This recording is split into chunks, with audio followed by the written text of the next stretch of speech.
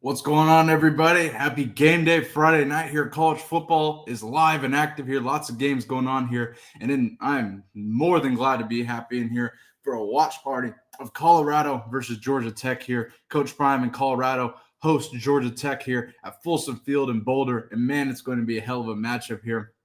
Brett Key and Georgia Tech head up. Got Haynes King at quarterback. And, man, this is going to be a hell of a matchup. So if you're watching, go ahead and drop a like. Subscribe and become a member of the Bailey Price Media Army today. We're going to come in here, kick it, hang out, and, man, it's going to be a hell of a time here.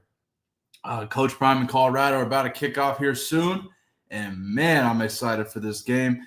Go ahead and drop your predictions below. I've already discussed this with Matt McChesney over on 0 to 60, but I got Colorado winning 21-17 in an extremely low-scoring game. I don't know if many are predicting this, but I will say – and the betting odds, a lot of bets and a lot of money late has come in on the under here in Colorado. That under, I bet it at 52.5. It opened at like 57 or some shit about a month ago here. But that line over under is down to 49.5 for the Colorado-Georgia Tech game. And that line between Georgia Tech and Colorado is down to 3, which me as a Colorado money line bettor, I think Colorado is going to win this game.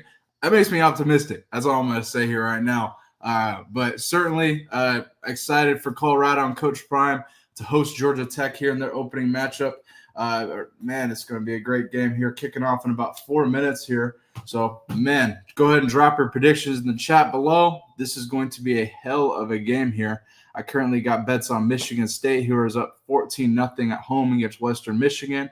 I also have a bet on Wake Forest here, who are hosting Kennesaw State, 7-6 right now here. I got them winning by 18, 17.5 here.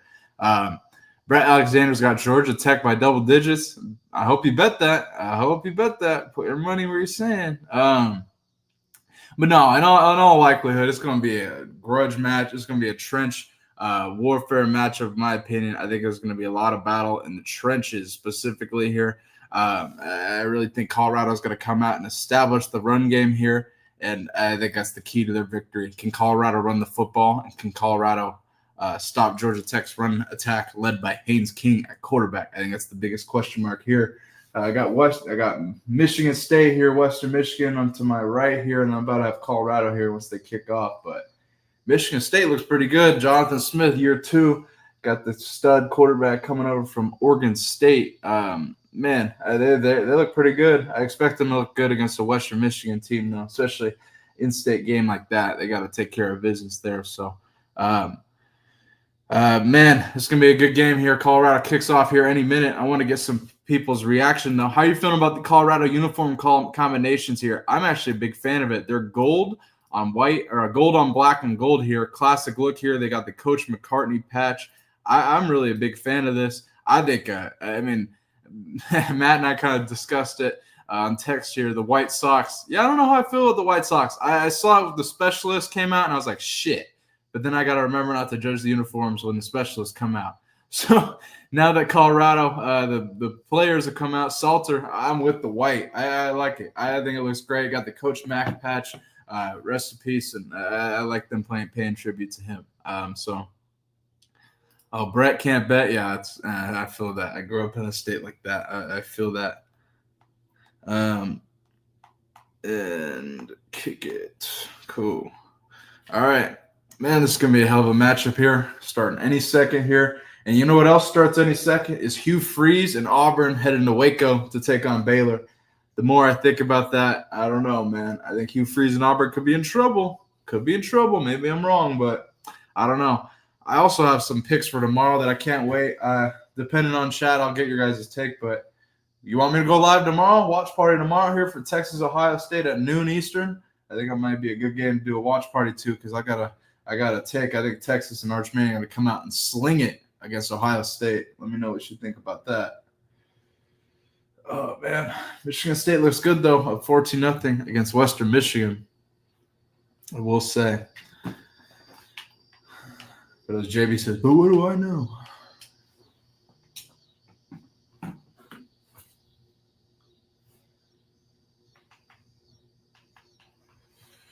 Season is here. And here we go. And it's going down.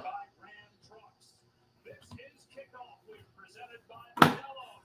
And from Boulder, Colorado. I think one thing that nobody's talking about, Georgia Tech coming from Atlanta basically to the altitude up in Folsom, I think it's going to play a bigger part than people may mention here.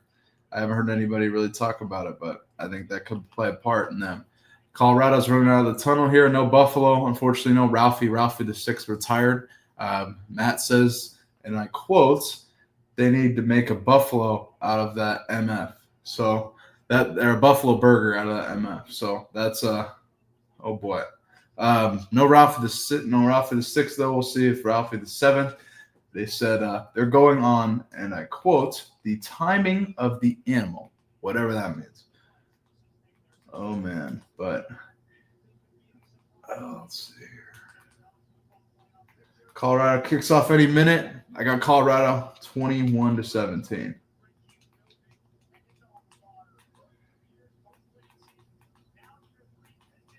See if I can pull up Hugh Freeze and Auburn here. Georgia Tech's in the white and gold. I like that uniform. That uniform's clean, too. I can't even lie. Adidas, I've worn both. Adidas is more comfortable, in my opinion, to wear. But I think Nike looks better. So take that for what you will.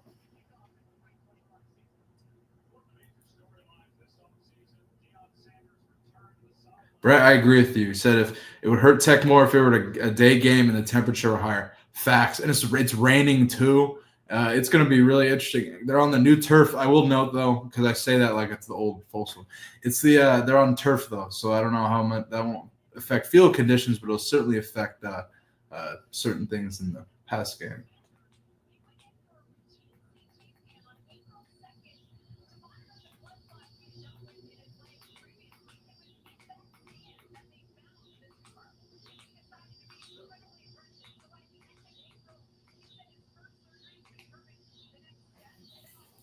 Talking about Prime here. Prime's got the porta potty out there. I mean, he wasn't lying. I'll say that. I mean, he sacrificed a lot to be out there, I will say. I think he deserves a lot of props, man. A lot of props.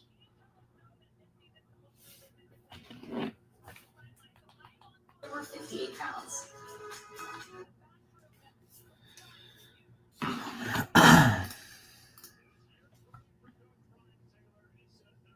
Prime's walking down with Isaiah Harge on like his walk he used to do to the door. Interesting.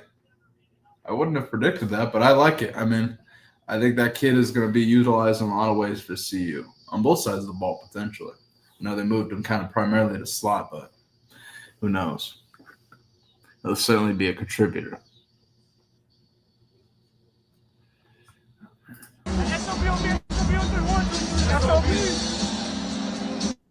It's going down. Got the Big 12 commissioner at the game too. A lot of stuff's cracking at this game. I'll tell you that right now, folks. A lot of stuff's cracking, about to go down. About to go down here. Oh, man. Let's see around college football what's going on. Army hosts Tarleton 17-10. Michigan State's up 14-0 against Western Michigan. 7-6 in the Wake Forest-Kennesaw game right now.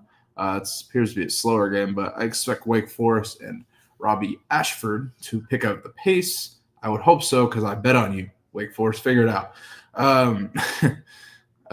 Kansas, the Jayhawks, who had a solid opening day matchup win against Fresno, are up 14-0 against Wagner, school up north. Illinois up 7-0. App State's up 7-3 against Charlotte here. And, this would be a lot more interesting for me to report scores tomorrow, I will say, but smaller school games. Gonna need to depend. Yeah, man, the Pens 10 is out there and it's out and active and ready to go. So you already know, Doc Holliday. Shout out to you for tuning in, my man. I appreciate the support, bro. Oh man. We'll kind of get to more of a narration of the game once the game starts here. Go play by play. Go quick here. I know some people might be behind or ahead. We roll it quick here on Bailey Price Media Live, but one thing I will note in Colorado's last year, Colorado had 23 different offensive line changes, combinations, whatever you want to call it. And this year, I'm really excited for the offensive line. The official offensive line is Jordan Seaton at left tackle, Xavier Hill at left guard, McGill at center, Zach McGill. And then you got Zy Chrysler, the Illinois transfer, at right guard. And then you got big Larry Johnson, the Tennessee transfer, at right tackle. I will say that right side of the offensive line, massive. I mean, both Larry Johnson and Chrysler are 6'7", 350, both massive human beings. And then on the left side, talent. I mean, Jordan Seaton, we know he has the potential to become the number 1 overall pick one day. Xavier Hill has played a ton of football over at Memphis. And, I think there's a lot of potential for Colorado to lean into the run game today. Be on the lookout for Michael Welch. But here we go. Colorado kicks off against goddamn Georgia Tech. Here we go. Georgia Tech starts with the ball. Hanks King will come out at quarterback here. Brett, from my understanding, Matt's got kids all over. From my understanding, he's got the state of Colorado pretty much covered. I know he's got a lot of kids close to him, but he's got you'd be shocked. There's a lot of kids in that pipeline. They're virtual, a lot of kids that aren't in. He does a lot for a lot of kids, so I have a lot of respect for what Matt does.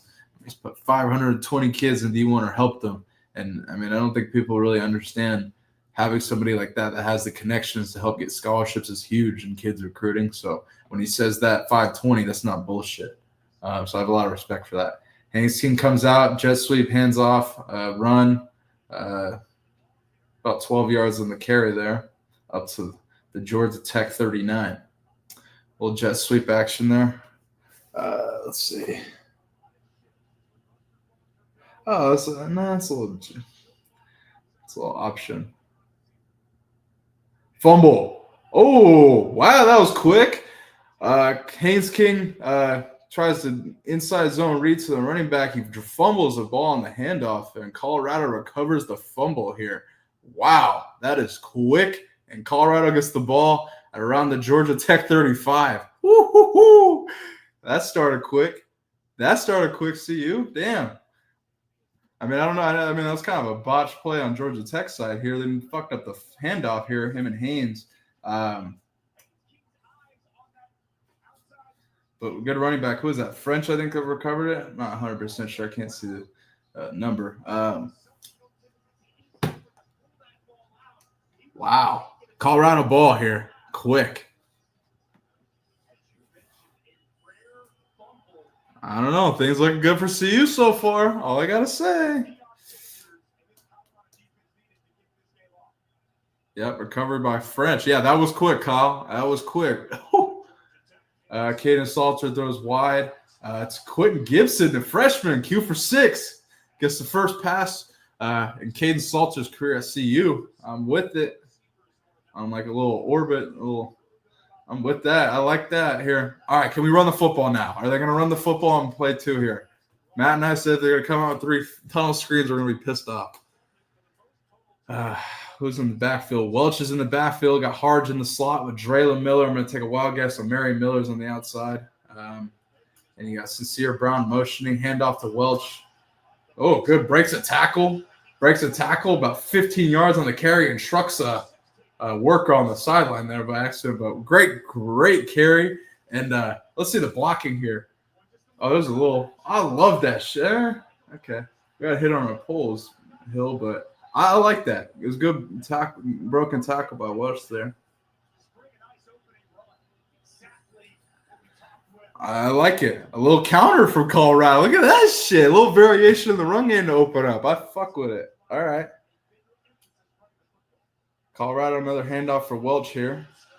Gets about 4 yards. Again, I like it. Establish the run. Use the offense line that you have. Lean into it, please.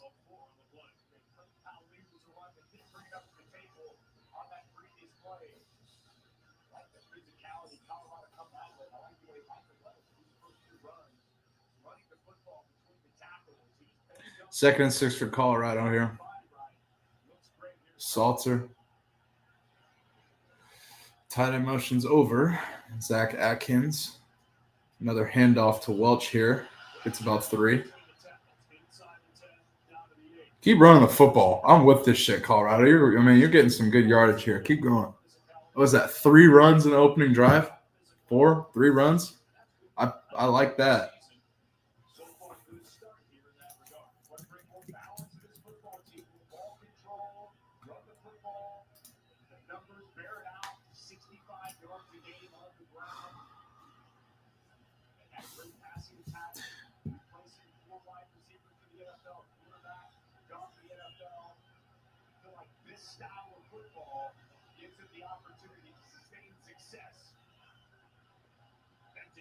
Empty for Salter, snaps it. Got Sincere Brown coming across. Got nobody open, runs. Oh, I should have ran it, but throws it for a touchdown. To Kalen Taylor, the Incarnate Ward transfer running back. Would you look at that? Colorado up 7-0. Look at that shit. Colorado up to a massive start here. Caden Salter making plays with his feet on the run. Certainly does that well here. And, I mean, he could have ran that in too. Shit. He had a couple people open. To Kalen Taylor, the Incarnate Ward transfer for a touchdown. We've talked about it, Matt McChesney and I. He's going to catch passes out of the backfield. I also expect Colorado to use him in the screen game out of the backfield too, so watch out. But to Kalen Taylor on the touchdown there, I love it. Colorado's up 7-0. 12 minutes left in the first. Woo! Off to a hot start there. just one drive. But my takeaways from that one drive, they leaned into the run game. I'll tell you that. Michael Welch had 3 carries there. Ran it pretty well. I think about 5 or 6 yards a carry at least on that. I mean, he had a 15. I mean, I like what I saw so far on offense from Colorado, I will say. See how Georgia Tech responds offensively and see if they can respond from the air. But I like what I see so far. Joe Cord, what up, man? Shout out to you for tuning in, bro. I appreciate you.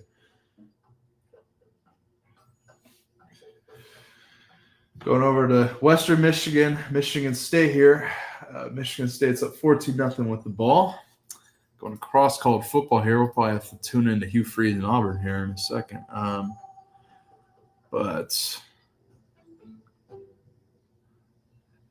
Wake Forest is still up 7-6 against Kennesaw State in a slower game there, I will say. But it's like I said, I expect Robbie Ashford to pick it up, but we'll see. KU's up 14-0 still. Baylor Auburn's still slow. Baylor's got the ball in their own territory right now, still 0-0 early in the first.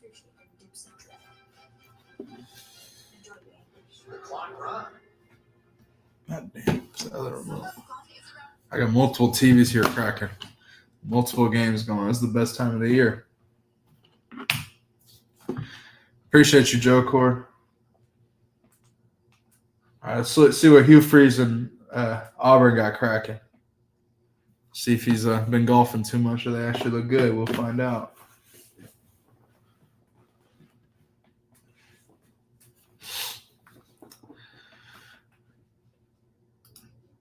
I'm going to be honest. Anybody expect Colorado to come out that hot? Shit. Come off a turnover, come right out and score. And, offense, they look dominant here. So I think this is the beginning, folks. Just wait here. I'm with it. It is I will say, Colorado student section ain't playing.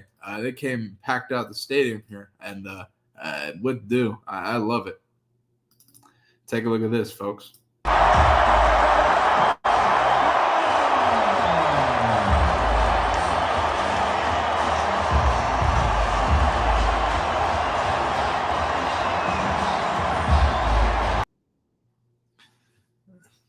Folsom Field packed out. Baylor in the gold helmets. I like them gold helmets, man. I do. I like the gold helmets. Those are clean. Colorado got to do it chrome gold like that. That'll be clean. But Baylor is driving here, I will say. A good run by the running back there. They're in Auburn territory on the Auburn 19 here.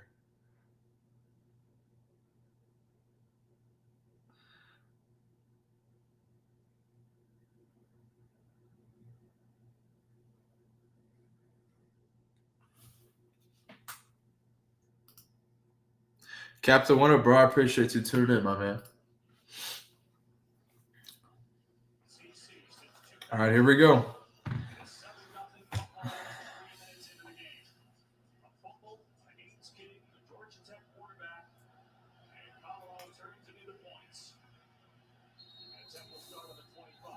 Oh, shit. Shout out to Joe Cord. Oh, shit, with the C-Note on C-Note Friday. Joe Cord, what up, man? I appreciate you, my dog. Shout out to you, man. Shit, I don't even know what to say. Very, very grateful, man. I appreciate you supporting BPM and supporting my show, man, and supporting JB's show as well. Much love, bro. All right, Georgia Tech comes out here on the ball. Let's see what their offense got cracking. See if they pound the rock. I appreciate you, Joe Cord, for the donation. Much love, bro. That's huge, man. Jeez. Shout out to you, man. Haynes King play action. Rolls. Got nothing here. Scrambles for like a yard or two. Tackled by Arden Walker Jr.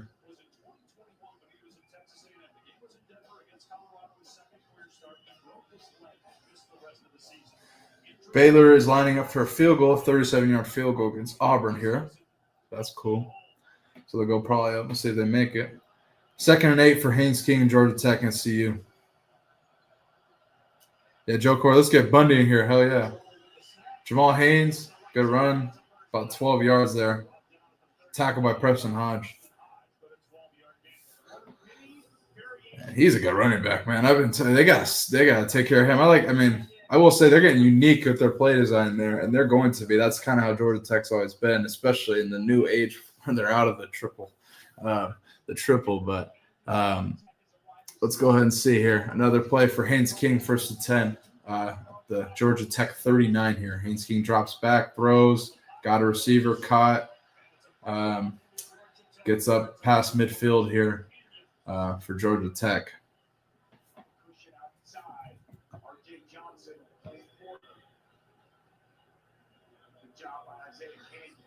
How many blunts caught? We ain't even at the second quarter. Trumps for Bandits, man. You sparking blunts already, man. What you mean? What you mean, dog? Oh, that's funny. Georgia Tech is at the Colorado 48 here. Got Jamal Haynes behind Haynes King. Another fumble. Oh, on the ground. Another loose snap. Colorado ball. What the fuck? Georgia Tech's got some issues with. Wow. I don't know what to say to that.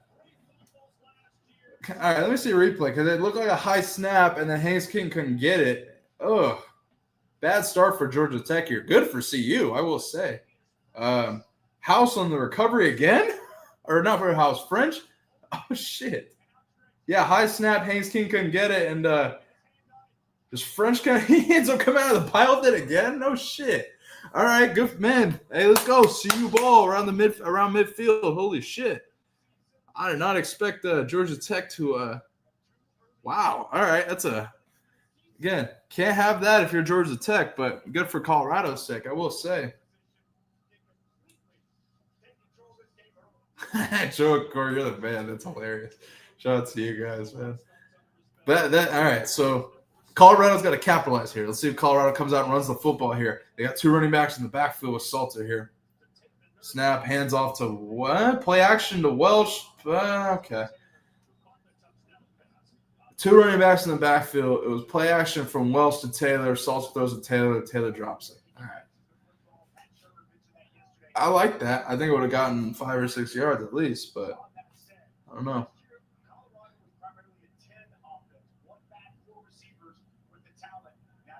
We got Simeon Price in the backfield now, the Coastal Carolina transfer. Yeah, Brett, you can't predict turnovers, but Georgia Tech's had 2 of them. I mean, those are little errors you can't afford if you're. I mean, Brett Key's probably pissed right now. Seriously. Salter drops, throws, caught and then dropped on the sideline by Draylon Miller. 3rd and 10 for Colorado. See if they dial up on 3rd down here. A little rollout here for Salter.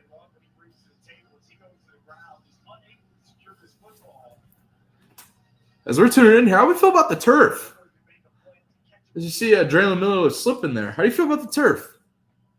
I think it looks great. I'm curious to see how it affects. I think it's just, I don't know how to describe it. It's faster. I don't know how to explain that, but it's faster. So I don't know.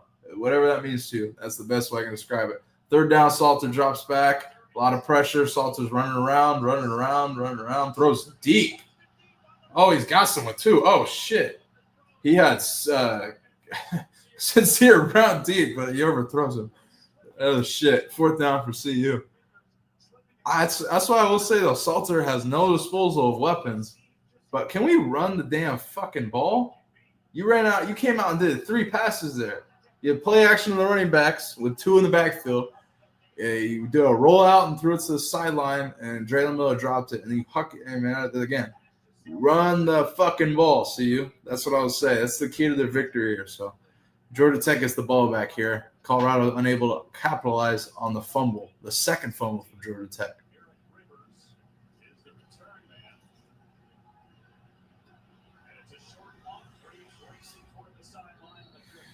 Fair catch. What's going on with his jersey? Why is his jersey so big? Am I the one that catch that punt return? Why is his jersey so goddamn big? Georgia Tech got it around their 18.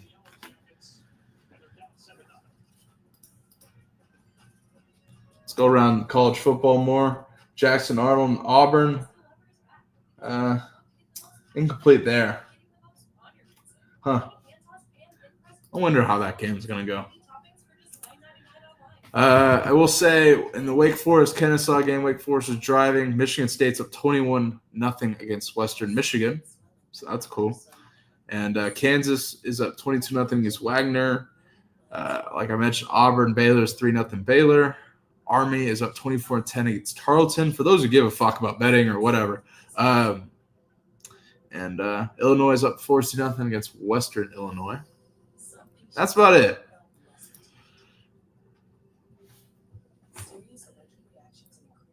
Yeah, Jared, I agree. Run the damn ball.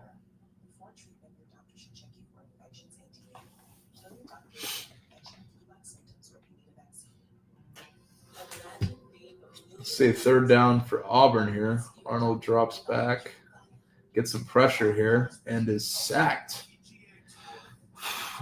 Maybe a rough day for Hugh Freeze in Auburn, folks. I'm going to say that now. It is rough. I mean, I think them going down to Waco is an interesting buzzsaw for them. I don't know. I talked about it on my preview show earlier today, but we'll see how this game plays out. But Baylor gets the ball back. 9:17 left.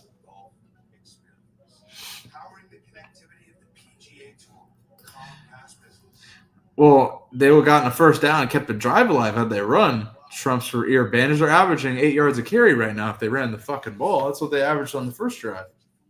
So they need to lean into the run game. They have a great offensive line. They need to use it.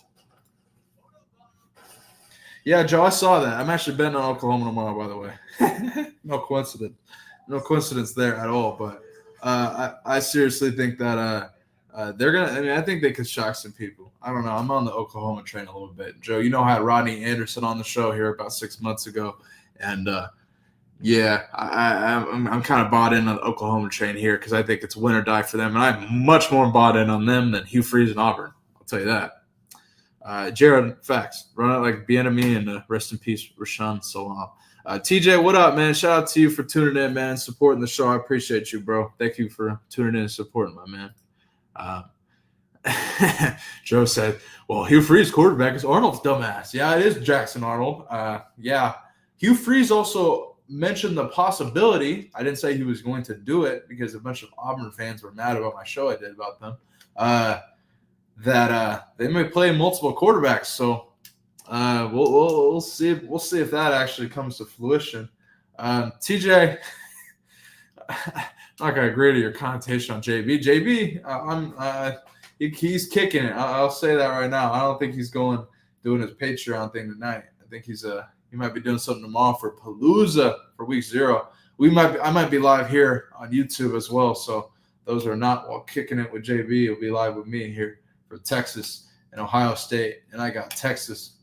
That's all I got to say on that game. But Haynes King snaps it. Quarterback draw here. Takes off. Gets about 7 yards, 6 yards, maybe more. About 7. 2nd and 3 for Georgia Tech here. Yeah, Jared Aggies. Yeah, all the above. You know, all the good stuff. He's about as great as Rattler was here. I mean, I think Rattler may have been better than him, Joe, in his little time. Shit. I don't know. Maybe I'm wrong. I'm not an OU guy, but another read option. Haynes King pulls it, gets about 10, up to the Georgia Tech 32-ish.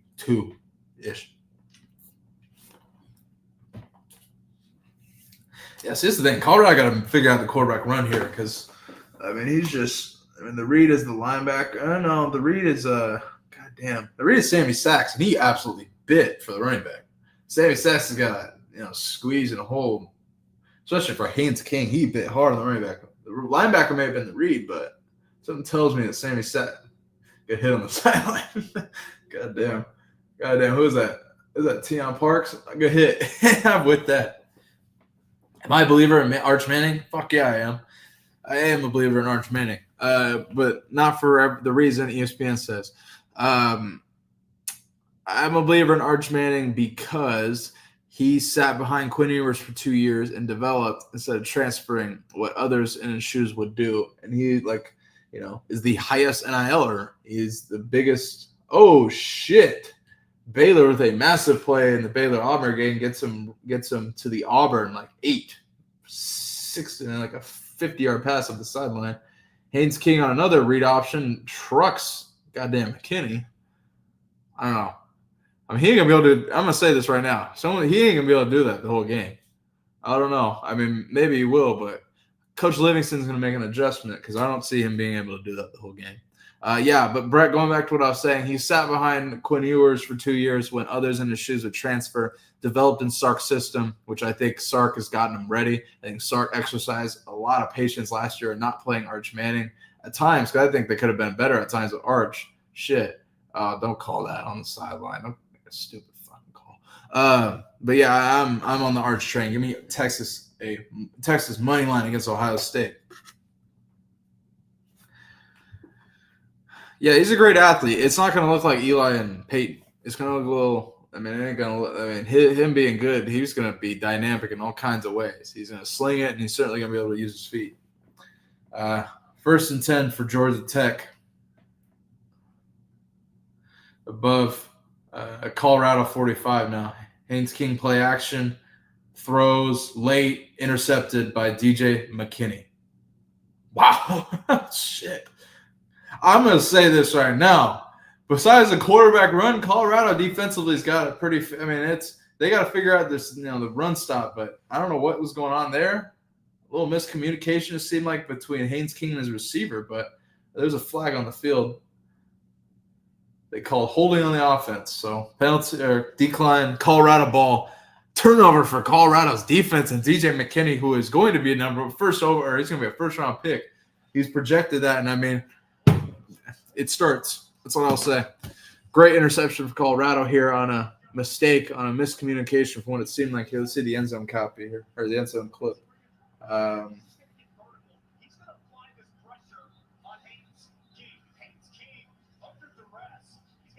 a little pressure there. Hey,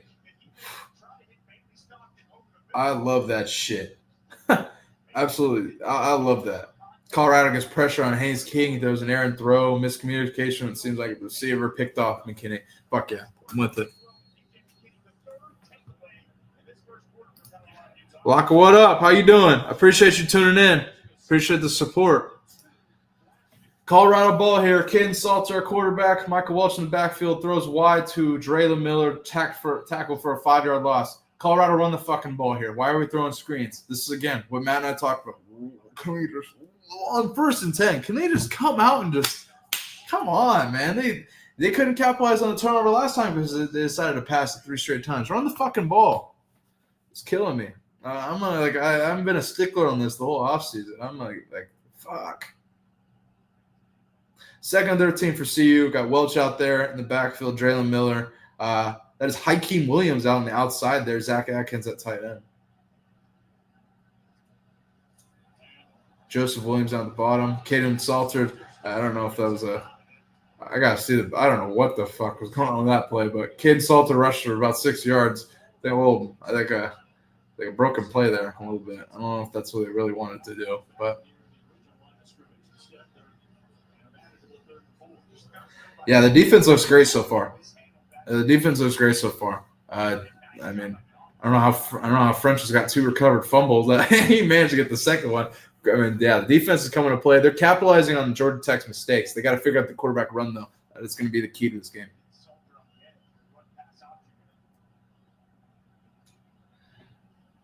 Salter drops back, throws to Welch, actually. Nice catch by Welch, too, on the sideline. He's not normally the guy you throw it to, I think, but hell of a catch by him on the sideline there. It takes a little hit. Oh, man. Oh, you're talking about Joe? You're talking about the Florida State game? Yeah, I remember that. Haynes King was balling that game. I was watching that game, man. That was a hell of a game. He had a couple rushing touchdown or 2. He certainly played well. 4th and 1 for Colorado. Unfortunately, they're going to punt after the Welch completion there. Again, what did Colorado not do? Hand the ball off. So I wish Colorado would lean into it a little bit because.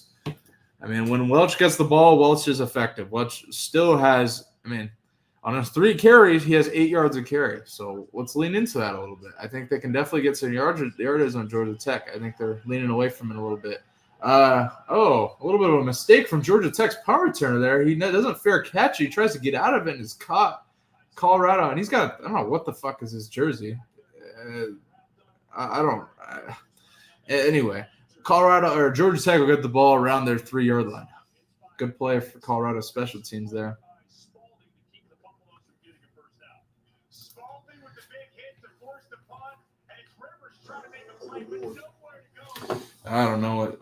Georgia Tech's a tough out. Yeah, they are a tough out, but I also think Colorado's a tough out. Jared, I don't think people realize that, and I think they're showing that so far.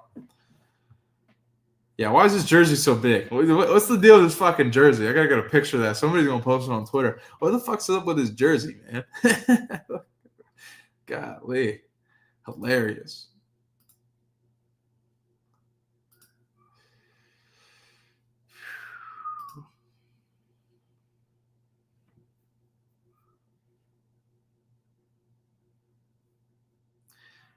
Trump's ear bandage. Prime would much rather win football games than have a Heisman winner. I mean, that contrary to belief. I get it, but Travis was like a special kid. I don't agree with that. I think that this is Pat Shermer a little bit, getting a little creative, but I think coming this third drive, I don't think they have a choice now. They're definitely going to lean into the run game here.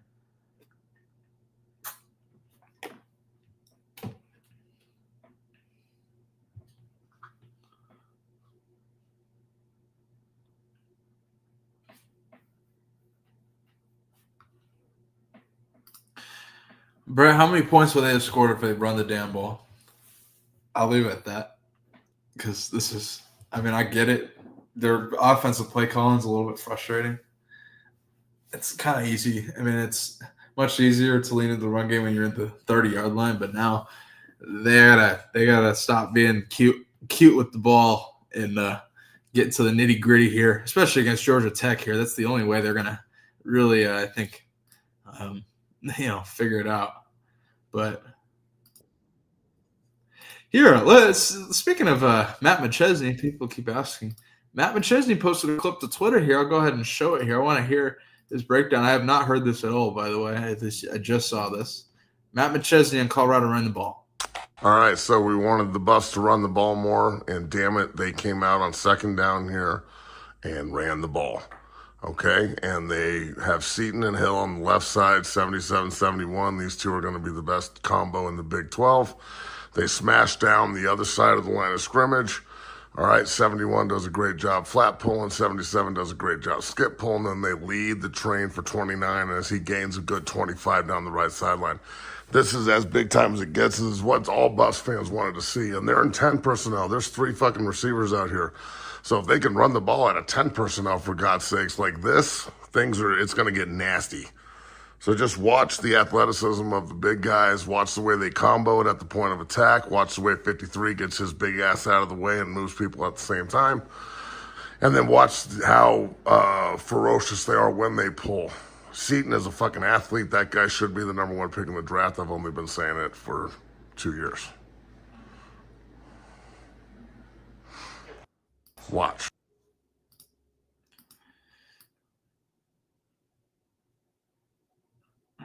Skip it so I don't get flagged here. Bash. Let's see. Little orbit. Crush. I love that shit. Kick.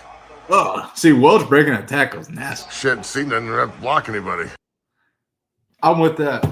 I'm with it. I mean, I love it. I mean, I really do. There's just Colorado's leading into it since the first fucking drive here. So they gotta. I mean, it's about time.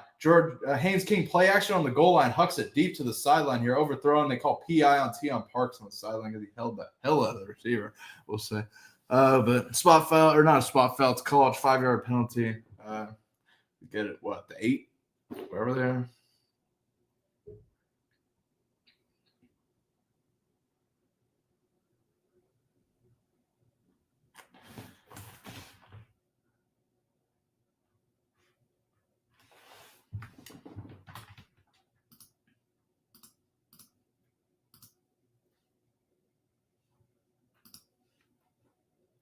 Matt got chief before this post.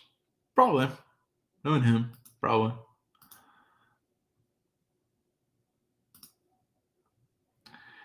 It's been 8 minutes in the game. Slow the fuck down, dude. Like, Jesus Christ. I think Matt's doing great, Daniel Loomis. I'm not going to lie. I think he would be pretty happy right now so far. Has to be. Little run for Jamal Haynes.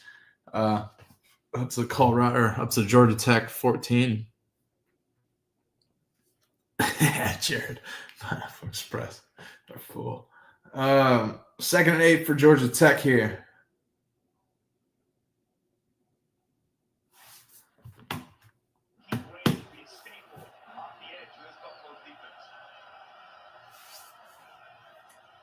And team drops back. Oh, blitz, gets it off. Caught, 12-yard completion-ish. First down at Georgia Tech. But Colorado brings the blitz.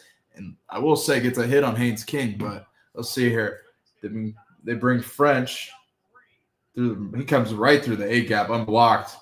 Misses the tackle, though. But, I mean, Barnes got through. Barnes and I can't see the other guy. I gotta see another angle. Who else hit him? Barnes got through and got a hit on Haynes King. Haynes King still gets the completion though. First and 10, Georgia Tech at Georgia Tech 29. Hands off to Haynes. Gets about 3 to 4 there.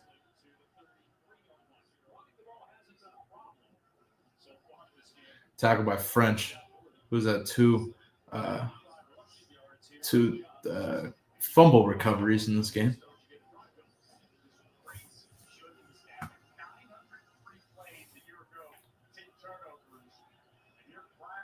Second and 6 for Georgia Tech at their 33-yard line. Jet sweep, handoff. Jet sweep is taken and is broken up the sideline up to the Colorado 40-yard line. Good play there for Georgia Tech. CU's got issues with the jet sweep too. I've seen them kind of run these jet looks a couple times here on the edge. Yeah, goddamn, they got no edge presence. I mean, shit. I mean, that's all blocked up. That's a good play by Georgia Tech, but Colorado got to get off the blocks a little bit here on the edge. But all right, Haynes King hands off, gets a couple yards up to the Colorado 37. Goes Haynes. Going to the Auburn-Baylor game. Auburn has it in Auburn territory. Trying to get a first down there. Still 3-0 Baylor. Yeah, Haynes King is their offense, man. Him and Haynes. He's got a couple shifty backs out there. They got, Singleton, a couple of shifty receivers out there too. But, yeah, Haynes King is the Haynes King show. So if Colorado can stop them, I mean, it's going to be tough for Georgia Tech. Haynes King drops back and throws, and it's caught by the tight end over the middle. A little shifty little slot. 3rd and 1 for Georgia Tech.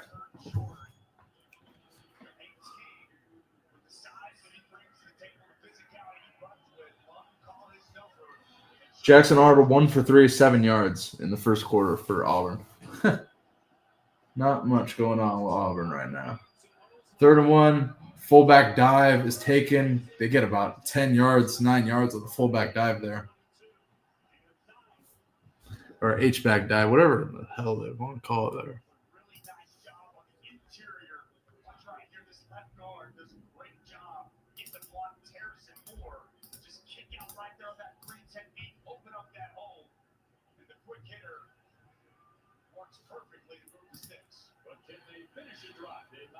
Fire the OC.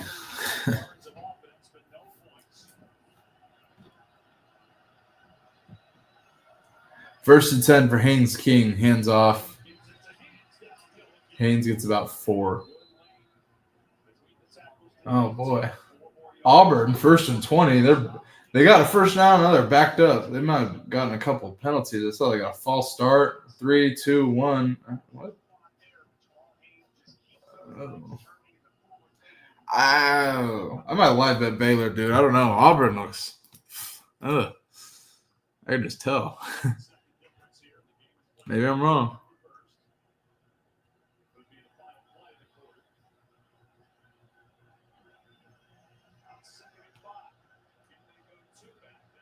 Motion. Haynes King hands off. Ankle grab tackle here. That was a touchdown. He didn't tackle him. Go to Colorado. Close to the 10.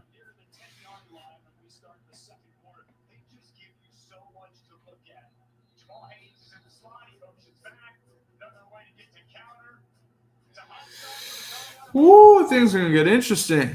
Things are going to get interesting, I will say.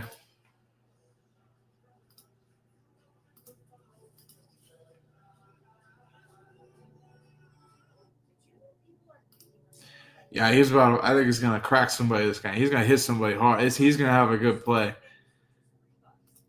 Yeah, I don't know why people are saying fire the OC. Slow the hell down is what I would say to that. But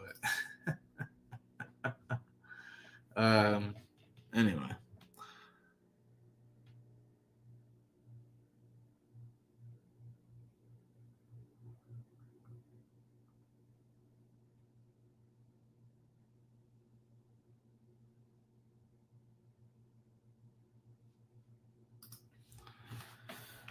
See what's cracking in the Auburn game here.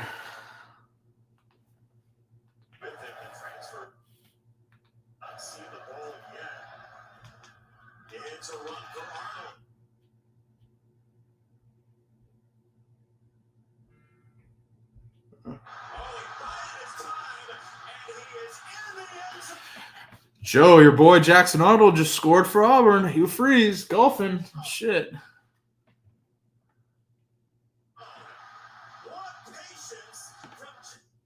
Wow. All right.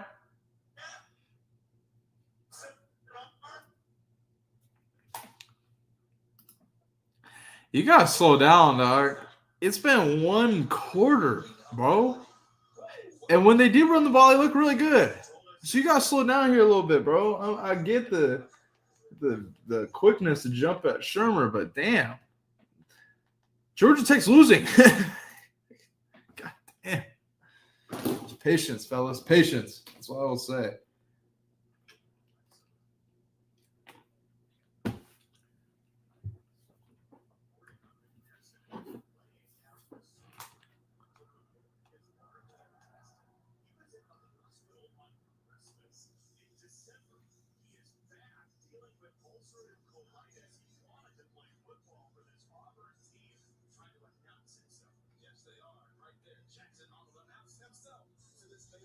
Jackson Arnold.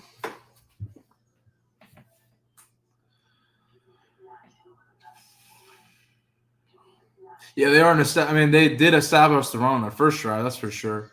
And then they kind of gone away from it. But, I will say in the third drive, I do expect them to do it. I really like what they did with the run game and what they did. It's just Colorado fans, you guys are ready to jump at Shermer, boy. Ooh. Just give us some time. Let's see how they look in their third drive. And then we can keep going from there. But there's a whole game before we can sit here and say, fire OC.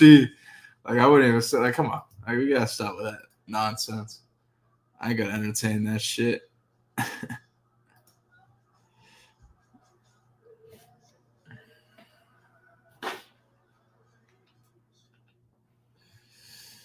Colorado about to pull up a dub. They're still getting 3.5 on the books. Yeah, I still think they're gonna pull it off. Maybe other people don't, but I certainly think that they got it on.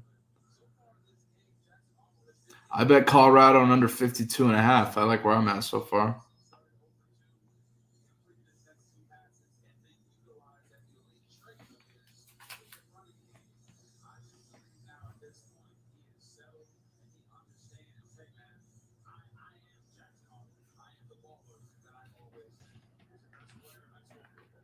All right, here we go. Let's see what Georgia Tech's got cracking.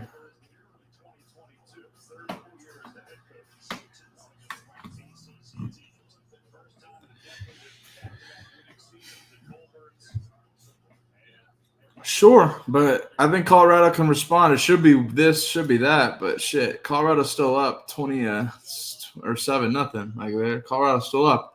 All right, here we go. Haynes King, the Colorado 10 first and goal here. Low snap, hands off. Gets a couple yards up the left side.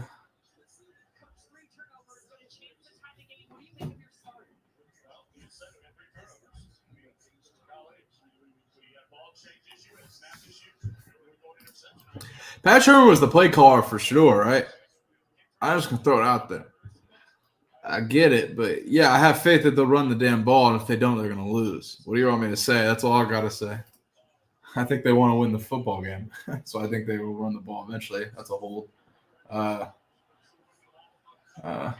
Yeah, anyway, Haynes King drops back. I mean, they should call a hold there. The flag's on the ground. Let's see what they call. That's a hold. Held McNeil. Let's see what they call.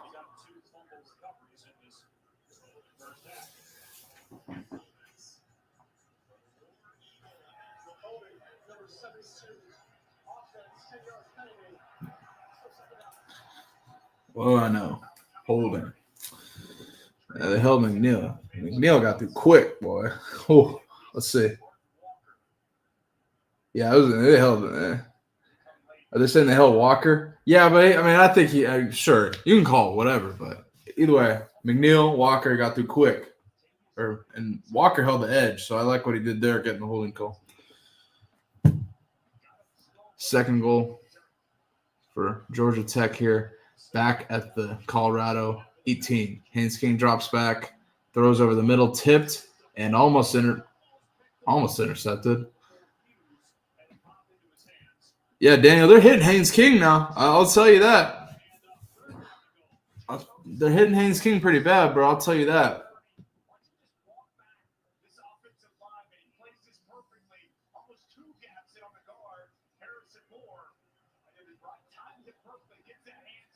Who tipped that? Who's that? Otis? Who is that? I can't see.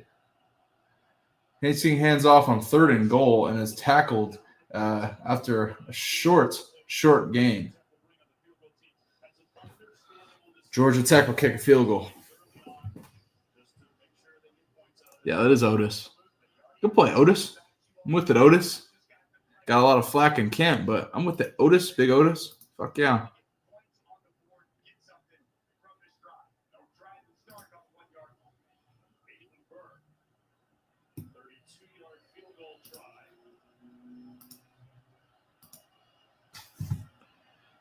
Field goal is up. Field goal is good for Georgia Tech. 7-3 Colorado is still up.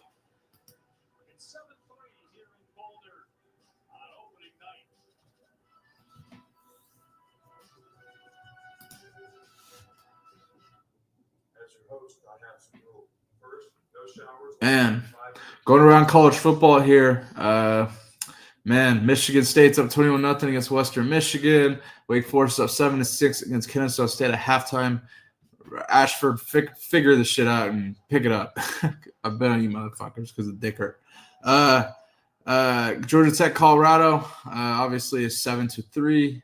Auburn scored on a Jackson Arnold rushing touchdown, so Auburn is up 7-3 against Baylor. You can go get Baylor right now. Plus 158 live. Ooh. I don't know. Anybody got interest in that? Colorado's 1.5-point favorites right now. If you want to go bet them live, but I don't know if Haynes King's a concussion, but he certainly probably has hit a couple times. I know Barnes and them got to him a couple times hitting him, but what's different? What's different than them getting killed on wheel routes? What's new? What's new? Fuck around, but yeah, seriously, they got to patch that up. They just got to stop Haynes King. They really got to box Haynes King on their quarterback run game, and also got to stop Georgia Tech's run attack. And they're going to get some. Like Georgia Tech's going to get some rushing yards. This is what they do. Colorado's got to bottle it up a little bit.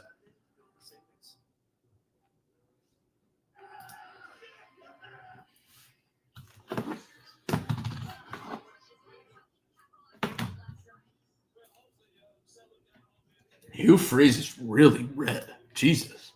Why does he look at he looks so goddamn pink? Golly. Hugh Freeze about a ball, though. Let's say that. Let's see. Hugh Freeze and Auburn about to respond, though. Let me say that. I still don't think they're going to win, though. Sorry. Sawyer Robinson in the pocket. Oh. Auburn might start to get some momentum here.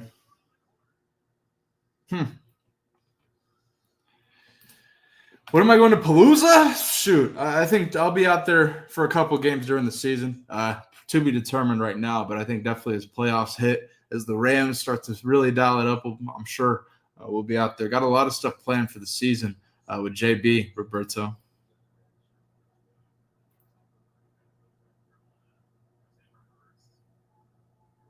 So Robinson rolls out and throws behind him.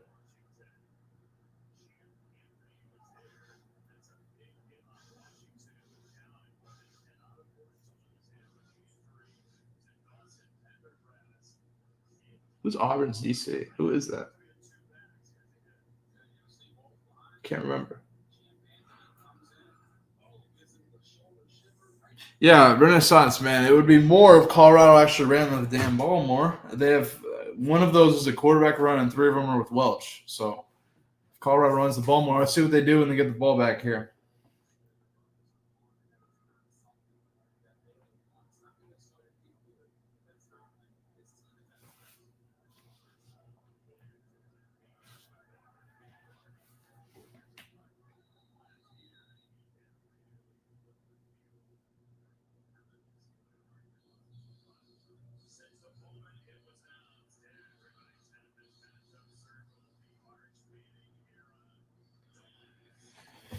All right, here we go, Salter. Let's get it.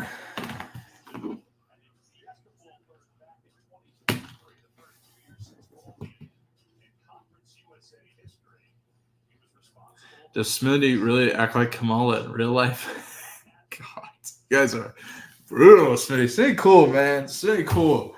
We don't agree on a lot of shit, just like views-wise, but like we cool. He's cool, man. He's cool at kicking with, man. I ain't got a problem with Smitty like that, dude. That's you guys got. He's a good dude, man. That's all I'll say.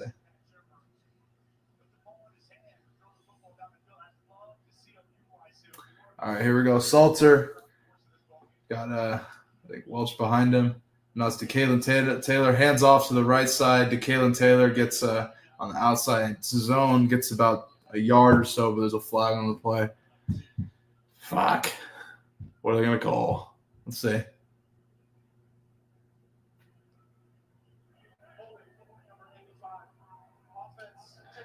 Oh, you probably hear it. Holding on Atkins.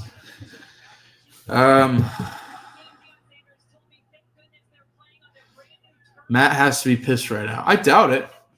I doubt Smith. I doubt Matt's pissed, to be honest. I think Matt would just want him to run the ball more. I play center Roberto and guard.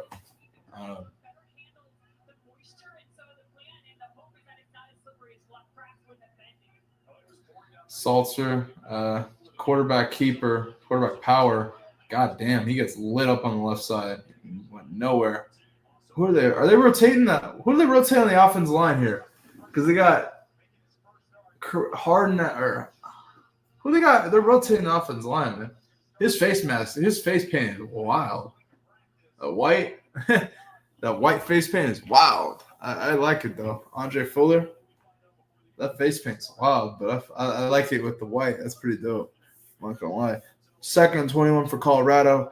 They're rotating the offense line. When I get an end zone view here, let me see who they rotated here. Zach Chrysler's out at right tackle. They put Kareem Harden at right guard, but good run there for Simeon Price, the Coastal Carolina transfer, but a flag on the play. He actually got about like 15 yards, but flag on the play. Let's see. Yeah, Brent, I grew up in Washington, my man. I grew up in Seattle. Face mask on the defense.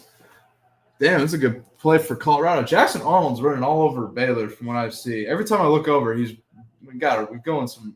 I mean, damn. Joe, what you got to say about that? Your boy Arnold running crazy all over Baylor and Dave Aranda's defense. They got to solve that down in Waco. Why not run behind Seton? Dog, they got massive human beings on both sides, my man.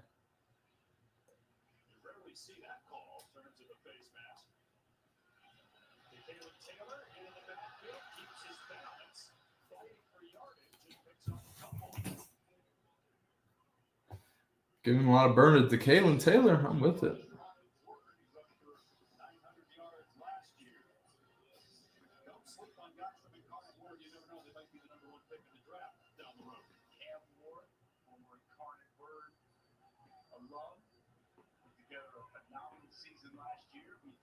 he does this year at Tennessee.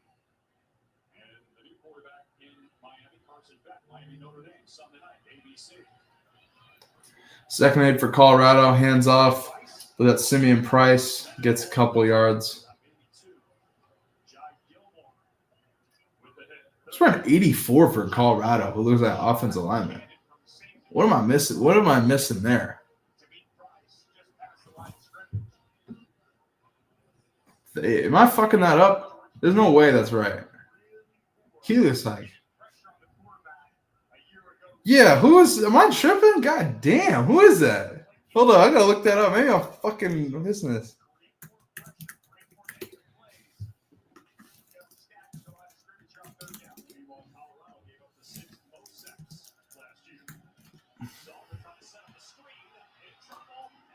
Oh my god.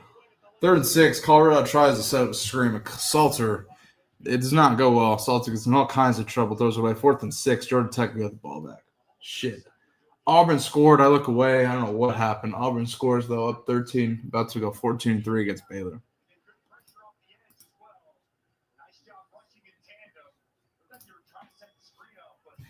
Yeah, I love that shit. Go see. I see. I'm gonna talk about that with Matt because Matt's gonna love that shit too. Going 6 offensive linemen, putting some big ass offensive lineman in 84, so you can put 6 out there. I love that shit. If that's what they're doing, fuck yeah, I think that's awesome.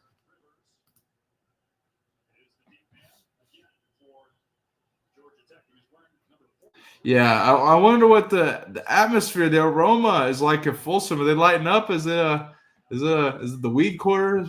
What's going on in Folsom? Wow, good play, Harge. Good play, Harge. Wow. Punt bounces around the 3-yard line, bounces into the end zone. Harge, before getting into the end zone, taps it, and it goes out around the Georgia Tech 2. Great play on special teams by the punter, Greaves, and Isaiah Harge. Yeah, that's right. Hugh Freeze hitting the golf course the way they're playing right now. Shoot.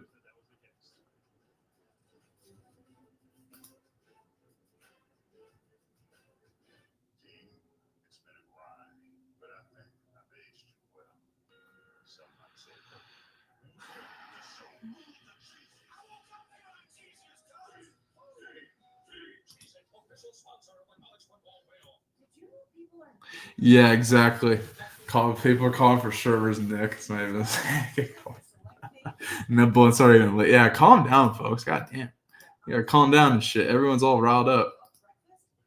That's funny.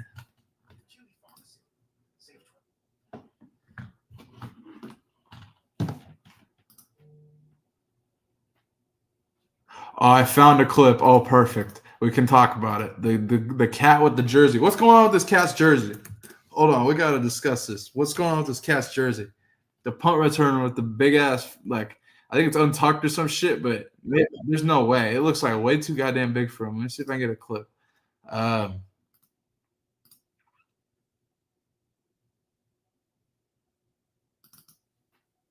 Yeah, that's true, Joe Corey. Had an interview with Romy Bean.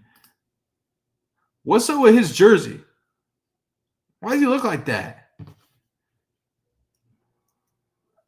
I mean, damn.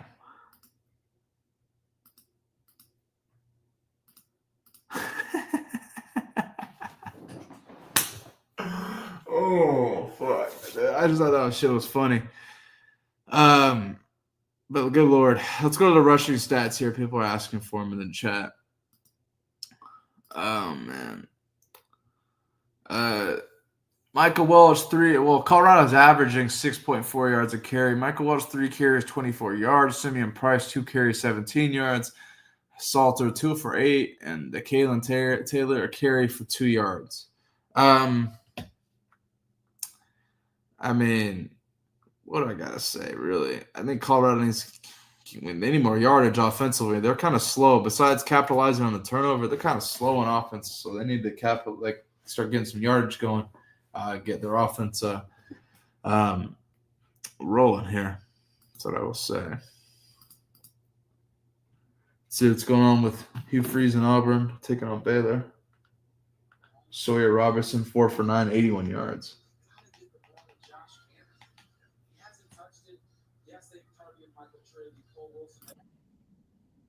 Jackson Arnold.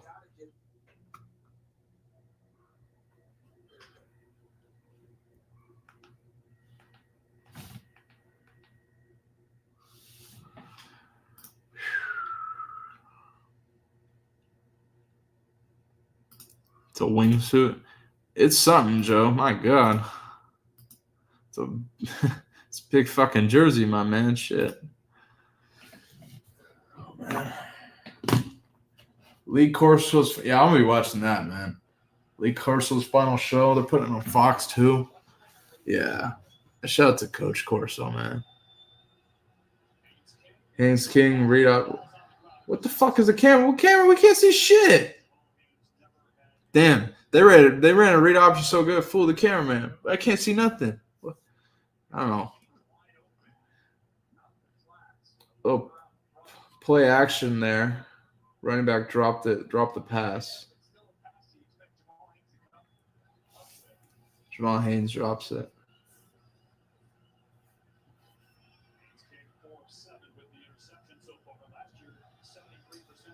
Haynes King drops back, takes off on a quarterback keeper, and is tackled by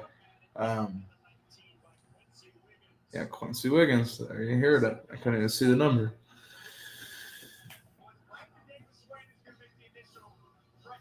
Oh, yeah. Let's see Davis Swain at 3 technique here. Good rip play. Yeah.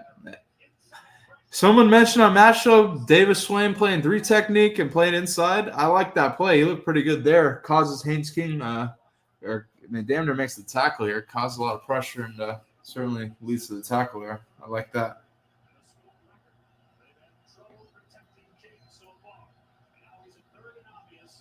Third and 12 for Georgia Tech. Haynes King drops back, gets in trouble. Sammy Sachs has got him and is sacked. As a flag on the play, though. Fuck. He might have got a face mask or some shit. Let's see.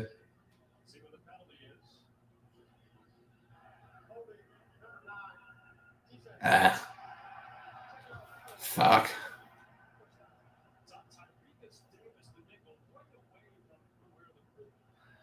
Holding on Tyreek Davis. All right. Oh. That's disappointing. Georgia Tech gets a holding call. First down, Georgia Tech. Wasn't even anywhere near the goddamn play. I get it. I mean, they got to call it. I can't argue with it, but fuck. Interesting here.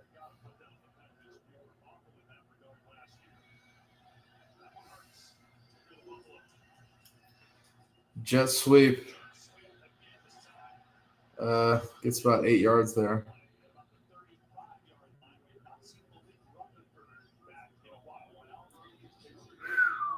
I will say I like what Colorado's defense has done so far. Despite that penalty, I really like what they've done so far. Held them to 3. I mean, for the most part, I like what they've done so far. Let's see if they can keep doing it, though. Well, Colorado keeps benefiting from Georgia Tech doing stupid shit and fumbling. So it goes both ways. People are saying that in the chat. Pass out to the sideline.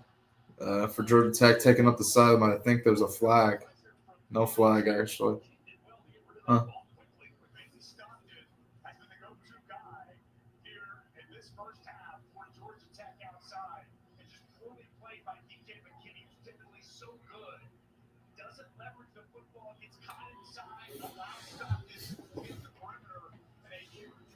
Yes, the defense has been on the field a lot, though. I will say that. Renaissance man, you are right about that. They have been on the field a good majority of this game.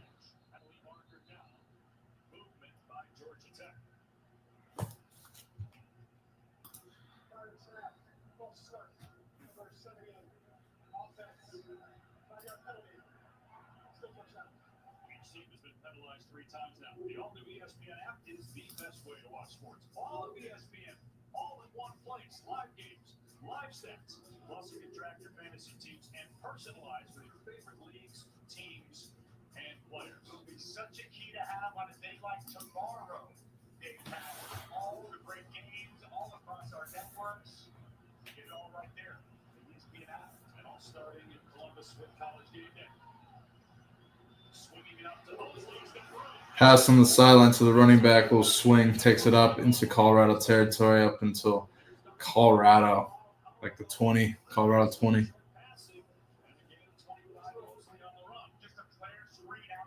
Jamal Jose.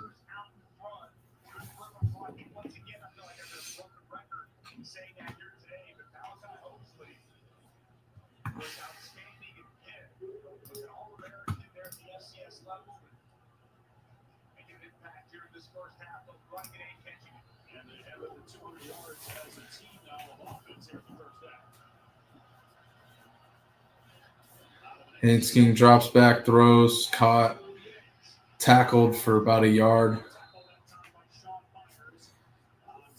Sean Myers of CU.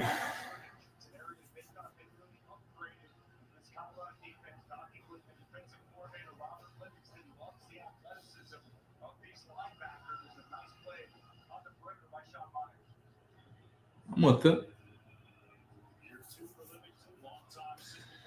Second 9 for Tech. George Haynes King comes out empty. Let's see what they got. Calling something at the line here. Snap. Haynes King throws. Ball's caught about Colorado 10. Yeah. Ooh. Georgia Tech's driving. See how CU can hold them here.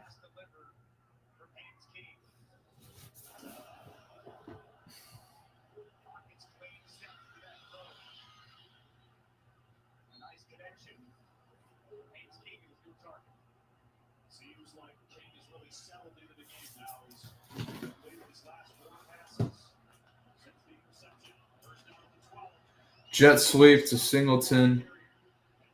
Gets about 6 on the play.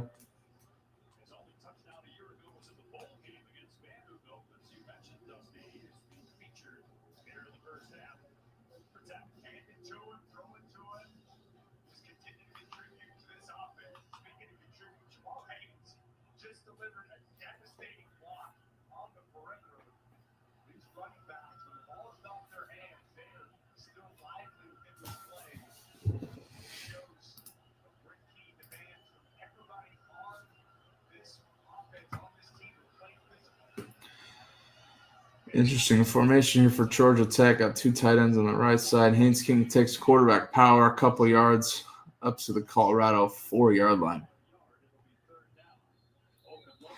3rd and goal for Georgia Tech.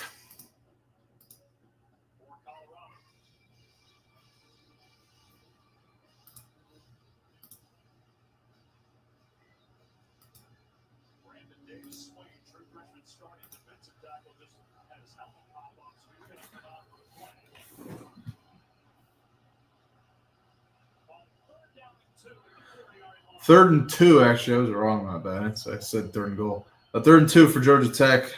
Quarterback power with Haynes King. Haynes King in the end zone, touchdown Tech. Damn, they got solid quarterback power. Haynes King going crazy. It's one thing that's been consistent for Tech is Haynes King running the fucking ball. Haynes King probably leads their goddamn team rushing.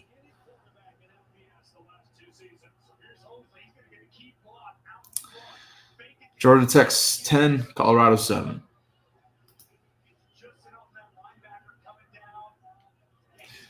Well, let's see how Colorado's offense responds here, because Colorado's offense could have had 3 touchdowns here if they had, I think, run the football a little bit more, leaned into what had worked so well for them on their first touchdown drive.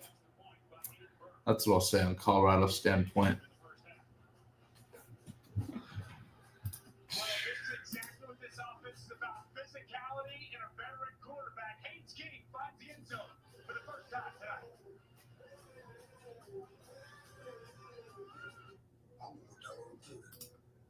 Scouting for full-time fans. Check out this year's recruits.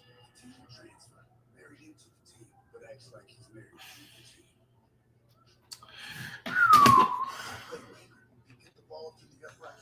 Auburn is up 17-3 against Baylor. My goodness. My goodness.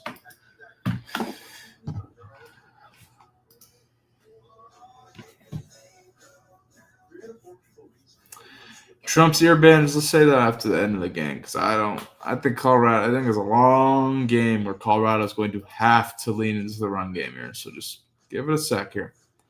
But yeah, Haynes King going to get a lot of rub, bro. They're going to break a few, and this is going to happen here. But how does Colorado respond is the question.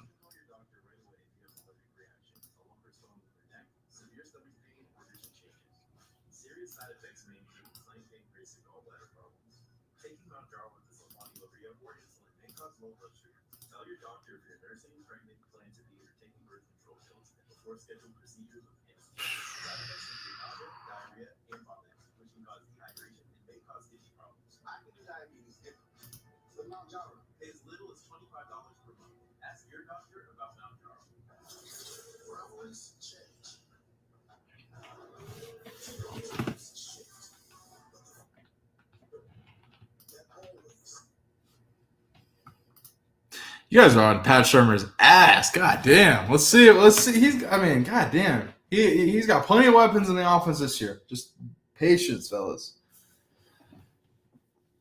You guys think Haynes King will have over 100 rushing yards?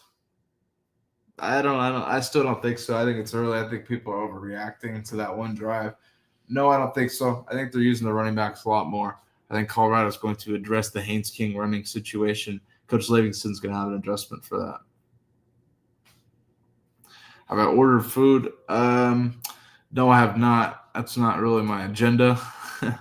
All I care about is watching these damn games, and then we'll go from there. You know what I mean? Oh, man.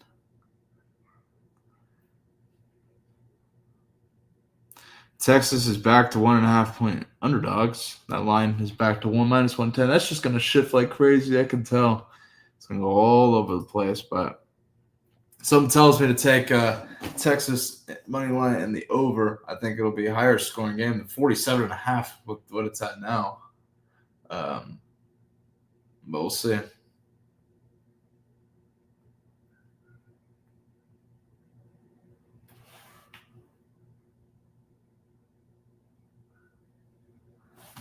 All right, here we go.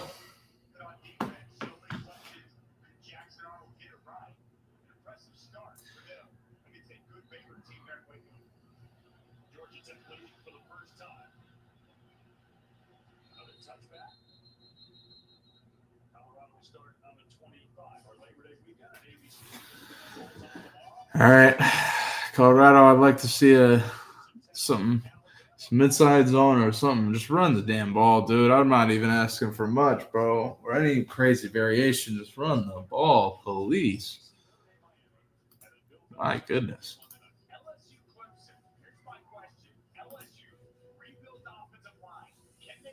If you guys are tuning in, go ahead and pound that like button, subscribe, and become a member of the Bailey Price Media Army today. I can't thank you guys enough for tuning in. Appreciate you. The more you guys hit the like button, the bigger the channel grows, and the more heads we're going to have in here talking shit. So I can't wait. Pound that like button, help the channel grow. Read options. Salter pulls it here. Good run for Salter here. Gets about 12 yards on the sideline. I like it.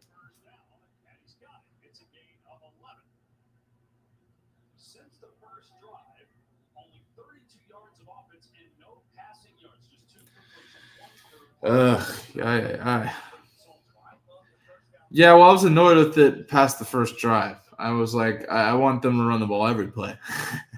Like I'm biased. I'm kidding, but like seriously, they need to lean into it here. Hand off to Simeon. Salter pulls it again here. I mean, these are just reads, which I don't. I mean, when you have a quarterback like Salter, I'm okay with that too. It's how. I mean, he's gonna pull it. He's just got to read the end there. I'm with that. Go. Salter gets 3. Let's go. Now let's see if they actually run it. They got Simeon Price, the Coastal Carolina transfer running back in there. Zach Adkins, Draylon Miller out there. And let's see what they got cracking.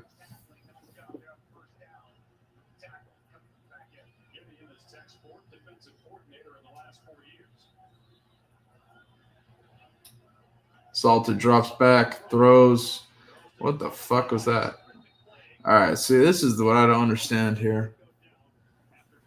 Let's see here. What are they coming out at? They're not even low in the box. Just run the damn ball.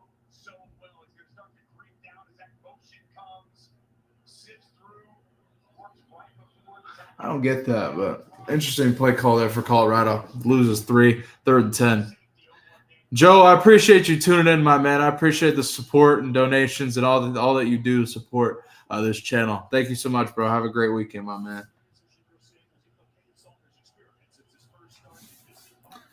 3rd and 10. Salter drops back. Throws deep.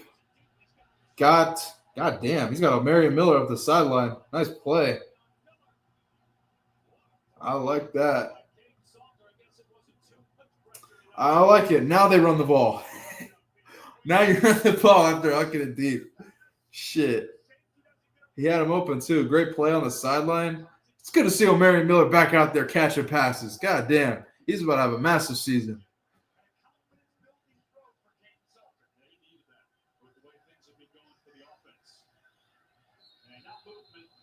Fuck. Pre-stop issues for CU. False start. Matt will break his TV tonight. You guys think Matt's like insane? Like, God damn. He ain't gonna break nothing.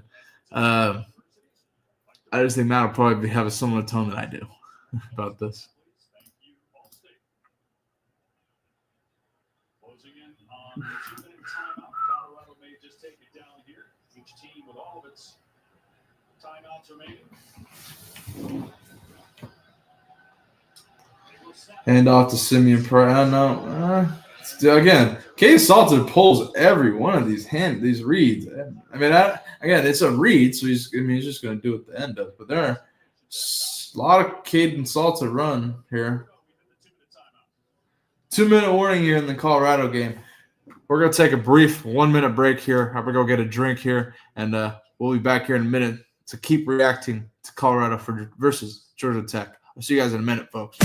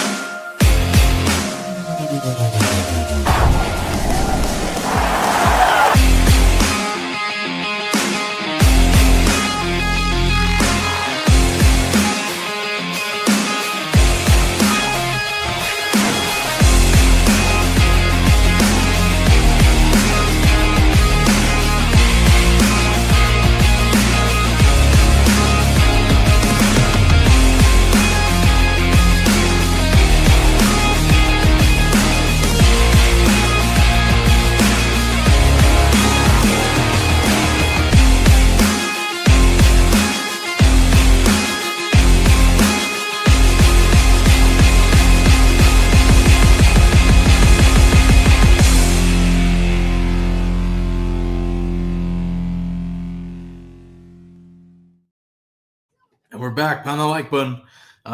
Matt's ready for a halftime blunt. Probably knowing him. We're back on the building though. Pat the like button here. Baylor just scored against Auburn on a deep pass from Sawyer Robertson. Man, that game's going to get interesting, isn't it?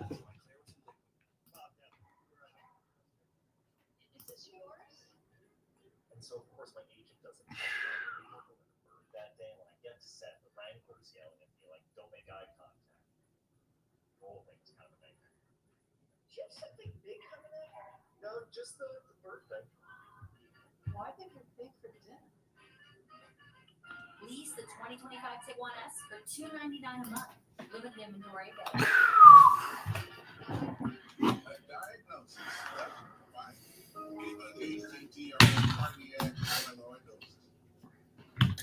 Score prediction. My prediction was 21-17 Colorado.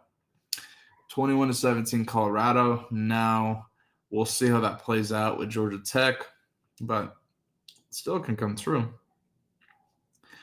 We'll see, though.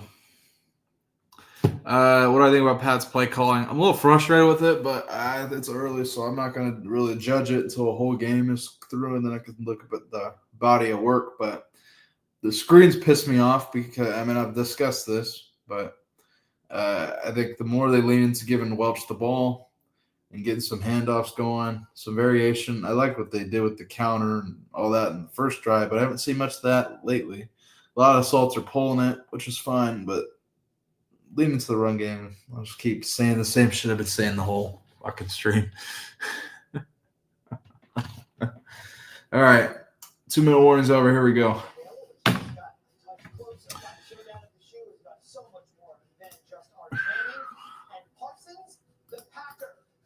hits for the first time since the trade that rocked the NFL.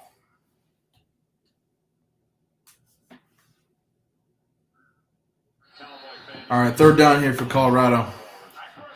Army leaning into the run game. Yeah, it's Army, homie. No shit. That's what they do.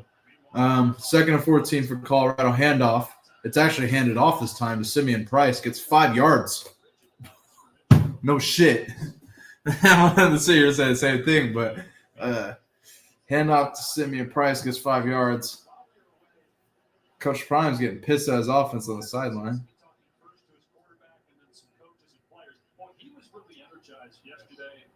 He's getting that pissed at his coaches too. I mean, let's go. 3rd and 10 for CU.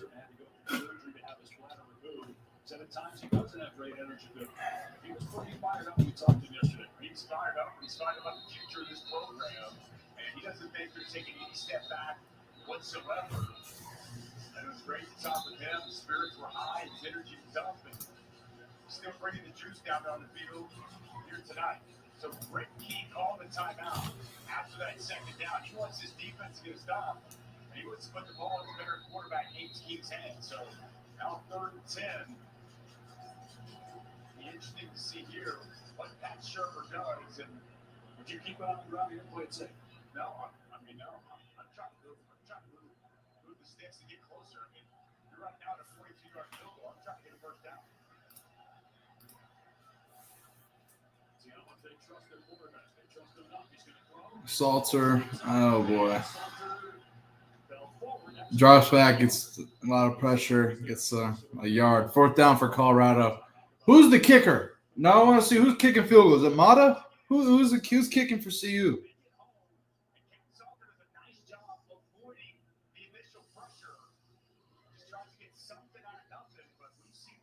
Yeah, they finally run the seat inside, but I mean, it is what it is.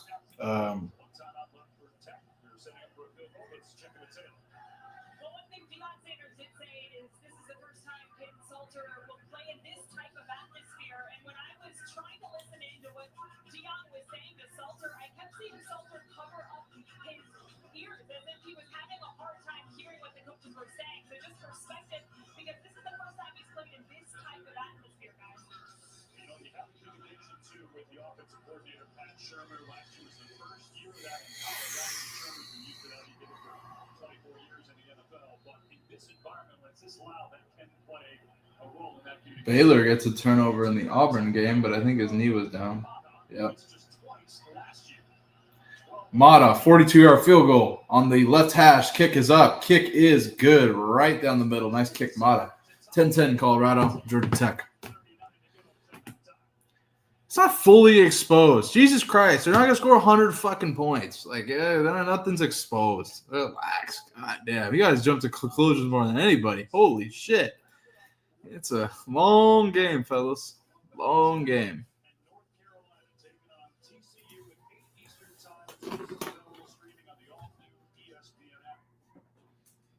Now going over to Hugh Freeze in Auburn. There's a fumble, but that guy's knee's down. Yeah, Prime Safari. You guys are just fucking around at this point. You guys don't believe that bullshit.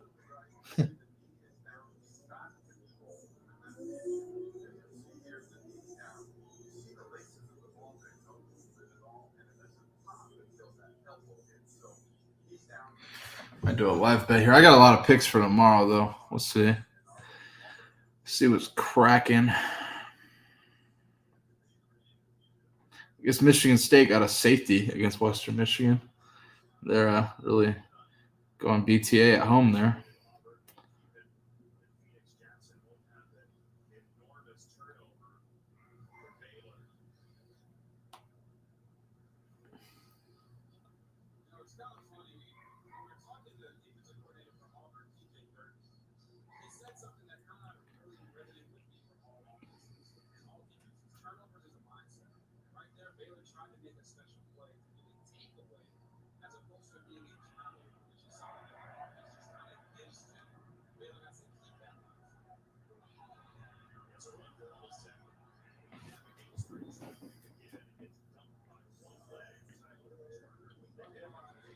Georgia Tech ball here.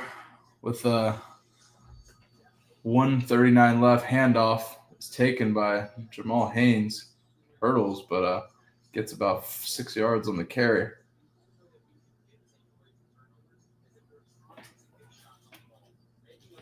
Mata is the highlight reel of the first half. Not the fucking. All right, you guys are hilarious, dog. Jesus Christ. Mata is the first half highlight, really.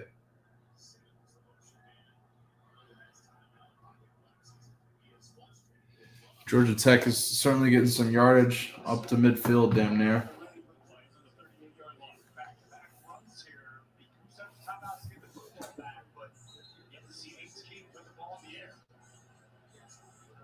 He's completed his last 4 passes through an interception, also 2 lost fumbles for Georgia Tech.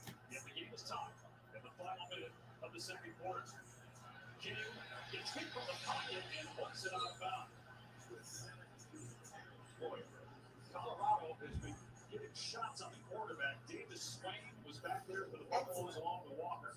Davis Swain has been really good. He's just going to walk Harrison Moore to the quarterback. A nice job. He off the block, long over. Georgia Tech offensive line did not allow pressure to season go defensive pieces working in, but Bubble sack to start. You guys want to see you to lose? Holy shit, guys.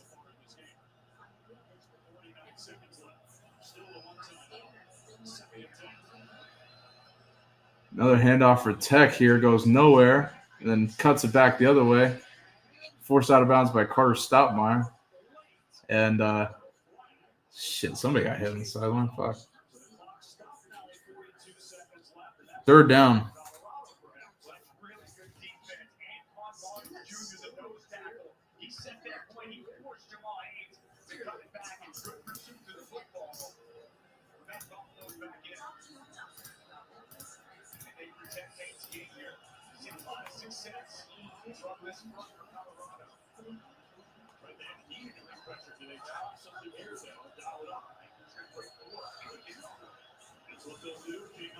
Haynes King on a quarterback keeper on third down, breaks it up to Colorado past Colorado's 50, 40, up to the 35.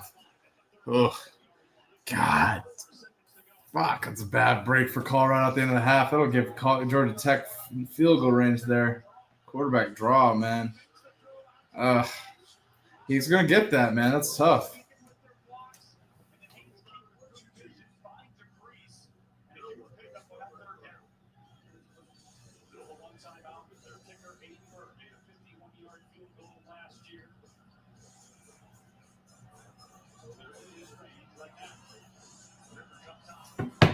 Haynes King drops back, throws over the middle, is caught, tackled quick over the middle, though. Let's see you.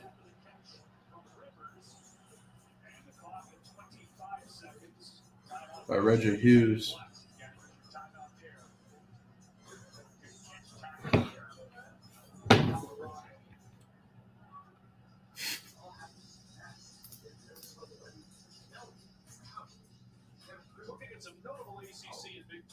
Other than this one here, week 1. LSU Clemson, we talked about that earlier. We also talked about TCU covered Carolina. What about Notre Dame, Miami, Sunday night, ABC? What's fascinating, CJ Carr is going to make his first ever start. But this is an offense for Notre Dame that's got a great offensive line. Jeremiah Love, one of the best, if not the best back in college football. How much do we see CJ Carr put it up in the air on the flip side? Doesn't feel like everybody's ripping Carson back off. Yes, it does. Being pretty good in Georgia. I remember winning a bunch of big games. And speaking of winning big games, what is Mario Cristobal going to win that first big game matchup? I actually think Miami's going to get Notre Dame all the way. I think Carson Beck steps up and plays well against that good Irish defense. Really big weekend for both the ACC and Big 12 in terms of credibility with the eventual college football players.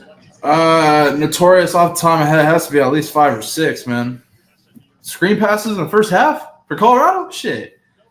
I mean, at least 5 or 6. I will tell you that.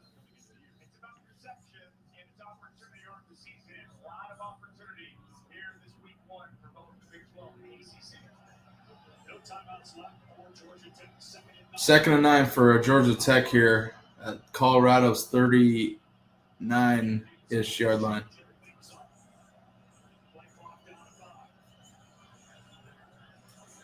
Handoff. Georgia Tech gets about 7 yards. I'm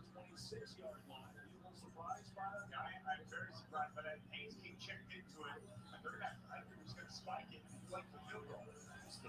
They're at the 29 up to the 26. My bad. Spike for Haynes King and Georgia Tech here. They're going to go ahead and kick.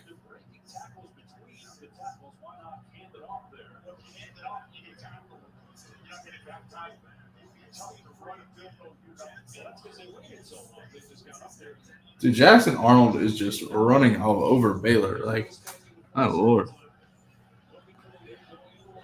Georgia Tech kicker Aiden Burr out to kick. 13-20 out of 40-yard plus kicks last year. Let's see how he is. 43-yard kick is up. 43-yard kick is good for Georgia Tech going into halftime here. And that'll do it, folks, for the first half of Colorado versus Georgia Tech. If you're going to watch it, go ahead and pound that like button, subscribe, become a member. How are you feeling about the first half here? Some things I like from Colorado, I think defensively they're playing lights out, pretty damn good. They got to shut down Haynes King in the quarterback run game. But overall, from Georgia Tech, Colorado defensively, I like what I'm seeing for the most part on offense. Play calling is a little frustrating, but really like what I see in their first half, their first drive, where they came out and saw some run game variation and scored here. They kind of shied away from that. Hope to see they lean back into that going into the second half here. Chat's really going at Pat Shurmur here. And, yeah, Colorado definitely got to cut down the penalties here. Coach Prime on the interview here.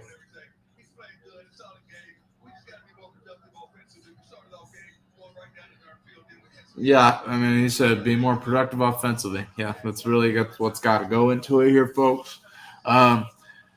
But Colorado done 13-10 at half here. I think Colorado can still pull it out. Definitely got to lean into the run game, though. Definitely got to change a couple things. We'll see if they can adjust and make it happen. But if you're watching, go ahead and keep pounding that like button, subscribe, become a member of the Bailey Price Media Army today. We're going to go ahead and take a brief halftime break. And when we come back, we'll come back for the second half of Colorado versus Georgia Tech. Continue to watch the Auburn versus Baylor game, which Auburn is up 17-10 here.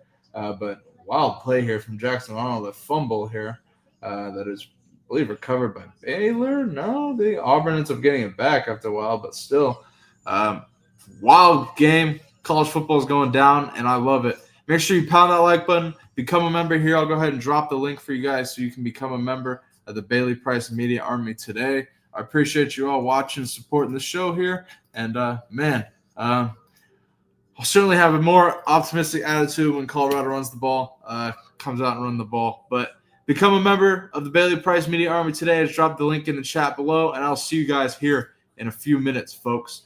Peace.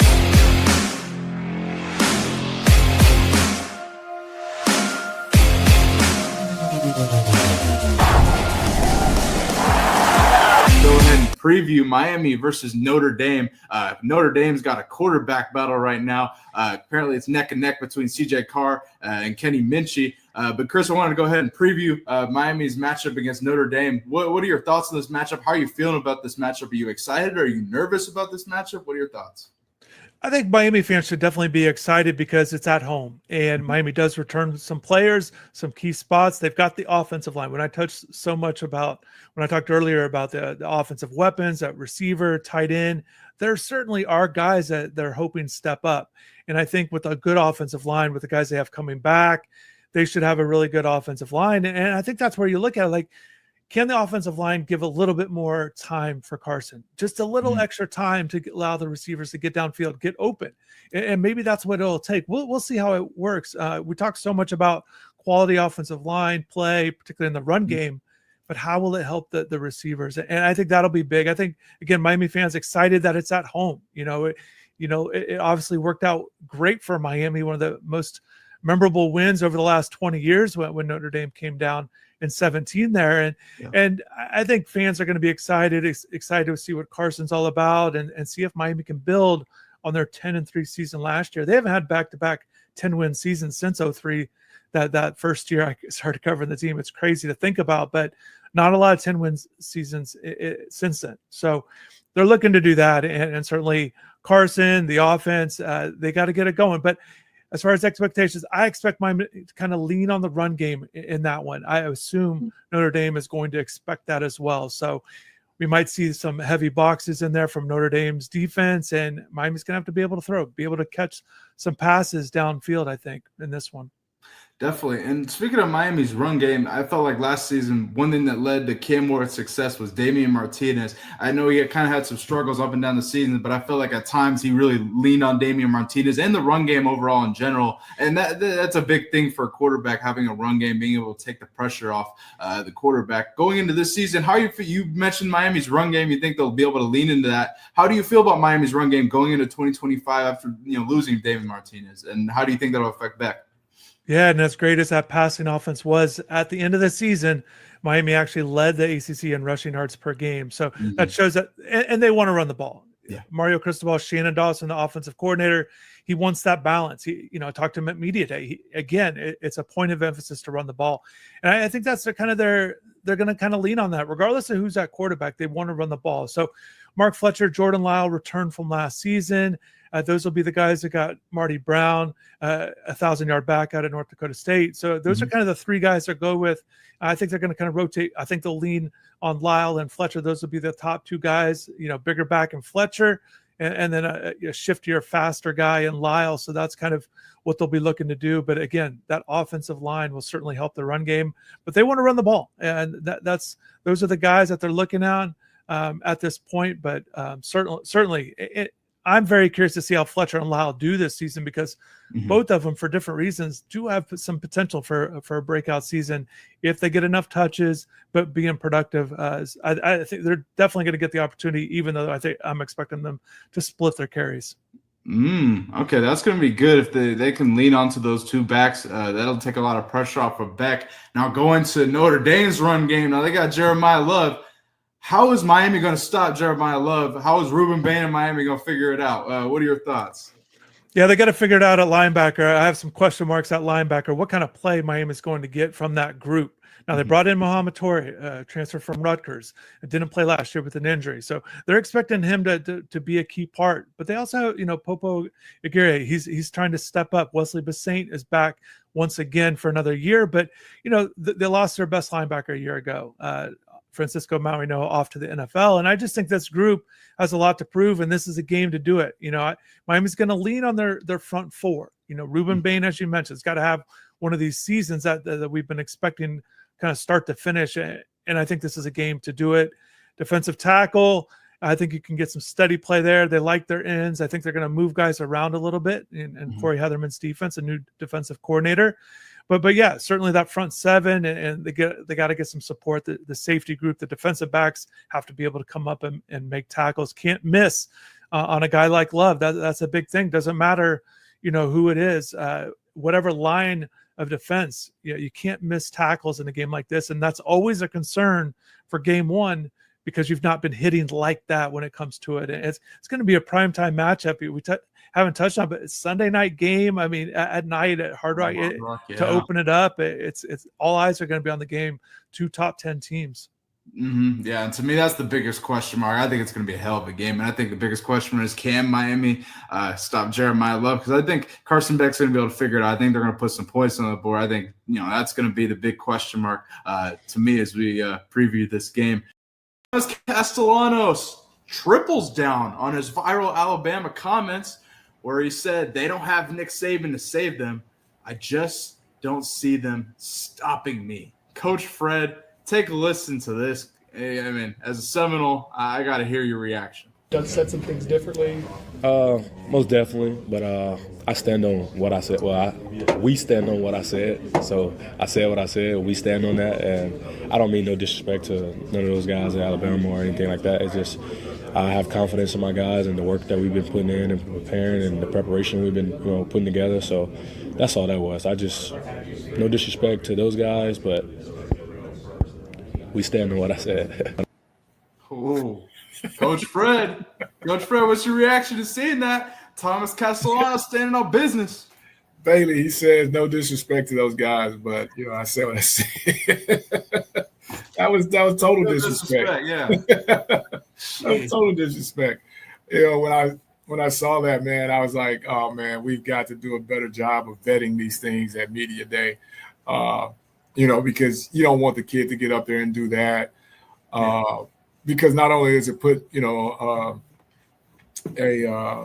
a target on his back, now we've, let sleeping dogs lie and, go from there, man. And just, you hadn't done anything there up to this point. You know what I mean? So now you've made the road a little bit harder. So I think I'm going to agree with you on this one, Bailey. That was a total disrespectful miss. Yeah, 100%. And here I want to show a clip of Thomas Castellanos talking about why he said those comments, and it may provide context or clarity or something to the situation. Coach Fred, take a listen to this. Young was there. On the real though, like, bro, you watch any interview, like, I don't never talk like that, bro. But like, them boys coming off of 2-10, I just install some confidence. You feel me?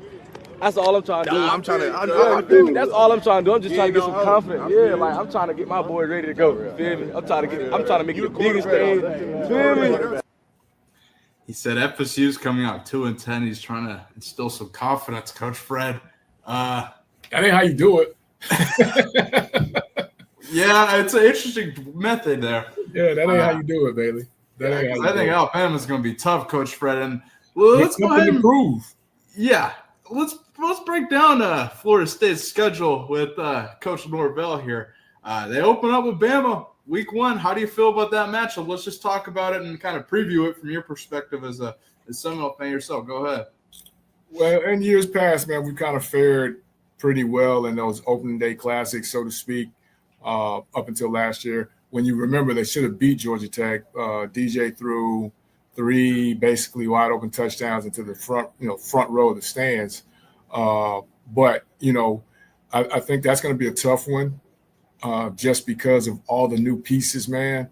And I know Alabama's got new pieces too, but that's going to be a tough one. Mm-hmm. I'd like to think we're going to pull that out, but that's going to be tough. That's going to be a tough one. Yeah, I'm just looking at the schedule here, trying to think of who it is. I mean, obviously, I think Bama's going to be a loss for FSU. I think Clemson, Tech with Kyron Drones is going to be a tough. I mean, that back half of the schedule is kind of an ACC gauntlet, Coach Fred, and then you got Florida at the end with Lagway. What are your expectations for Florida State? And coming off a 2-win season from such a successful season, the season prior, what are your expectations? And Coach Norvell faces some pressure. How many games they got to win, Coach Fred? I'm sitting here. I'm saying I'm kind of like you, but being a Noel, I'm going to give us the edge on Bama. So that's 1. East Texas better be 2. Kent State better be 3. Virginia better be 4. Miami's going to be a swing one, I think, just because it's tough. We don't know what those pieces are, and it's a rivalry game. So, but I'm going to side with us in that one as well. They don't have the same quarterback. He's in Tennessee now, so that'll be interesting to see how that works out. So, up to the Miami game, I'm saying 5-0. Pitt have an opportunity to be 6-0. Stanford, I think, has kind of fell off the cliff. 7-0, 8-0. We get to Clemson. Wow. We get to Clemson undefeated. That's going to be for the championship. Oh my God! Okay, hold on. Okay, you are optimistic. Certainly, I was going to sit here and tell you how concerned I am about Florida State because I think Alabama is going to humble Thomas Castellanos in week 1. I really do because I have a lot of confidence in Kalen DeBoer. I think he's a hell of a coach coming over from UW, and we'll see what they do at quarterback. I'm going to guess it's Ty Simpson, but they have quarterback issues too. So again, that's a swing game, but I think that's doable. Miami and that first half. Pitt are 2 tough ones, especially Pitt. I think Pitt is kind of getting overlooked in the Pitt at home though. Pitt at home. Pitt's in Tallahassee. Yeah. Miami's in Tallahassee. To Stanford, they're going to.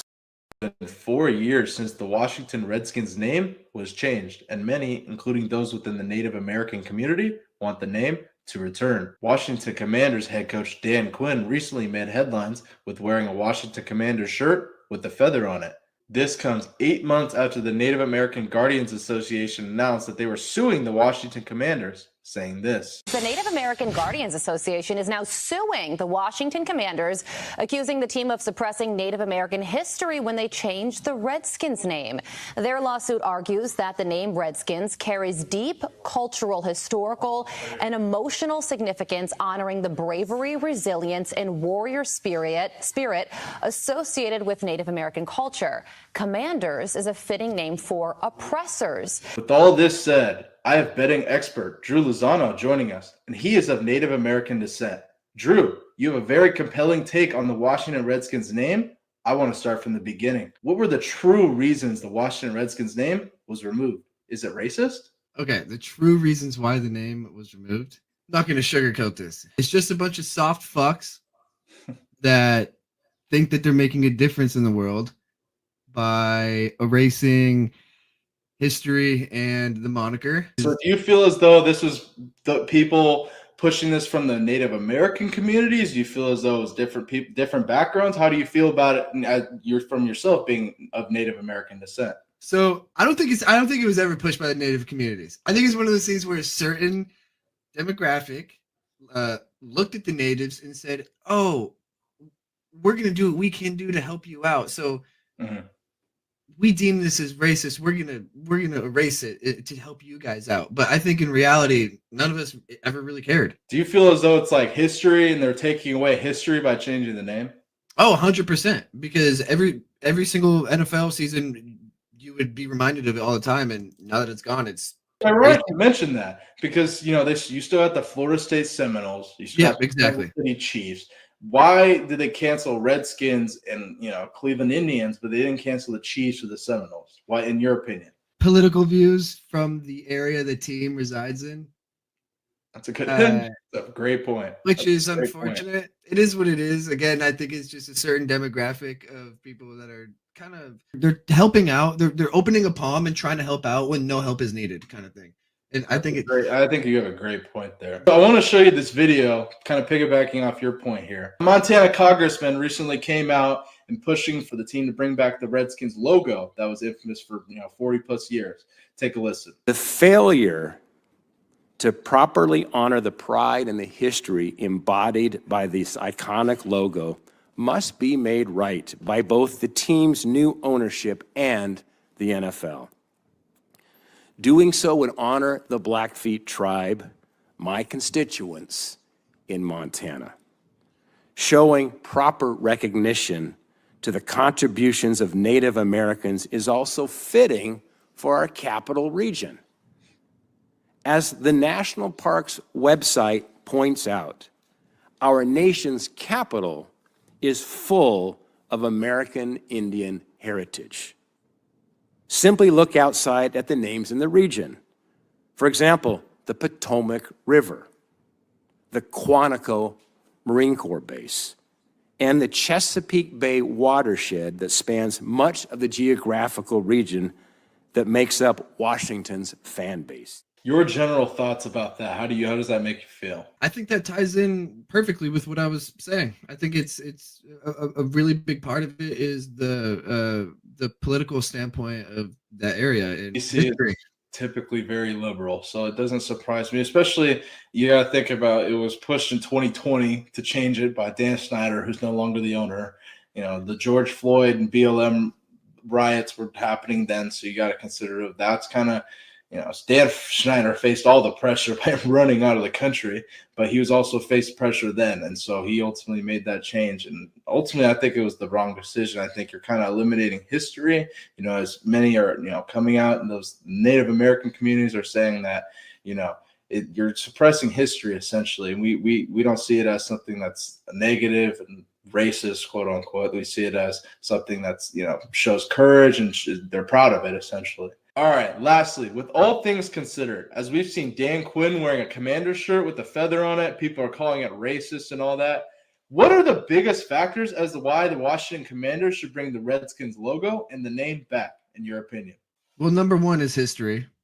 We've erased such a huge part in history in the NFL. I mean, first black quarterback to win a Super Bowl, played for the Redskins. Yep. and countless other histories. So that's number one. Number two, it's not even racist. It's not even looked at like that. And that's coming from me. Like, look, I'm a numbers guy when it comes to sports. I'm not really a numbers guy when it comes to this kind of thing, but this thing I looked up kind of struck me. Washington Post did a survey of 500 Native Americans around the United States. Oklahoma signs Cal transfer running back Jaden Ott. I think a huge signing in the transfer portal. Ott joins that running back room at OU with the Littleton, Colorado product, Gavin Sawchuk. You guys got what's his name, Taylor Tatum, Javonte Barnes, and several others well in that running back room. Discuss the impact of this signing, Rodney. What are your thoughts on this signing? I think a huge addition for Ben Arbuckle, Venables, and the OU offense here. Go ahead. Yeah, man, it was a stacked running back room already. I think it's been a little bit tough to see what the room, what their potential actually is, just because we've been struggling to try to find our offensive identity.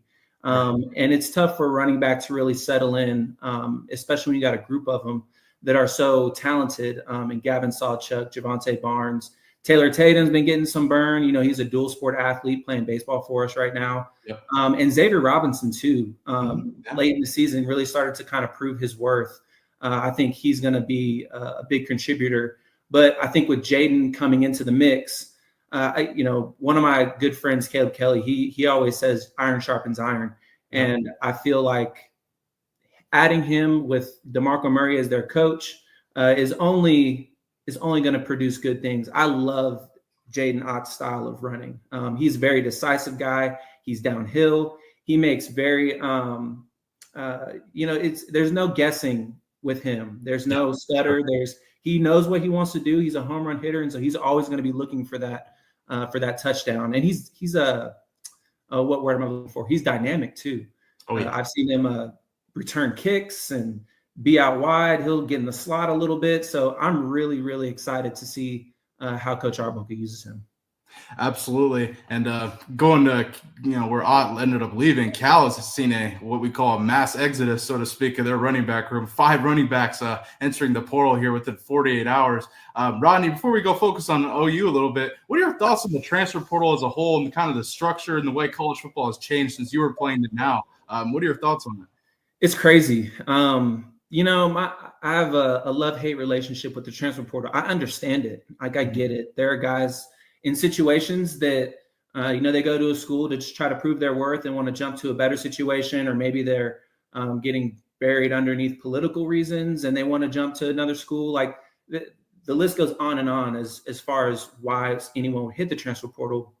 But I do believe that it's also being taken advantage of with NIL and all this other stuff that you can throw into the mix. I work in NIL right now for the Sooners with Sooner Sports Properties. And so we see it all the time. I'm very glad that we've been able to take advantage of it in a good way, I think. With Jim Nagy on the staff now, I think he's really, taking control. He knows what he's looking for. He's, been proven to, with the Senior Bowl, being director of the Senior Bowl, and then all of his NFL experience, he knows what kind of athletes he wants, what kind the Sooners want. And so Jaden Ott was a great grab for us. Transfer portal worked out in our favor in this case. Yeah, absolutely. Absolutely. And focusing on Ott a little bit, I wanted to ask you about him and his potential in Arbuckle's system here. Arbuckle every year, I believe, since he's been an OC, has had a back at least 100.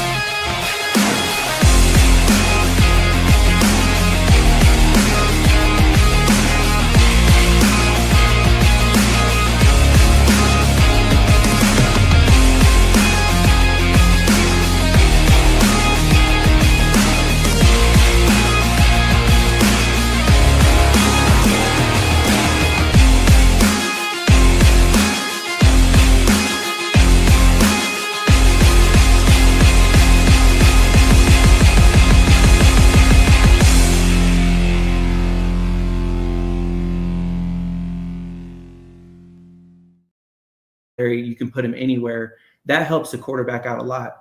That was Look what pretty happens much when Colorado runs the ball. That's what I'm going to say. Look what happens when CU runs the ball. They come out, run the ball 3 straight times, get a massive run up the sideline by Welch. This is what the fuck I'm talking about. Come out, run the goddamn ball here. All I got to say. If you're watching, pound that like button here. We're back in the building. Colorado's got 3rd and 2 in Georgia Tech territory. They came out 3 straight runs, get a lot of yardage here early. They're in Georgia Tech territory. Let's see what they got. Salter roll out right. This is, again, why you run the fucking ball. God damn. Oh, fuck. 3rd and 2 and we run sprint?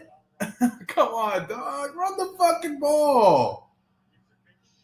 Oh, my Lord. And you take a hit on this. All right. Yes, this is what I don't like. I don't like that. I'd like to run the ball there. Holy shit. 4th down, are they punting?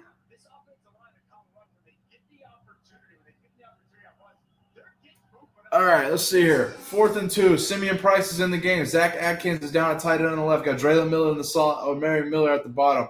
Caden Salter waits, and they're going to. What in the fuck? And you burn it? Okay. All right. Again. Interesting, Colorado. What the fuck are we doing? So they take it down, take a delay game, and they're going to punt it. That is really fucking irritating. It's like, I get it. You ran it 4 straight times or however many, but goddamn, dude, on 3rd and 2, what the fuck? Run the fucking ball.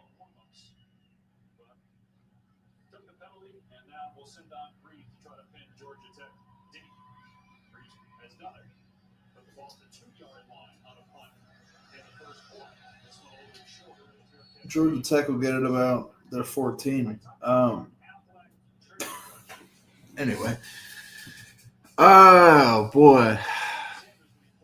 That was a good start to a drive, and then the end of it is a little shaky. Colorado's down 3 with Georgia Tech getting the ball here in the second half. If you're in the building, pound that like button, subscribe, and become a member of the Bailey Price Media Army today. I don't know what to say. That was a little disappointing on that drive there. I wish they would have ran the ball on 3rd and 2. I just those are times where, as an offensive lineman myself who played the position, I'm like, dude, I would want to run the ball there. Pre-snap.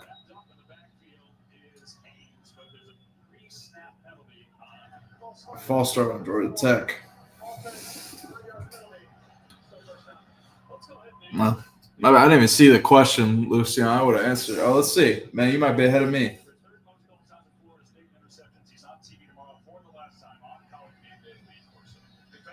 Who's he tied with for Florida State? Oh, well, they answered it there. It's going to be good watching Coach Corso tomorrow, man. It's going to be – I mean, I might be sad kind of watching it. I'm not going to lie. I could already see the tone. It's going to be a sad little thing, but it's going to be a nice way to send him off. Haynes King on the read option, pulls it, gets about 10 yards. God, he's fucking quick, man. We got bottle Haynes King, man. Shit.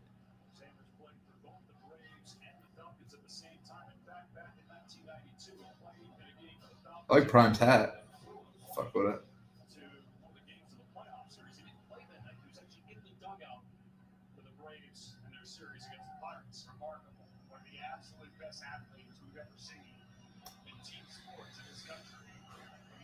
Second and 4 for Georgia Tech here. On the handoff, they get about 2 to 3 yards there. Be 3rd and short.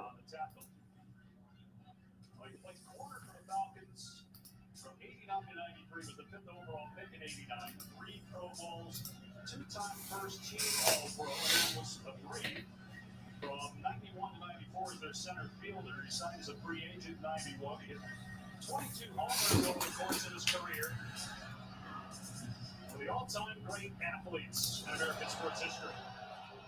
3rd down and 1, high snap again. They turned it over on a play like that in the first quarter this time. High snap for Tech, but Haynes King still gets the first. Very similar to the second drive of the game, goes up Hanks King takes a massive hit, though, from Reggie Hughes.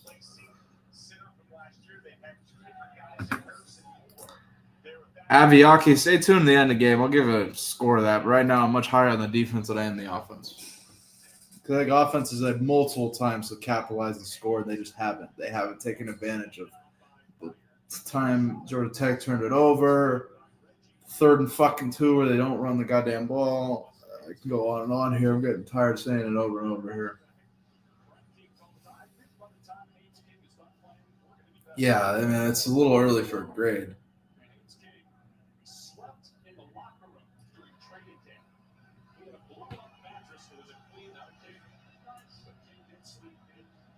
Second night for Georgia Tech. They're 27. Haynes King drops back, throws to the sideline, incomplete, out of bounds. Haynes King, I mean, he's got burst. He looks a little like a little hurt walking around, but it'll be. I mean, they haven't stopped the read option yet, so until he looks a little slow doing that, I'm not really going to say much. Yes, Michigan State made me money. Shout out to them if they can finish it. Yes, they can finish it. That's what I will say. Wake Forest. Well, I don't know. Wake Forest. They might lose to Kennesaw, man. Shit.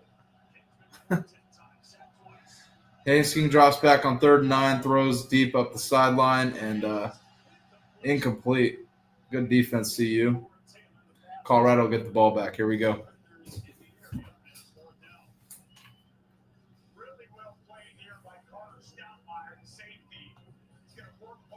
Yeah, well played by Stoudemire. They are right about that.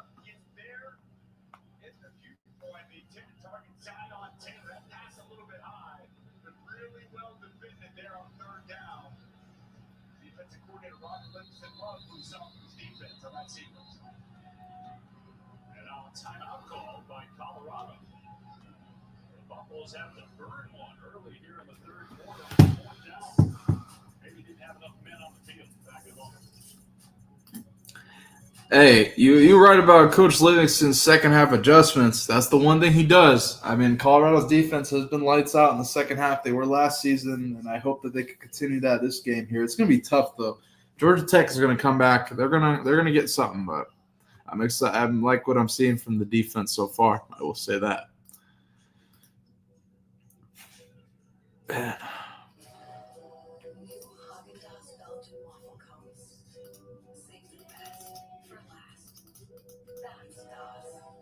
Army loses to Tarleton in double overtime. Wow. It's a bad loss for them. Wow. Wow. That's a little surprising. I don't know. I was Army coming off winning the what did they win? The American? Wow. They drop one to the FCS Tarleton. Tarleton is 2-0 right now. Good for them. That's a good win for their program. Wow.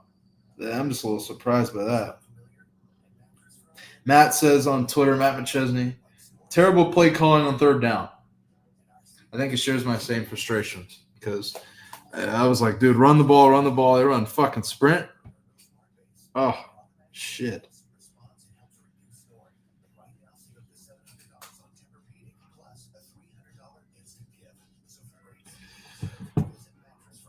How are you going to say the stage is too big for Caden Salter? You're not. I said this going into this game. Don't expect any crazy numbers out of Salter. He's playing against a tough Georgia Tech defense. Now, if Colorado runs the ball, it would probably take some pressure off him, and he could probably get some more passes down the field here, and they start loading the box. But that's not what they're doing. It's just not. So this is what it is. Bust out the tequila. Maybe this season we will do that in a more meaningful game. It's a little early in the season to be throwing out the tequila when Colorado's fucking losing. Like a Georgia Tech right now. God damn. But shout out to you for tuning in, my man.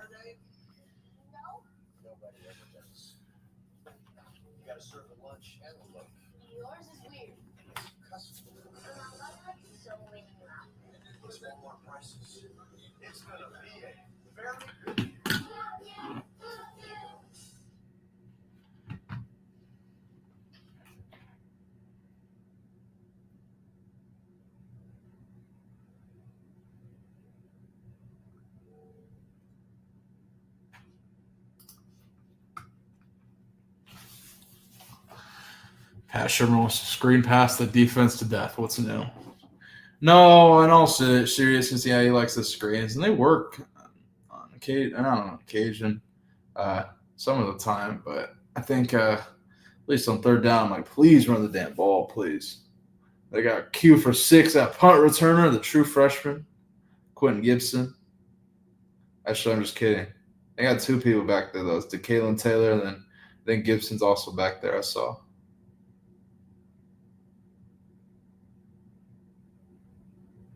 DeKalen Taylor gets the punt return, gets about 10 yards on the return, too. Good shit. Colorado gets the ball back. Oh, they got a face mask, too? I didn't even catch that. I didn't see that. Yeah, flag on the play. Looks like a face mask. DeKalen's certainly planning for it.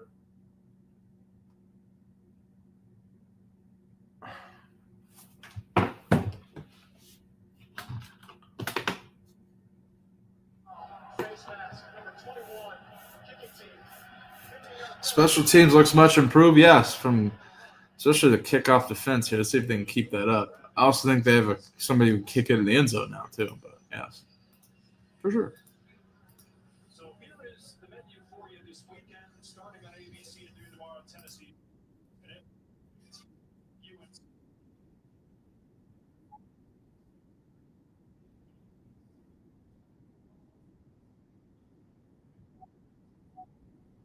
Absolute dudes up front.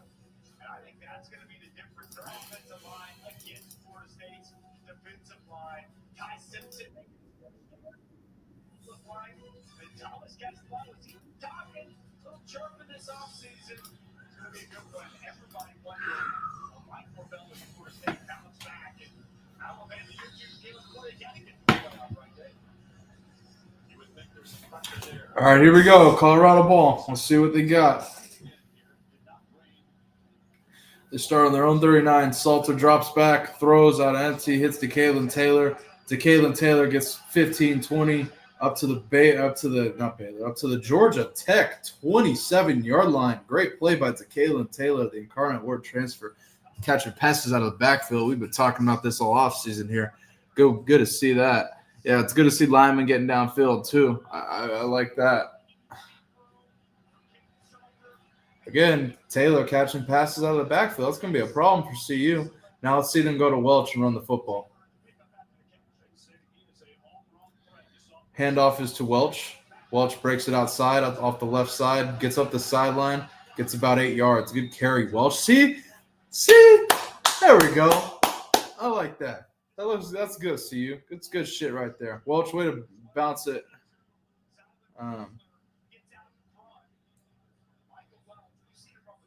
I like that. Welch is tough to tackle too, man. He's breaking tackles like crazy. Jackson Arnold is just running all over Baylor, I will say. I keep looking over. He's running. All right. Got Welch in the backfield. Handoff is to Welch again. Welch gets 1, 2, 3, and first down. Good run, Welch.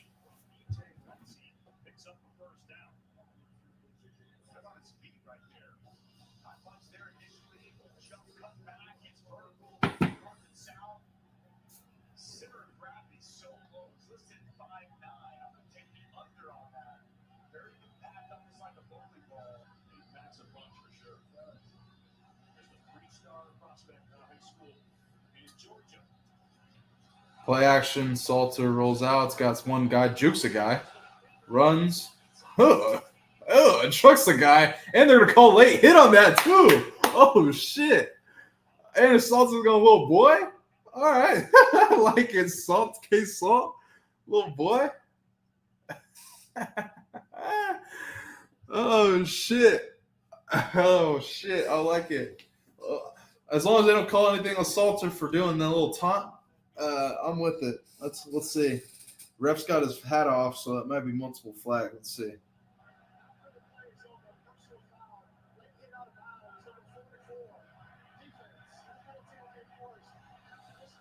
Nice. So Colorado will get it at what? Maybe the 5 or 4 after that run. Ooh. Let's see here. So play action. Salter's one. He's got a DN one-on-one. Jukes the cat. Salter runs out of bounds. They hit him out of bounds. Salter trucks him, really. Really, they didn't do shit. Too. And late hit. So first and goal, Colorado from the 5-yard line here. Welch is in the backfield here. Handoff is to Welch. He loses 3. Good play by Georgia Tech, blowing that up.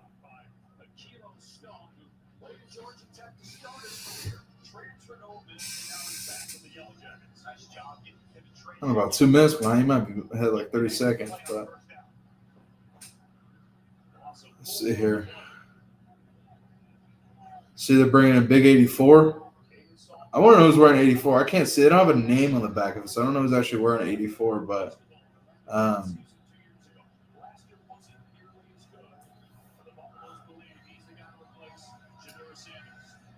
big 84. Oh, I like that look right there. Oh, I like that. You got an offensive lineman at tight end. It's zone split. He comes like, oh, I like that shit, Colorado. Keep running that. I like that. That's not Amari McNeil. 84? That ain't Amari McNeil. That's not. No way. Amari McNeil is just out there on defense. Yeah, I was going to say maybe Yaya, the old cat from Egypt. I was going to say. I like that, though. I like them. That's creative. Again, creation in the run game. I really like that. 3rd and goal here for CU and Salter. Salter drops back. A lot of pressure, and he is sacked. Shit.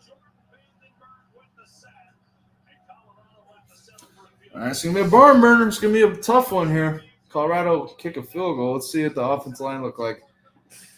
Line up with double mugs here on the linebacker. 1 drops here, and they only bring 4. But the right side here, Larry Johnson and Zy Chrysler both get beat. Yeah, that's what it is. Good play, Georgia Tech.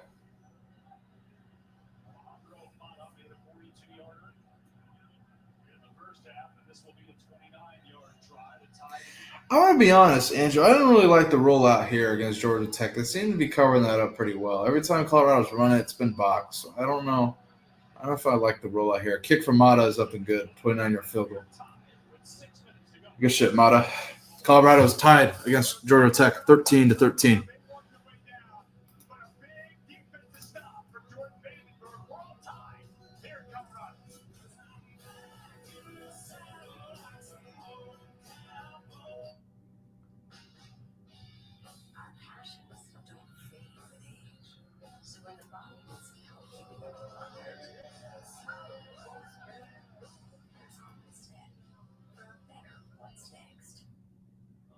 Arthritis causes pain in your joints.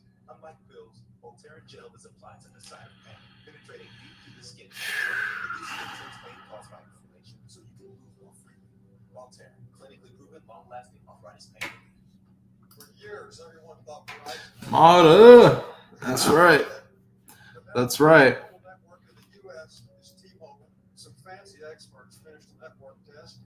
T-Mobile sort of opened a can of whoop up. T-Mobile's network is the most advanced 5G. This is a Billy Bob Thornton. I like Billy Bob. He does a hell of a job, but I liked him. I mean, he's got all kinds of shows out, Landman and shit. I think he does a good job in that. He's got T-Mobile now.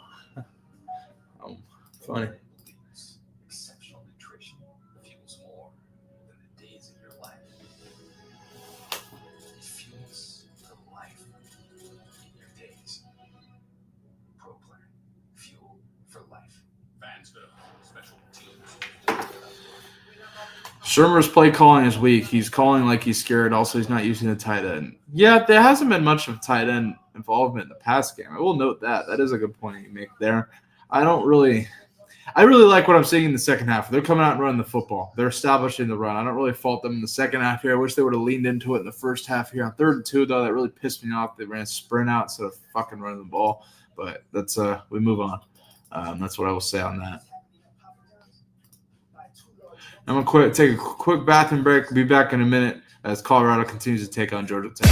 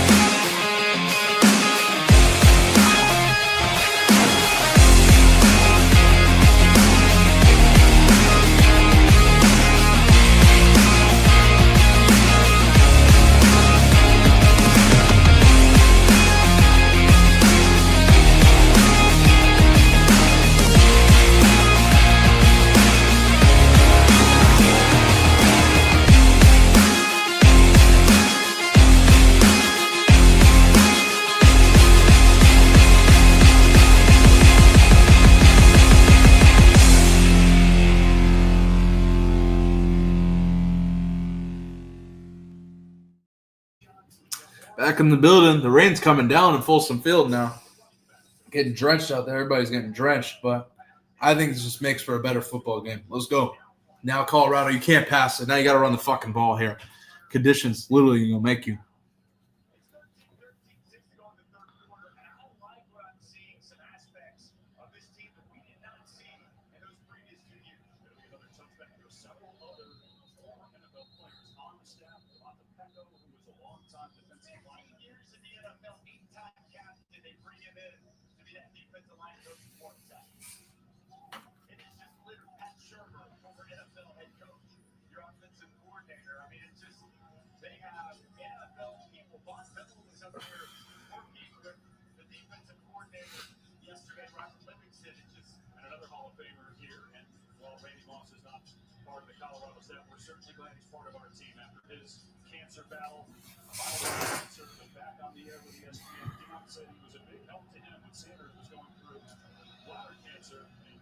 Play action for Georgia Tech. Hits the tight end over the middle for about 15 yards.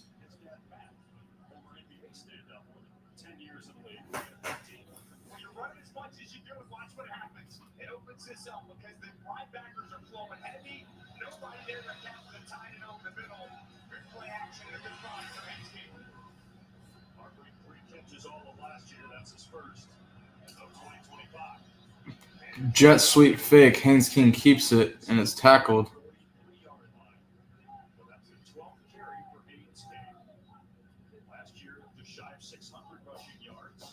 A little slow to get up for Haynes King. Got a little hobble. London Merritt on the tackle there. I might have hit him in the midsection there. Handoff for Georgia Tech on the outside is tackle. What a great tackle by French, the UTSA transfer. Man, what a play better by French. Good tackle. He's got 2 fumble recoveries on the day, too. Great day for him. Great tackle there in the open field. Good shit.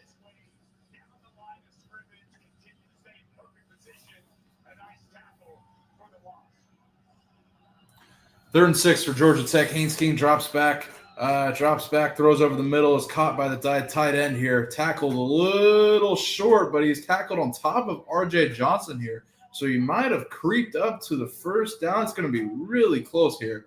They're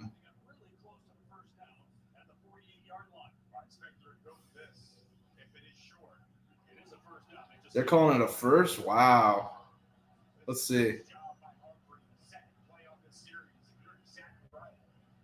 Did his knee touch? Did his left knee not touch? Kind of looks like it. I'm not gonna lie, the left knee looked like it touched. If I was a coach, I'd be all over that shit. It looked like the left knee touched.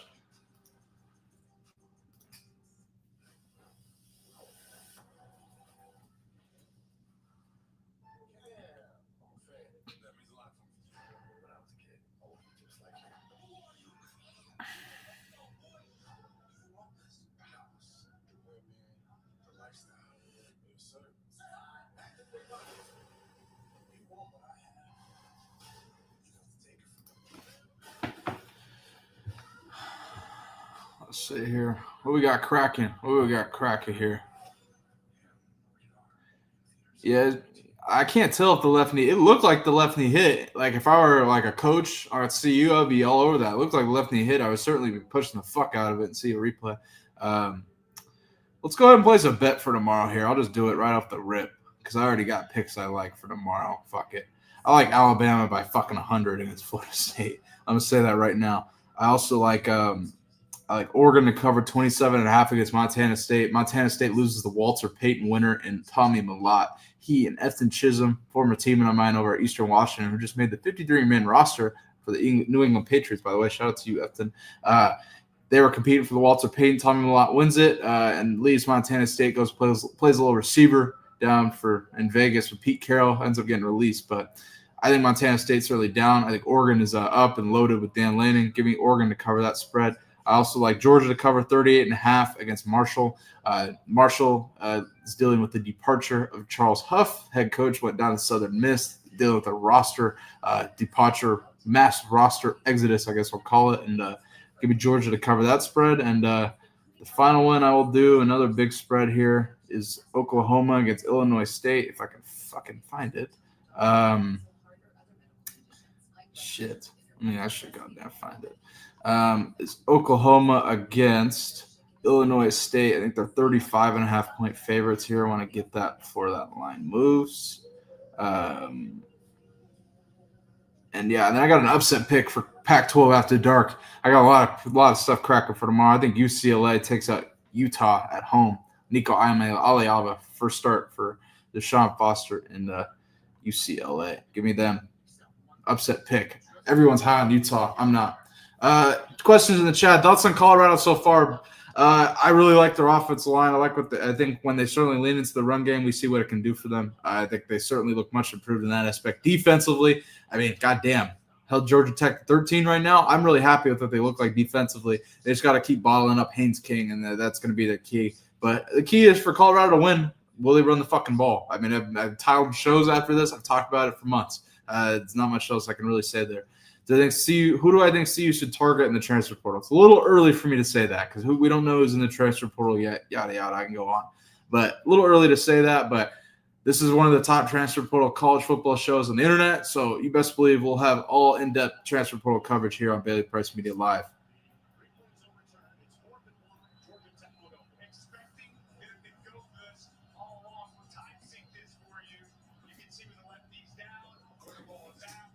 Yeah, they call it left knee down. Yeah. All right, so my live bet I'm placing right now live on the show for all you guys to hear. Alabama to cover against Florida State, cover 13.5. Oregon to cover 27.5. Georgia to cover 38.5 against Marshall. And then Oklahoma to cover 36.5. That's up a point, but fuck it. Against Illinois State here. I think Oklahoma can win big, and I think they're going to try and set the tone. Quarterback sneak on 4th and 1 for Georgia Tech and Haynes King. They definitely get it. Colorado was not ready for that by any means.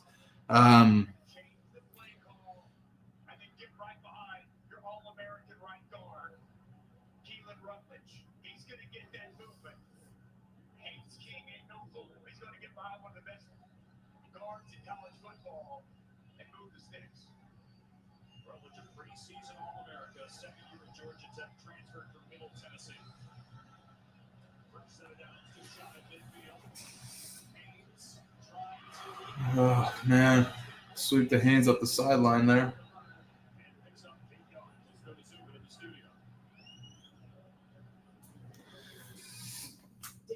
What about the pass game for CU? I think it's going to be tough to really see the full scope of Colorado's pass game in a game like this, to be honest with you. I didn't really expect to see any crazy numbers out of Caden Salter. I think Colorado leaning into the run game will help take pressure off, make Georgia Tech load the box, and then you can see some passes from Colorado. But honestly, I mean, we see some deep shots. We see some stuff over the middle. I'm not too opposed to what I've seen from Salter in the pass game, but again, Colorado needs to run the ball more. I don't really give a shit about the pass game right now. I'm not going to lie. Run for Georgia Tech is absolutely stuffed in the backfield by big Amari McNeil, big 88 on the defensive side.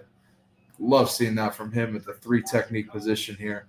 Gets inside on a pulling guard here and really reads that play here. He was all over that. The minute he saw that guard's foot go inside and pull, he fucking jumped. I mean, that's a great play by Amari McNeil right there. Absolutely read that play perfectly. Great play from the 3 technique position.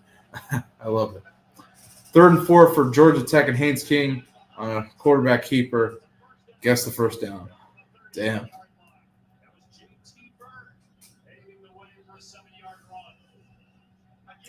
Yeah, they banned the run a little bit, but went back to it in the second half, and it led them down to getting a field goal. So I think they'll keep leaning on it.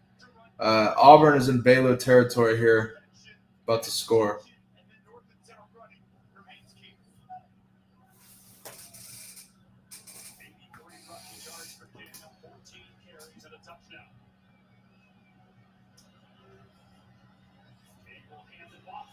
Handoff wide for Georgia Tech, gets about 8.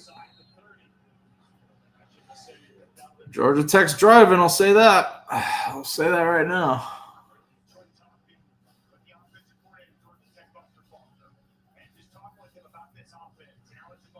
Touchdown Auburn here on the inside carry.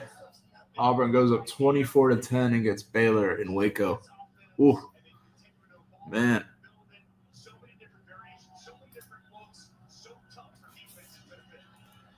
Handoff for Georgia Tech right down the middle here. Trucks a defender here. Gets some serious positive yardage here. Jamal Mosley.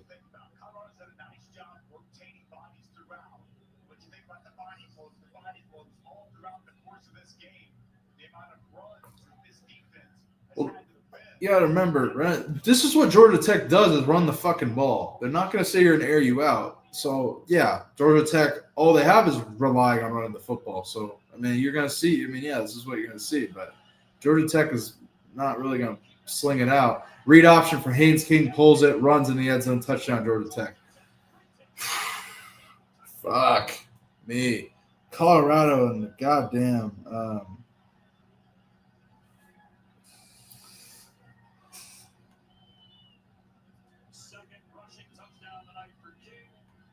texting with Matt McChesney.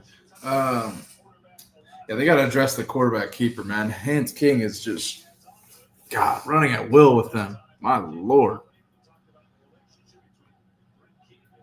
Let's see what Matt McChesney said. He texted me a video or something. Let's see. They called this a sack, but this is a design quarterback Here, I want to break this down. Let's see what Matt McChesney had to say. I'll give you guys his breakdown because I'm sure he'll post it here.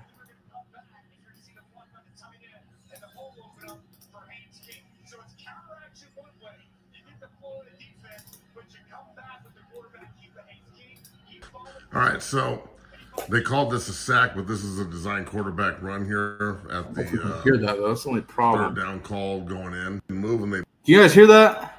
All right, so they called this Yeah, a sack. you guys This can hear is a that. design quarterback run here at the third down call going in. All right. Again, they're in 10 personnel. There's no tight end on the field. They're 2 That's by really 2. the momentum shift. They moved 4 over. When they moved 4 over and these linebackers didn't move and they both double mug, they're both going to drop. But they both occupy the guards here and they screw up whatever call was supposed to be made. The left guard doesn't do anything on this 3 technique, and he lets the defensive lineman dictate where he's going. The center, the minute these 2 linebackers drop off, the center should be closing because this looks like a Ray call to me. He steps right with 29 leading through the hole, which means these 2 need to set and club.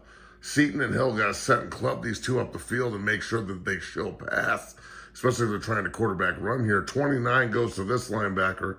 These 2 hammer over an array call. 53 is aggressive here. 72 needs to be super aggressive on 99.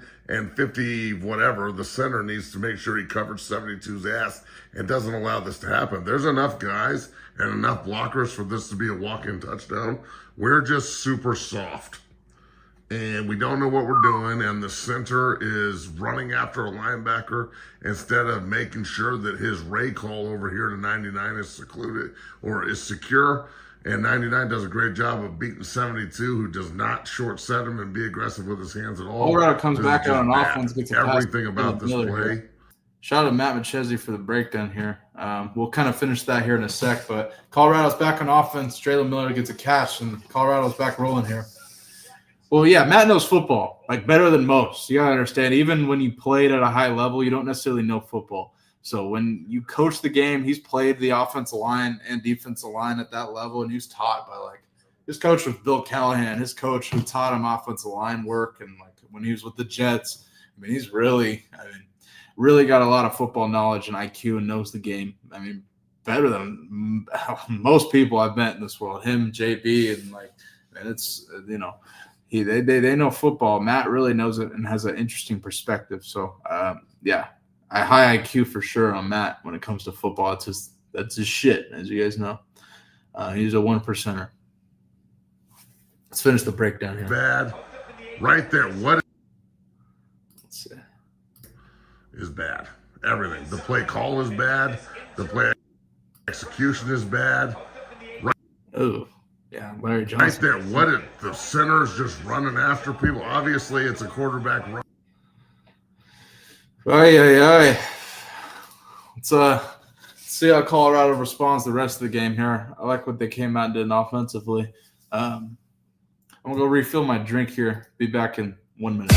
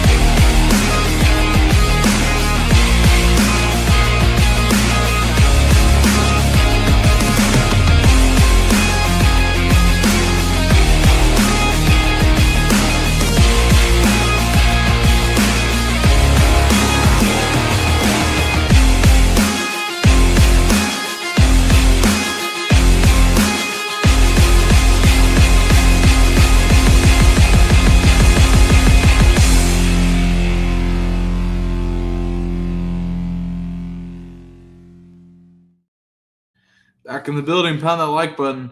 Got all kinds of cats in the chat here. I appreciate you guys tuning in. If you guys are watching, become a member of the Bailey Price Media Army today. And man, really trying to grow a community here, and it's all possible because of you guys. So can't thank you enough for supporting here. Become a member of the Bailey Price Media Army today. Hit that super chat button if you'd like to donate, and let's see what Colorado's got cracking here as they respond after Georgia Tech goes and scores. Oh man. Sawyer Robertson and Baylor. Let's see what they got cracking. And down 14 against Hugh Freeze and Auburn right now. Get that game back on.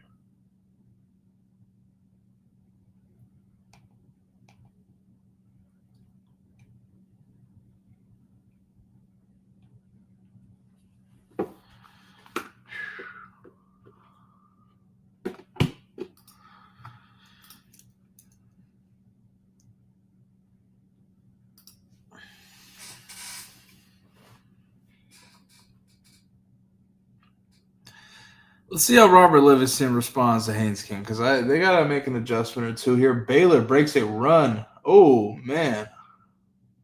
Baylor's in Auburn territory here. That game is far from over, folks. I'll tell you that. Back in Folsom here. Let's see what we got cracking.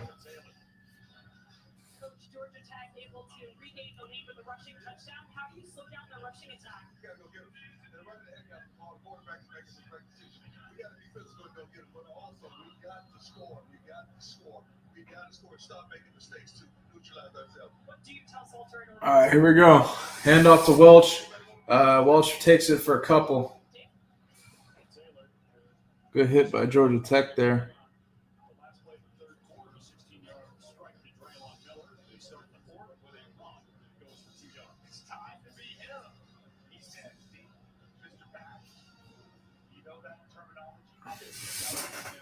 Fourth quarter here, Colorado, Georgia Tech. Colorado is down 7 against Georgia Tech here. Let's see.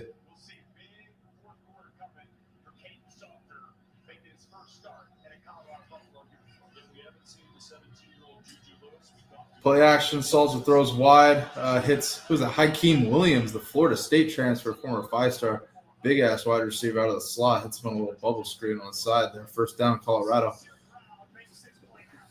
Damn, dude, they got some Hakeem and Sincere on one side, dude. Big ass wide receivers, boy. Oh man, Hakeem out of the slot. All right. You guys gotta remember it's Georgia Tech though. Like this is all Georgia Tech does. It's not like Haynes King's like 70 yards passing, so like relax. They're going to run the football. So take a deep breath here. That's a face mask. Sorry, not the Colorado game, the Baylor game. Double pass. Double pass that did not go the way they wanted it to go with Joseph Williams there. Huh. How was that not a face mask in the Baylor game? They did not call that?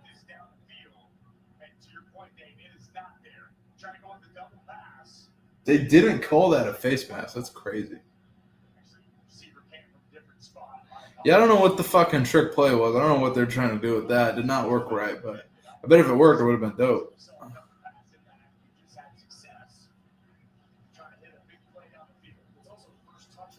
Salter is an empty here on 2nd and 10. Motion Quentin Gibson over, throws it to him. Throw is behind him. He still catches it, though. Good play on the run by Q for 6. Gets about 6 or 7 yards here. 3rd down for Colorado upcoming. Yeah, let's see here. Run the ball. Put Big Yaya out there. Get 84 out there. I like when they put him in fucking ran into the zone split. Put him out there. 3rd down here for Colorado. Got DeKalen Taylor here. Watch for a pass or maybe even a screen out of the backfield here. That would be big. I bet they can get some big yardage on a screen, halfback screen here. Got Zach Atkins at tight end. Motion DeKalen Taylor out of the backfield here. Salter throws to DeKalen Taylor on the sideline. What did I tell you? They didn't throw a screen to him, but they threw to Taylor. That's right. 1st down. DeKalen Taylor out of the backfield. I love that shit. And a run, but that's why they brought in DeKalen Taylor to do just that. I mean, he is certainly dynamic with the ball in his hands. Good play call in there. I like that. I actually like that. I think that's pretty creative there. It's a good way to get DeKalen Taylor the ball, especially one-on-one against a linebacker. They're not going to cover his ass. He's way too goddamn fast. Way too goddamn fast. So, good play there. I'm lucky they didn't call a hold, though, on Xavier Hill there. We'll say we got away with one. But, all right, here we go. After the ball had been spotted, it would have cost Georgia Tech the timeout. That's a new rule this year in college football. It's intended to keep players from faking injuries. So it'll be 1st down to 32 of Georgia Tech best drive in a while for Colorado, but can they finish it? Best drive we've seen with King Salter and the passing game coming live. They had a nice drive here in the 2nd half that resulted and then a last field goal. But that was much more on the ground. This one, we're seeing King Salter. All right, you guys can talk shit about the bubble screens, but it didn't work. That one of Hakeem Williams worked, so I don't want to hear shit about the bubble screens. Got Michael Welch behind Caden Salter. Play action, catch the tight end here. Zach Atkins, 8 yards. I like that play call, too. Good. Way to get Zach Atkins the ball and a little play action flip. Now on 3rd, 2nd, and short here. Let's get some inside zone going. Let's get some run going here.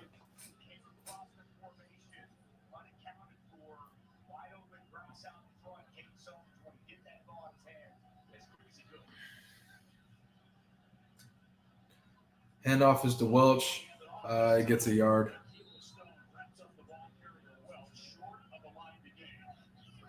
Massive 3rd and 1 here for Colorado here. I think they should run it again. Run it to Welch again. Fuck it. Let's go. Run it again. Quarterback sneak with Salter. Oh, he's short. Oh, boy. 3rd and 1, he's short. I don't like that. I don't really like that much. They didn't get much push. Seemed kind of rushed, but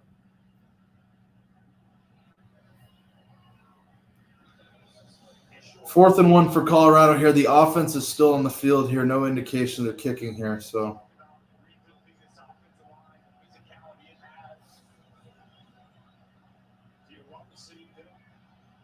well, she didn't get in there and push him, dude.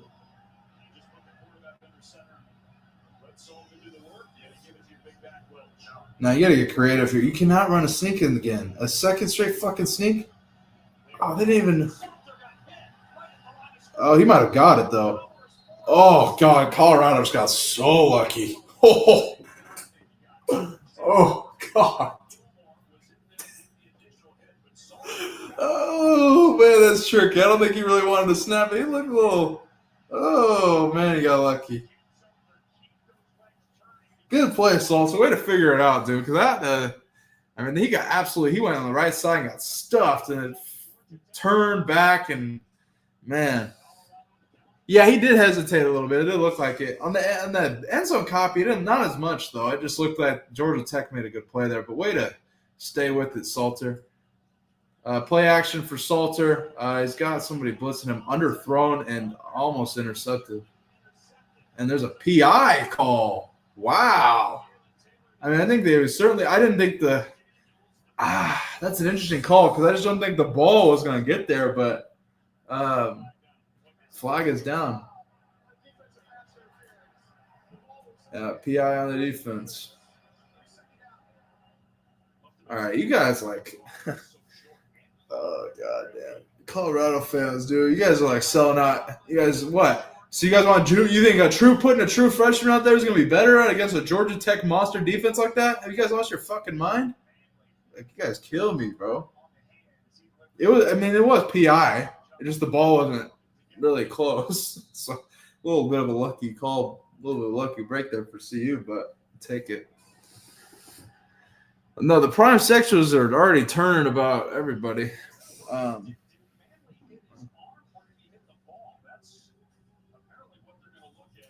Oh, so they're reviewing if that's a fumble from Caden Salsa. That would be a huge, devastating call for CU. Let's see.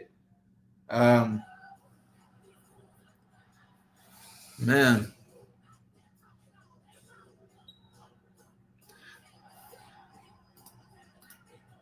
Are the prime sexuals about to crash out? Is that what's happening? Is that true?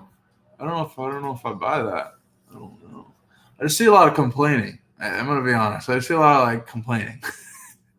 Like a lot of just like fire Shermer, start Juju, fucking complaining. I don't know. Yeah, it's game 1 though. Like you gotta remember, it's game 1. Colorado plays what, Delaware next week or something? Just relax. Just watch. Salter's gonna look like fucking on fire. Then you're gonna see Juju because Colorado will be up fucking 35 points. Oh man.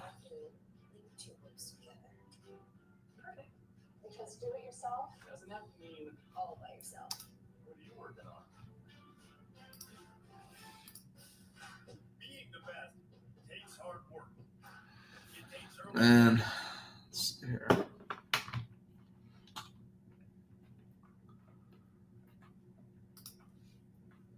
Fire Pat Shermer.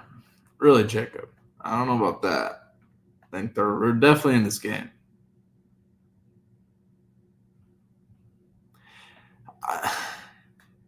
Well, then they'll do that. That's on them. The prime sexual's default state's crashing out. I'm cool with the prime sexual. I'm cool. Like I got no issue. Y'all watch the show. Don't watch the show. Fuck it. Do whatever. But yeah, some of the opinions of fans, Colorado fans, are interesting, man. They're really interesting. Very confident, but then when stuff goes wrong, they're so quick to like bench Salter, fire Shermer. Oh man, no, I don't. I'm not quick to say that. I think you need an NFL OC where he's at. Prime's not going to call the fucking offense. You need Shermer. He needs him. They go back a long time. There's a reason. Him, Pat Shermer's dad, Prime. I don't agree with that.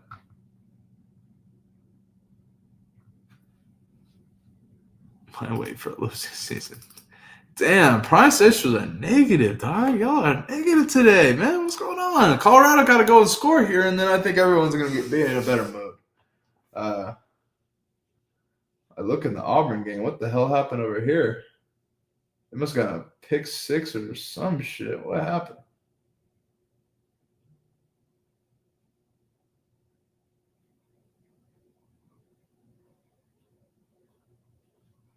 Well, that don't matter now. Colorado getting back on.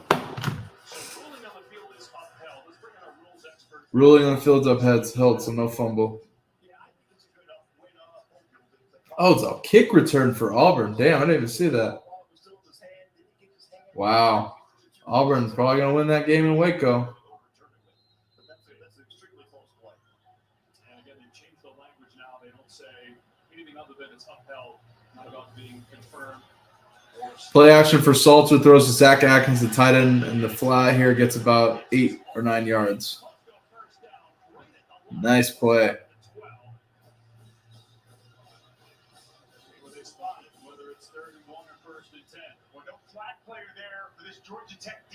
Colorado's driving. Let's see if they can get in the end zone here. Let's go. They call that a first down? Okay, first down for Colorado. Here we go.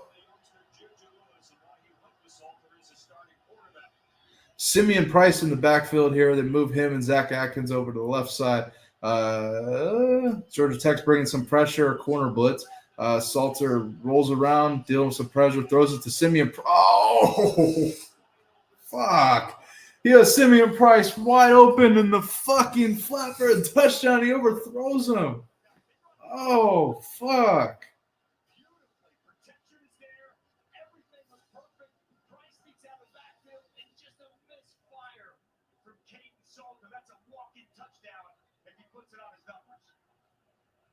I just think Simeon Price, like, I don't know. Yeah, I don't know. Yeah. I don't know. I don't know who that was on, but that's Colorado's got to execute that, man. Jesus, that's a gimme. Handoff is to Simeon Price. He gets about 5 yards on the carry here. Third down for Colorado and about 4.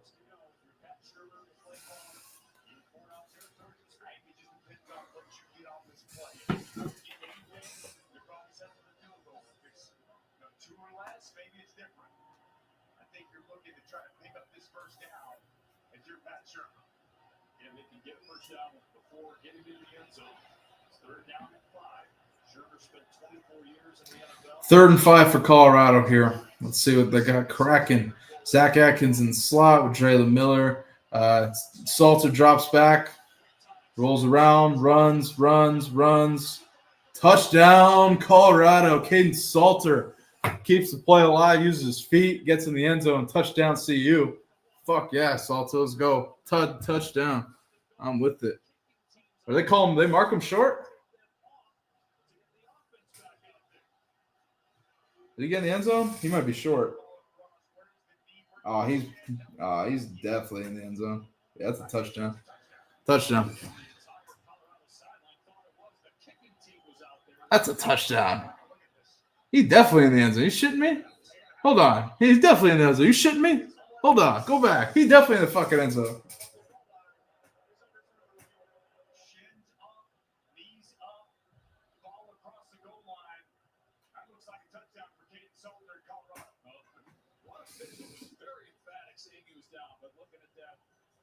I think he's in the end zone. I don't know how you could say it's not a touchdown. He is clearly in the fucking end zone.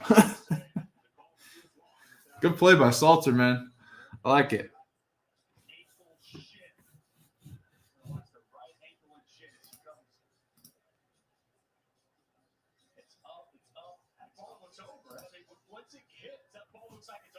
Yeah, that's a touchdown. I don't know why they're arguing. They know.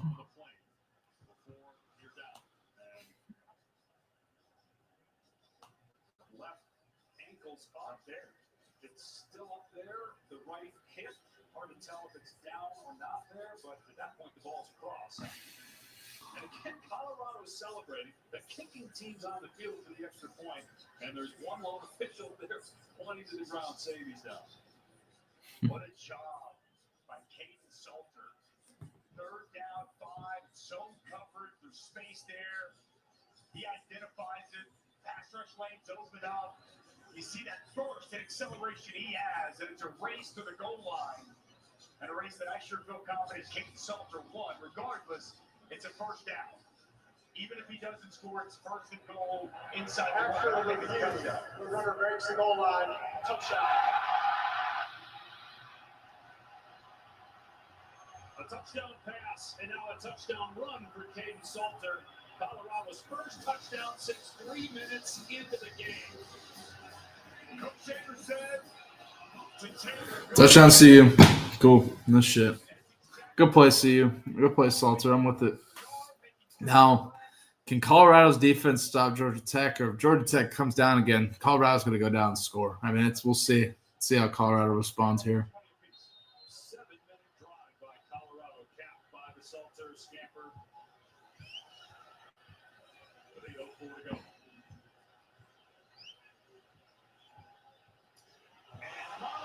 Mata extra kick it blocked, and it's still good. Jeez. Oh, boy. Oh, man. Mata. Can I see a replay? I want to see No, that's not what I want to see the kick. But, yeah, this is a good play by Salter. Still, though, I mean,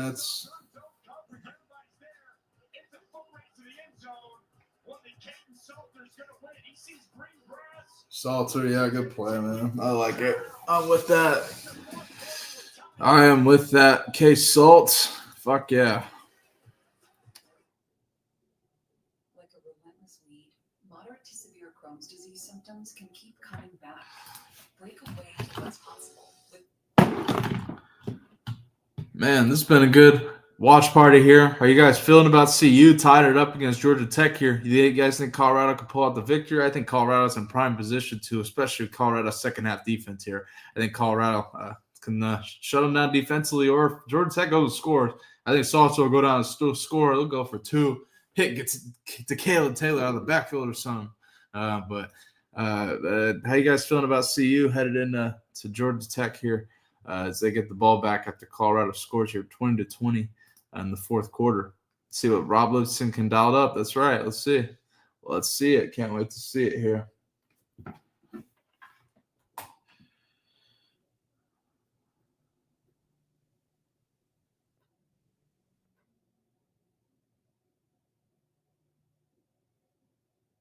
Overtime inbound, I'd be cool with that. I'd be cool with that. Some OT. Shoot.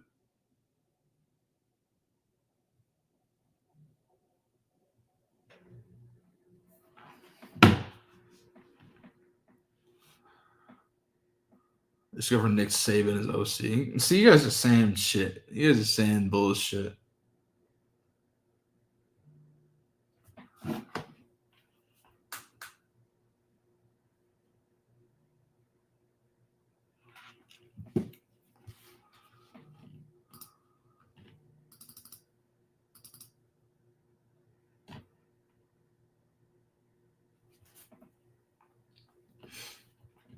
M.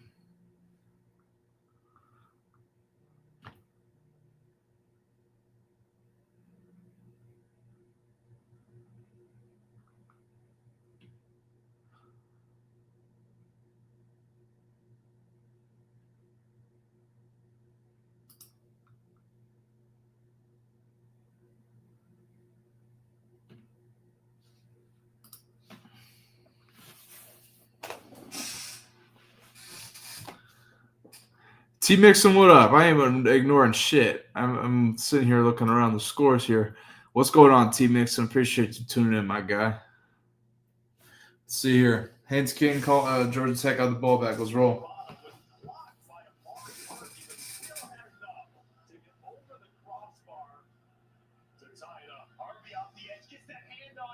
Damn. Yeah, I don't know how that wasn't like. I don't know how he still got that to go in. Jesus. They got to patch that up special teams wise.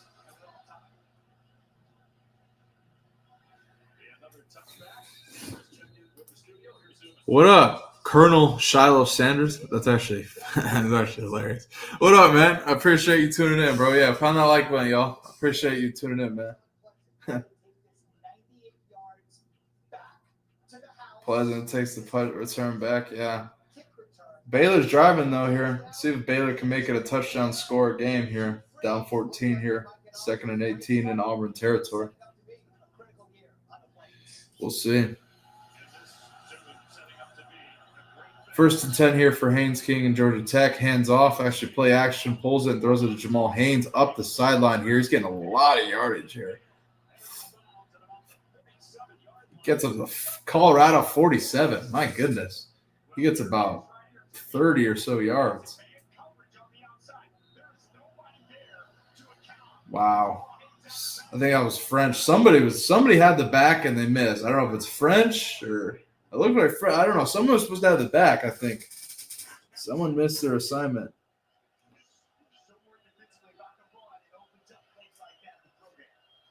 Handoff to I think it's Hayes.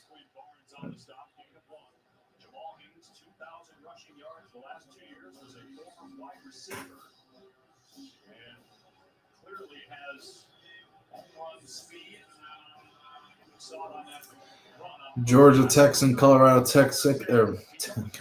Colorado territory, 2nd and 9 here for Tech.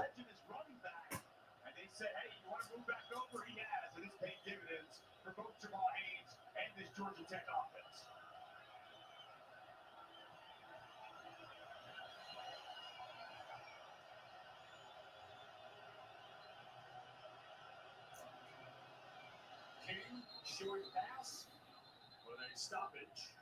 A timeout called by Coach K, you ahead of me or some shit? Wheel route. Well, yeah, they've been getting torched with the wheel routes fucking how long now? God damn, I don't know what their issues with the wheel route. I don't know if they'll ever solve that. But I appreciate you tuning in, Coach K. What's going on, my man? Even when U.S. women's national team forward Melanie Watson isn't on the field.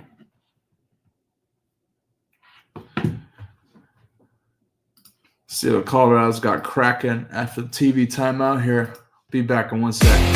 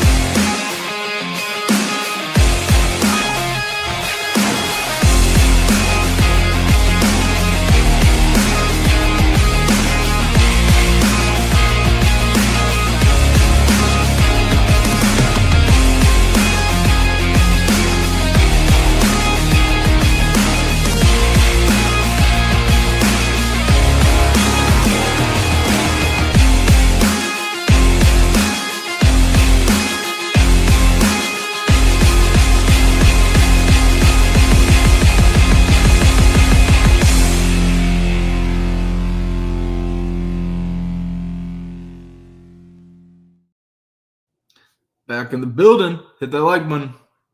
See what Colorado's got cracking defensively. Jacob, am I going live tomorrow? I may go live for Texas, Ohio State. Let me know in the chat. Should I go live tomorrow for Texas, Ohio State? You guys tune in? You guys cracking? I'll come in, kick it, talk a little betting here, maybe crack a little tequila or whatnot. But, yeah, come in, tune in tomorrow, 12 p.m. Eastern here. We may be going live here for a little bit. Texas, Ohio State game. Let me know in the chat whether you guys will tune in or not, because I'll definitely do something here tomorrow. Ever thought getting into commentary? Yeah, my man, I'd love to do something like that, bro. I'm a youngin' in the game. You got to remember, I'm only 22, so that's definitely something I'd love to work up to and get myself into, because it's definitely something I think I could get into and do for sure.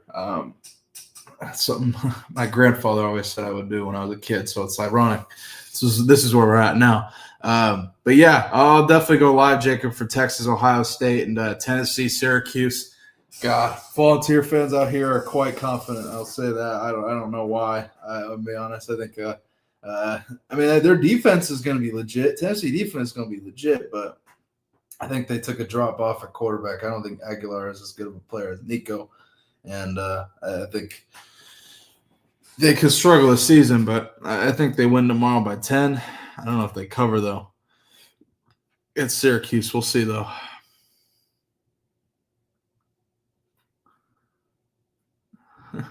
God damn. Just read some of the crazy shit on Twitter. Prime sections be crazy as hell on Twitter, man. Let's see it. 2nd and 9 here. Haynes King drops back. Throws over the middle here. He's got a receiver. Is actually tackled here. French got him, and then he gets some help after the fact. But 3rd down here for Georgia Tech here will be about 3rd and 7 here.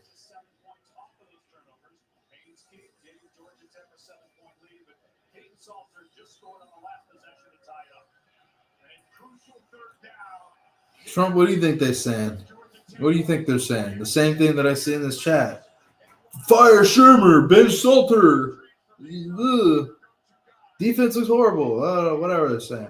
3rd and 8 for Haynes King and Georgia Tech here. He's got Jamal Haynes. Oh, that's you gotta call that. That's on the center. Did he drop the fucking football? Hold on. Hold on. I want to see that.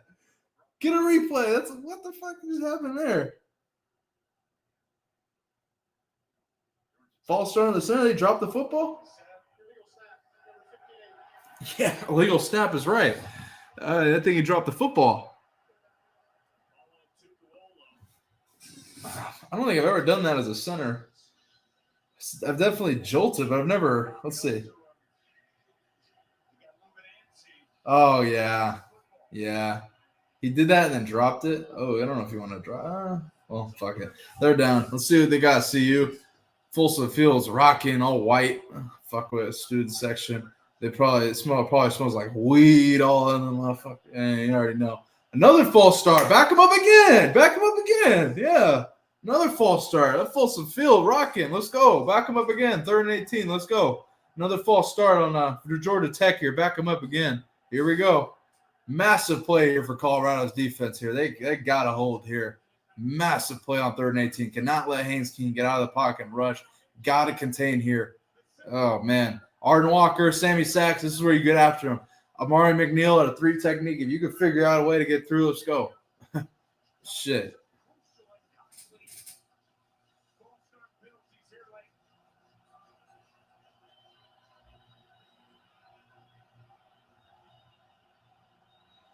Third and 18 for Haynes King. Drops back, high snap, but he still gets it. Throws over the right. God, he had the tight end on a corner, but he overthrew him. Incomplete. 4th and 18. Punt incoming.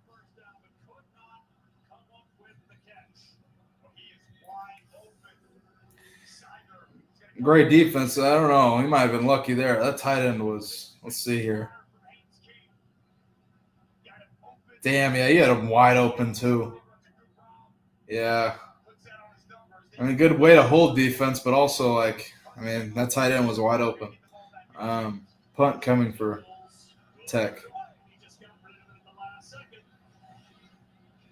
Fair caught by DeKalen Taylor, Colorado 11. All right, Salter time. Here we go. Close this game out. Let's go. Close this game out. Let's see if Colorado can get out of here with a victory.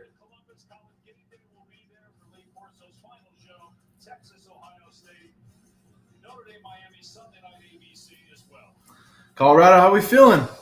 All that Salter talk. I think Salter going to go and lead them down there. Let's see it. Come out and run the football. Maybe quarterback read here. Get Salter out in the open field. I don't know. Let's do it. Salter, let's go and lead them down for victory here. This is your time, bro. This is why you're here. Let's go.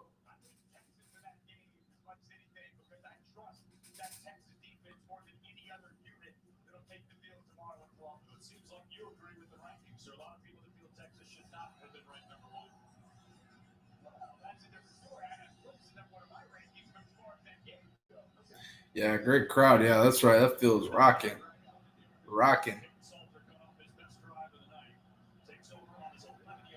Here we go. 1st and 10 for Colorado. Salter drops back and throws to Welch out of the backfield here. Michael Welch gets actually 8 yards there on a nice little catch out of the backfield for Welch there. I actually like that. I don't think Tex kind of saw that with Welch at least. Yeah, a lot of passes out of the backfield here. I actually kind of like that for CU. Kind of a change up, but now it's time for them to lean into the run game on 2nd and 2 here. Let's see what they do.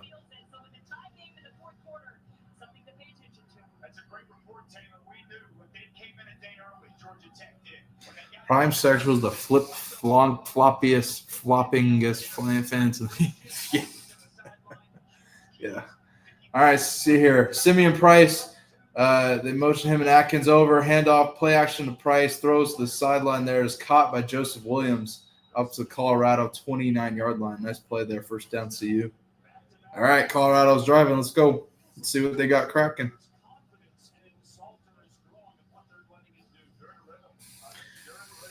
Andrew Staley, that's right. It's 12th man up at CU. That's right. They definitely showed up, man. Probably the joints and everything, man. It's gonna be they're packing, they're rocking, man. Appreciate you tuning in. Yeah, I don't mind the prime sexuals. It's just, you know how the prime sexuals are. Play action for Salter here. Rolls around, throws across his body here to Joseph Williams, incomplete. A little bit of a questionable throw there. 2nd and 10.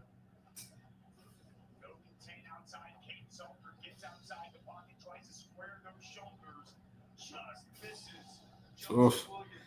It's a little bit of a risky throw there, Salter. I'm not going to lie. A little bit of a tricky, little risky throw there, Salter.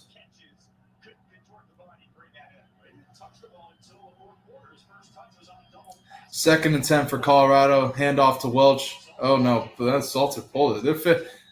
Why? Okay. I get he's reading the end probably, but fuck. Dude, I felt like Welch had 12 yards there. Maybe I'm tripping, but I don't know, man. Whatever. 3rd and 6 for CU.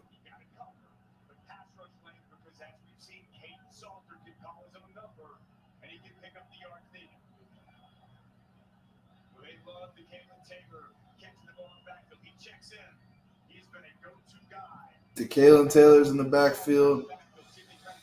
Motion him over with Zach Atkins. You got Draylon Miller in the slot. Marion at the top. Joseph Williams at the bottom. Salters snaps. Salters got some time. Fakes throws. Throws over. Up the sideline. Overthrown to DeKalen Taylor. 4th and 6.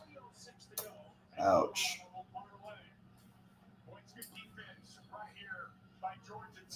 Yeah, Jordan Seaton looks great. I mean, I have no doubt about his play. And Xavier Hill looks pretty damn good too. I mean, they pick up the twist there pretty well on that 3rd down.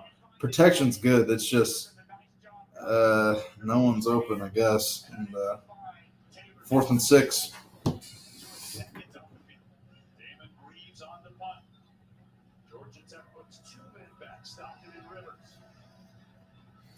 It is a 7-point game in the Auburn-Baylor game.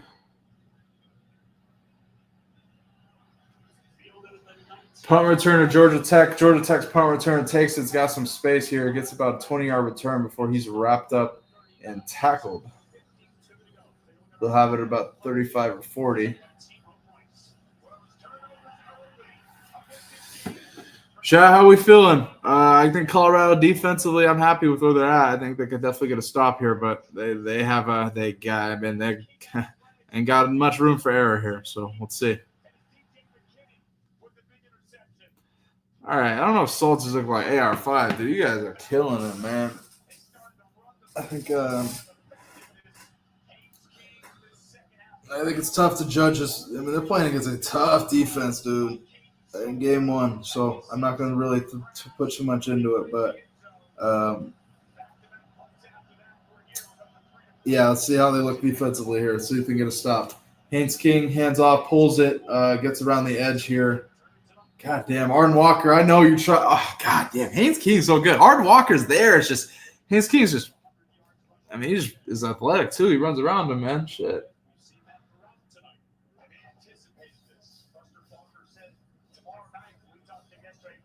Yeah, clock is ticking, folks. Down to 2:35 here.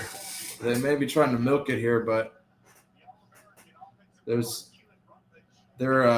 guard is down. All-American guard. I heard him say. How many times do you think JB has said this game is shitty? I think that he thinks every game is shitty in college, probably. He's not like me, where it's like I'm a junkie to watch every game. I don't care if it's East Carolina or whoever. But that's JB for you.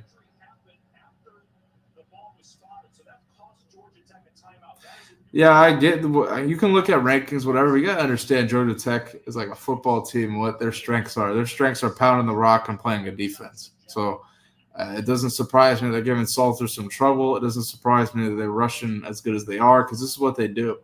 But at the same time, it's just it's a checkers match here. Let's see. Do I think JB's watching this game? Yeah, probably. I think he's probably got it on with the other game, with the Auburn-Baylor game, which is coming down to the wire here too. It's unfortunate because we had a game last week in Dublin, and it appeared that a player was really hurt, and the flag got thrown. And clearly here, Caleb Rutledge is dealing with some serious something. Don't want to speculate. Looks like Grant, we don't know. And he could not get off the field, but it's going to cost his team potentially a crucial time. Damn. Georgia's Tech's offensive lineman being down cost them a timeout. So they got one left.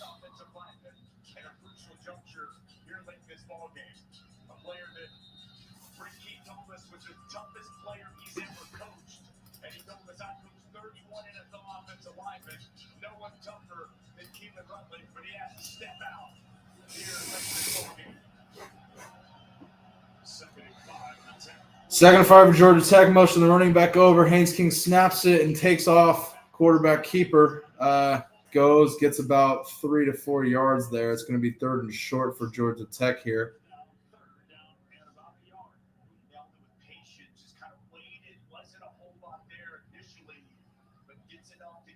Clock is ticking here. They're going to take it down to the 2-minute warning here, folks. Man. This is coming down to the wire here. Let's see if Colorado's defense can hold here and what happens if it goes to overtime. If you're watching, go ahead and pound that like button. I appreciate all the support in the chat, all those who are supporting the channel. Thank you so much, and I can't thank you enough for your support. Pound that like button, subscribe, become a member, and it's down to the wire here. 2-minute warning, tie game.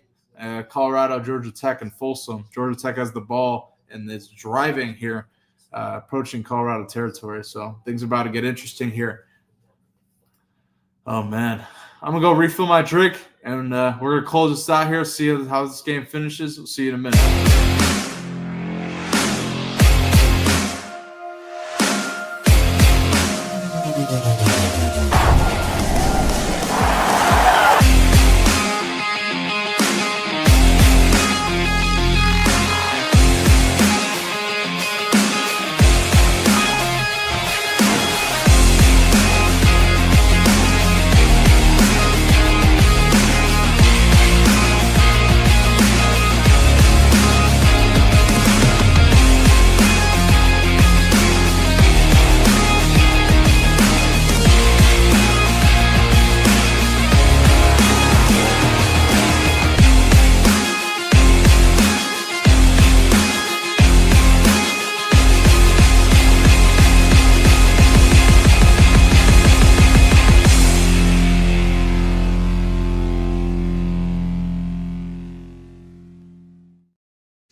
Back in the building here, I wanted to show a tweet from Matt McChesney here as we close out here, Colorado versus Georgia Tech.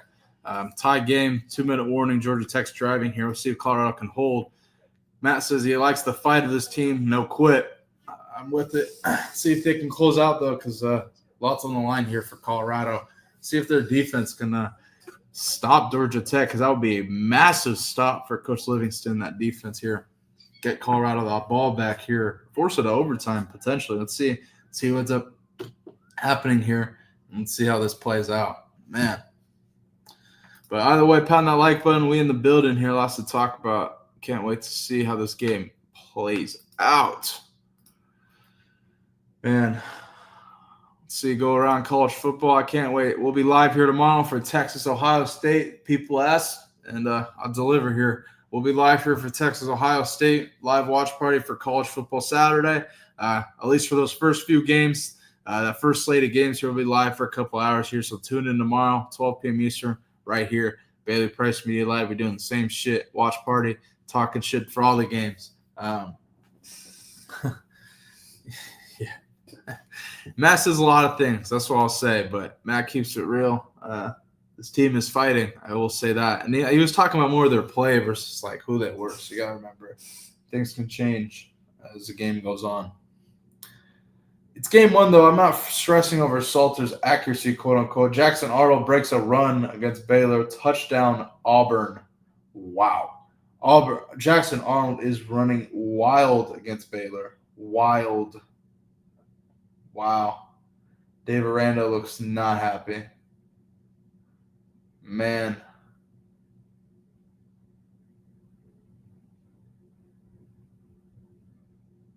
Quarterback power for Jackson Arnold, and he just runs past the whole Baylor deep. Runs right past the backer, man. Touchdown, Auburn. All right, here we go. Haynes King on the quarterback keeper on 3rd and short. Gets into Colorado territory there, and, man, now the clock is going to really start ticking here. We're going to see how Colorado manages the clock here. But let's see here. Yeah, we're on a little quarterback keeper here. Pull the tight end, pull the guard. Yeah, it's a good play, Tech. Let's see.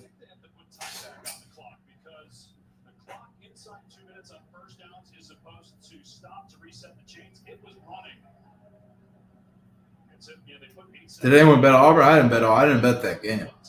I stayed away from it. I picked Baylor, but I don't know if they're going to win. Let's see how it's cracking here for Colorado. Hands off to Jamal Hayes. Gets about 5 on the carry. Up to the Colorado 45. Tackled by Arden Walker Jr.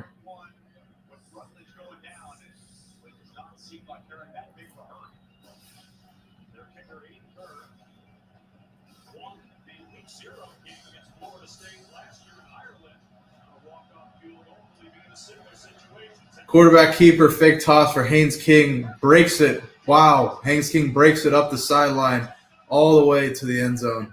Touchdown, Georgia Tech. Unbelievable. Well, I'd like to see an end zone copy of this because, goddamn, they blocked the hell out of that. Jesus Christ. Hell of a play by Georgia Tech there and Haynes King. Not much I could really say there. Completely gashed Colorado there. Completely gashed them. 19 carries, $150 for Haynes King. My goodness. Caden Salter, let's go. Salter, let's go. How do you respond? Let's go. I mean, shit. Colorado's got to get on the board here. They got minute 7 left, 2 timeouts. They got all the pieces here. You got all the kind of fucking weapons you got out there. Sincere Brown, Hakeem Williams, Joseph Williams, Draylon Miller. Get them the fucking ball. Let's go. Get Jacaleb Taylor the ball out of the backfield. Let's see how Colorado can respond here in the final drive because, God damn. Again, they pull the fucking guard and the tight end again. The same play we just saw 2 fucking plays ago. The same damn thing, except he faked the toss. Haynes King kicks it and breaks it. Well blocked by Georgia Tech. Good play. Wow. All right, let's see how they respond.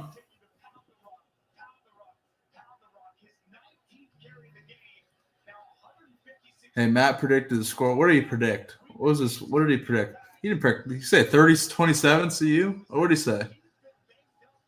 I don't remember what Matt's prediction was, Coach K. Haynes King, 13 for 20, $143 and a touchdown, 19 carries, $156 and 3 touchdowns, dude. Oh, I think he might have more rushing than Colorado's whole team. I'm not going to lie. Yeah, he does. He has more rushing yards than Colorado's whole offense. And I'm not really faulting it because that's Tech and that's their shit, but my goodness here. Ay. All right, let's go, Salter. Here we go.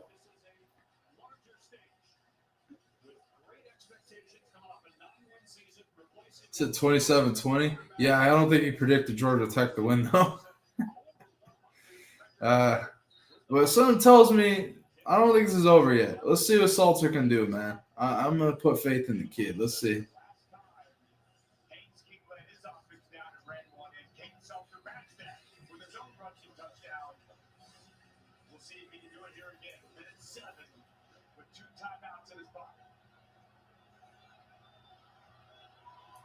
First and 10 for Colorado. Michael Walsh motions out of the backfield. Salter throws to Welch out in the flat. He is tackled for a loss.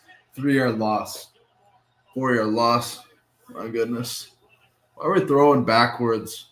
Now the clock's running. And God damn. All right. See, that's an interesting play call. It really puts them in a tough spot here. They're back on the ball. Clock's running 45. Salter snaps it, gets it off, throws. Caught by Hakeem Williams. Gets about 8 yards here. Clock is still running here. No timeouts been called yet. Clock goes down to 35 seconds, 34. So they're killing way too much goddamn time here without a fucking timeout. 30-29. Salter snaps it. Salter runs. Tries to get around somebody to get to the sideline. He does. He gets up to the Colorado 39 and gets to the sideline here. 18 seconds left, dude. Oh, my God. No timeouts called either, Dion? Ooh. I don't know about that, man. That's a little – God damn.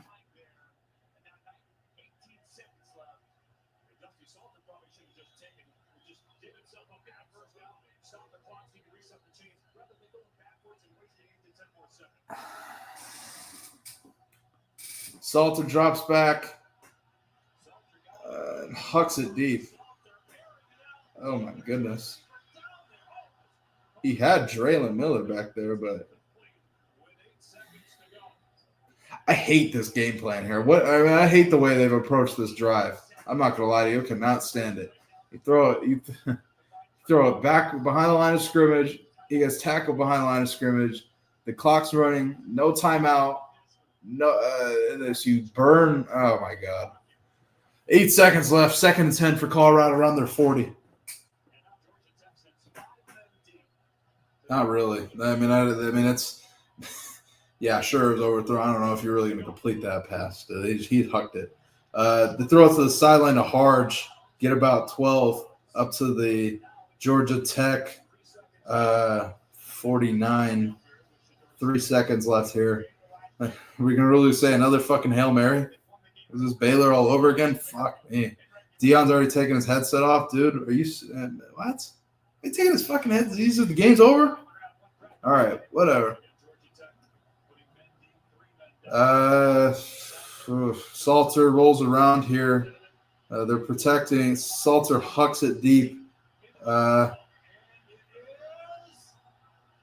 Incomplete, and that is the ball game. And Georgia Tech is victorious. Oh man, let's talk about that.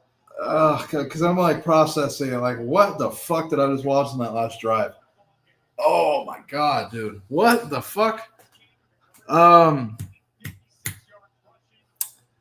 Not how I would have wanted Colorado to handle that last drive. I think they were sloppy with clock management. I think they were extremely sloppy with clock management. The swing screen to the running back out of the backfield to Welch. He gets tackled in the backfield. The clock is running. No timeouts. The same play with Salter. You go no timeout after the pass to Hakeem Williams. The clock keeps running. Salter gets out of bounds at 18 seconds at the 39, and then they run. Oh, fuck me, dude. It's a little bit frustrating to watch. That's the way they handled that end of game shit. Is a little bit like, wow. I can't wait to talk to Matt McChesney about that on Monday. Wow. That was sloppy to the way that closed out. Colorado absolutely could have won that game. Absolutely could have won that game. They that's not on Salter. That's you're gonna blame that last drive on Salter, boy. Oh fuck.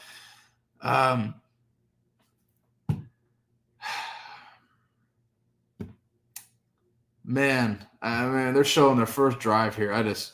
I really thought we saw what they did well in that first drive. I don't know if they really leaned into it in the first half. You saw them kind of lean into it in the second half still at times. On third and shorts, you see them not electing to run the football when you have the offensive line like that. You got Marshall Falk is your run game coordinator, who I would hope is screaming on third down to run the fucking football. Maybe not. I don't know. I would think Coach Stroud, who played tackle there, and is an offensive lineman and coach. Fuck, dude. I just would have liked to see them lean into a run game even more. Looking at their final stats out of this game and rushing, 146 yards rushing here. Michael Welch, 11 carries, 64 yards. I would have liked to see him getting the ball a little bit more. Again, Caden Salter leads the team in carries in that game. I like him as a runner, but I also think that they need to give the running back the ball more. Fuck. Only 11 carries. So 5 carries for Simeon Price, 11 for Welch, and 1 for Taylor. So 17 carries to your backs. That's it. Matt and I talked about Welch getting 25 alone, which is crazy. And kind of crazy, but still, it's what should. Oh, man. Salter finishes 17 for 28, $159 and a touchdown. 13 carries, 43 yards and a touchdown. It's about what I expected from Salter. I'm not really going to fault Salter too much. I actually thought he managed the game well, and I'm not going to really go at him too much. I just think that it would have taken a lot of pressure off him. We could have seen him open up in the pass game, I think, a little bit more, running the fucking football. Still, though, takeaways. Only 17 carries to your running backs.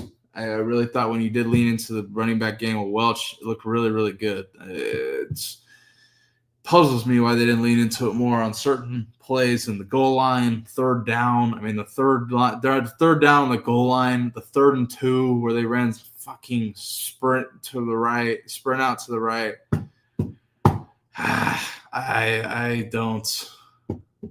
a little questionable in the play calling, but I want to discuss it with Matt McChesney here. I'm just getting my initial reactions right after the game after watching it here. So once I have some time to process it and really dive into it here, we can give you a better assessment. But I want to hear from you guys in the chat. How you guys feeling here? I'm going to get some fan reactions here. It's okay. Like, it's the end of the world. I'm just puzzled. The running game looks so good when they leaned into it. They only give the running back 17 carries. I'm like, oh man, why don't you lean into something that you know is working a little bit? That's all I'm saying. And you gotta understand me as an offensive lineman. I'm like, man, run the fucking football. I'm seeing in the chat here, 3 turnovers, 7 points. Yeah, they definitely got to capitalize more on the turnovers, especially. We reacted to it live here and talked about it. The end of the game, play calling. Yeah, I just went off about that. Certainly frustrating to watch the way they handled the end of the game situation there. I thought it was sloppy clock management, to say the least. I thought the pass out wide, they were probably trying to get to the sideline there, and I don't know. I don't know if that was the right call there. I think with him getting tackled in the backfield, you either call timeout there and stop the clock, or you call timeout after Hakeem gets that 10-yard pass. Either way, burning 30 seconds. You just can't have that. It's just a little frustrating there. Going across college football here, it's been a good Friday game of games here. Auburn, Baylor. Baylor's driving in Auburn territory at the end of the game here. There's about 1:52 left. They got 3rd and 13 at the Auburn 23 here. See if they can claw back in that game here. Going other games here. Central Michigan is up 13-0 against San Jose State, who I believe was favorites. They were at home, and they're favorites, I believe, and they're getting blown out at home against Central Michigan. UNLV is up 24-7 against Sam Houston State. Early in the third quarter, and what I expect to continue to be a higher scoring game. I expect Sam Houston to probably get on the board. That game would not shock me if it gets to certainly higher scoring later in the night. But going back to Colorado, yes, John Esquire, Tarleton, unbelievable. If Tarleton beats Army, that's a great win for that program. Shout out to Tarleton State FCS program getting it done in double overtime. Salter misses the easy stuff. No, not really. I think Salter certainly overthrew some. It's game 1. I'm not going to sit here and judge the kid too hard. I think he did some things good. Certainly missed some passes that I think he'll get down as the season goes on. Excited to see how Colorado responds against Delaware. I think they're going to go put up a bunch of points and redeem themselves for the way this game closed out. I think Colorado's going to really evaluate the clock management situation, because the end of the game and the way that went down, I don't know if you can have that. That was really alarming. I can't wait to talk to Matt McChesney about it. Let's see if Matt posted on Twitter here. Matt says, D got butchered. So I thought the defense, for what it's worth, held Georgia Tech, but at the same time, giving up 320 in the ground, can't have that. 3 to where Georgia Tech screw-ups. When they calm down, they beat CU's ass. Got to get better.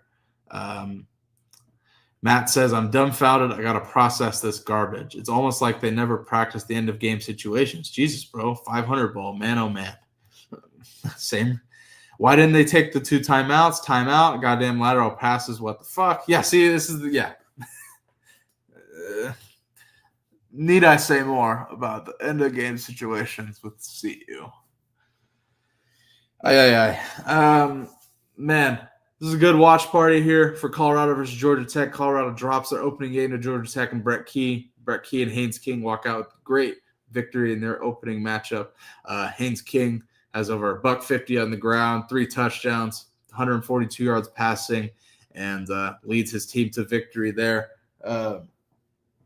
It's not a Big 12 game. That's true. Certainly is a game you don't want to drop, though. Not in that fashion, especially the end of. Colorado could have won that game at the end of the game. They really could have. That's that. I'm trying to see Auburn, Baylor here. It's going down the wire here. Baylor's trying to get on the board. Not much to be said here, man. We're going to see. We'll preview Colorado versus Delaware, kind of give our takeaways from Colorado versus Georgia Tech, and really dive into it on Monday with Matt McChesney. But we're going to be live here tomorrow at 12 p.m. Eastern for Texas versus Ohio State. We're going to be live a little bit early to talk betting and whatnot, so pop in here around 11:30 a.m. Eastern time tomorrow here. I'll come in, talk some shit, play some bets here, and we'll have a great Saturday. But unfortunately, or fortunately for some, Baylor Auburn's winding down. Hugh Freeze and Auburn are going to get their first victory in Waco against Dave Aranda and the Baylor Bears.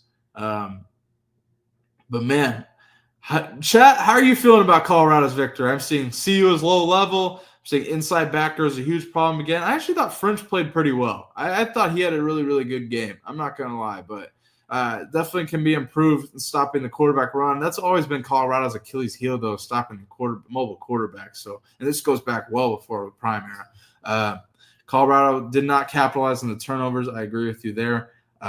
Colorado will be passing out those timeouts like he's Oprah, because I don't know why he's saving them. Our coach will be passing out this. Yeah, good one. I just, got to call timeout there.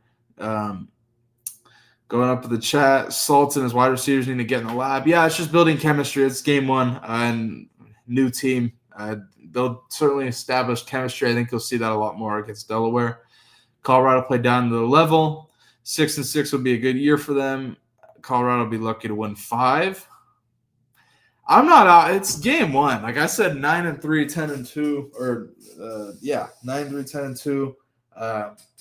That's the ceiling. So this Kansas State, I think it's going to be a tough game for them still.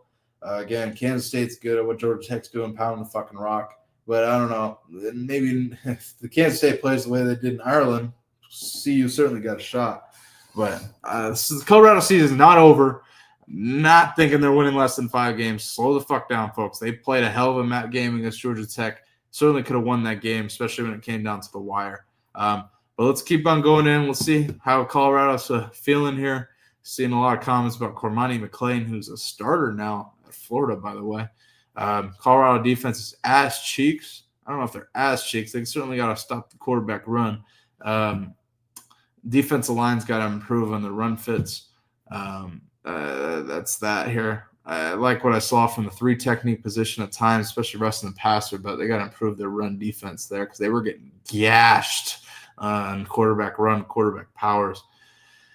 They will be good. Stop all them damn screen passes and Salty needs to lock in. Yeah. I'm not a CU fan. It's hilarious when they lose.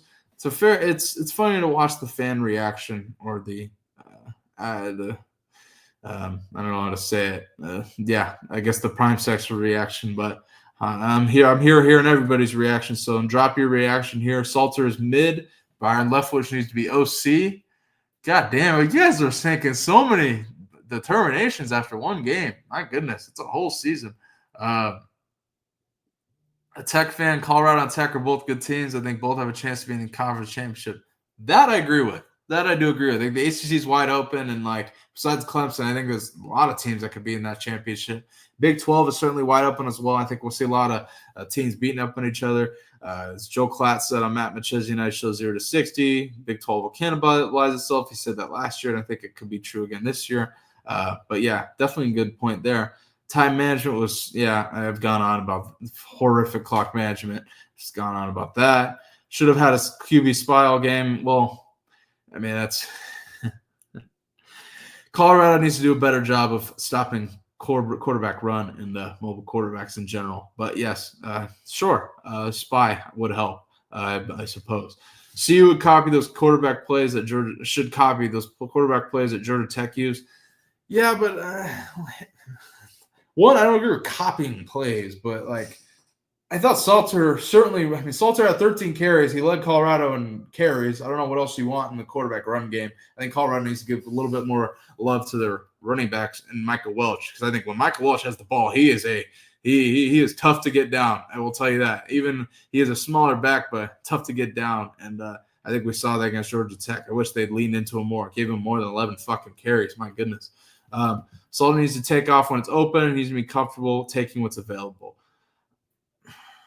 Sure, but I don't know if I agree with all that. Salter needs to learn how to make a wide open pass. You guys comments will kill me sometimes. Fuck. Salter needs to get more consistent, is what I will say to that. I think he certainly had the nerves in this first game. I think he certainly had the nerves playing in a bigger field like Folsom. I don't think he's used to that environment, even playing at home, but he'll get used to that quick. But I think first game got the jitters out, and we'll see how he looks against Delaware. 100% outcoached tonight from start to finish. TJ, I think in the end, I think there was some questionable game management by Coach Prime in particular. I mean, because I don't understand how you don't call timeout there. I don't understand how. There's certain things I am wrapping my head around a little bit because I don't. It's burning 30 seconds or 40 seconds like that, and it's tough to go down and have a game-winning drive like that. It certainly demoralizes the team when you burn clock like that, and you're just like, "Fuck, we got to huck it deep." And then you saw Salter throwing Hail Mary balls. CU needs Georgia Tech's OC. Just go forward. Those were 8. Were those okay? People going back and forth. Salter and Shermer got to go. All right. Prime section is going to be very interesting on X tonight. Yep, and they're interesting in this chat as I'm seeing in some of these responses. Salter's lobbing the ball on dump passes is terrible. I don't even know what the fuck to say. The beginning of the game, poor offensive play calling. The Salter is not good passing the ball. I wish Colorado leaned into the run game past their first drive. They didn't seem to really go back to it in extensive fashion until the second half. So I think when we saw them come out in the second half and lean into the run game. They're like, oh, shit, we really need to do this. I don't know why they don't just do that, seeing how good their offense line is and how good Michael Welch looks, because I thought he looked really, really good. Only getting 11 fucking carries. Like that blows my mind that he only got 11 fucking carries. Michael Welch is I want to see how many yards a carry. He averaged 5.8 yards a carry. Why don't you lean into that kid, man? More. I think he's a great fucking back. I'm not even saying that just because he's a good back. I think Colorado's got the personnel on the offensive line. They were certainly creating the holes for Welch. I just think 17 carries to your back, and that's certainly not enough. Salter's got to get rid of the nervousness when passing. Yeah, I think she's got the day one jitters. He's on a new team in a new environment, so he's got that. How do we not throw Marion Miller the ball? This is not going to be a pass. That was not going to be a pass-heavy game, so I wasn't really looking for that. But he got some burn. But I don't. That's not their issue at all. Going down the list here, this loss is on the loss is not on. The loss is on the team, bro. I'm not going to sit here and pin losses on people. That's fucking stupid. This loss. How do we not throw Marion the ball? Give Salter a fair grade. Let's see.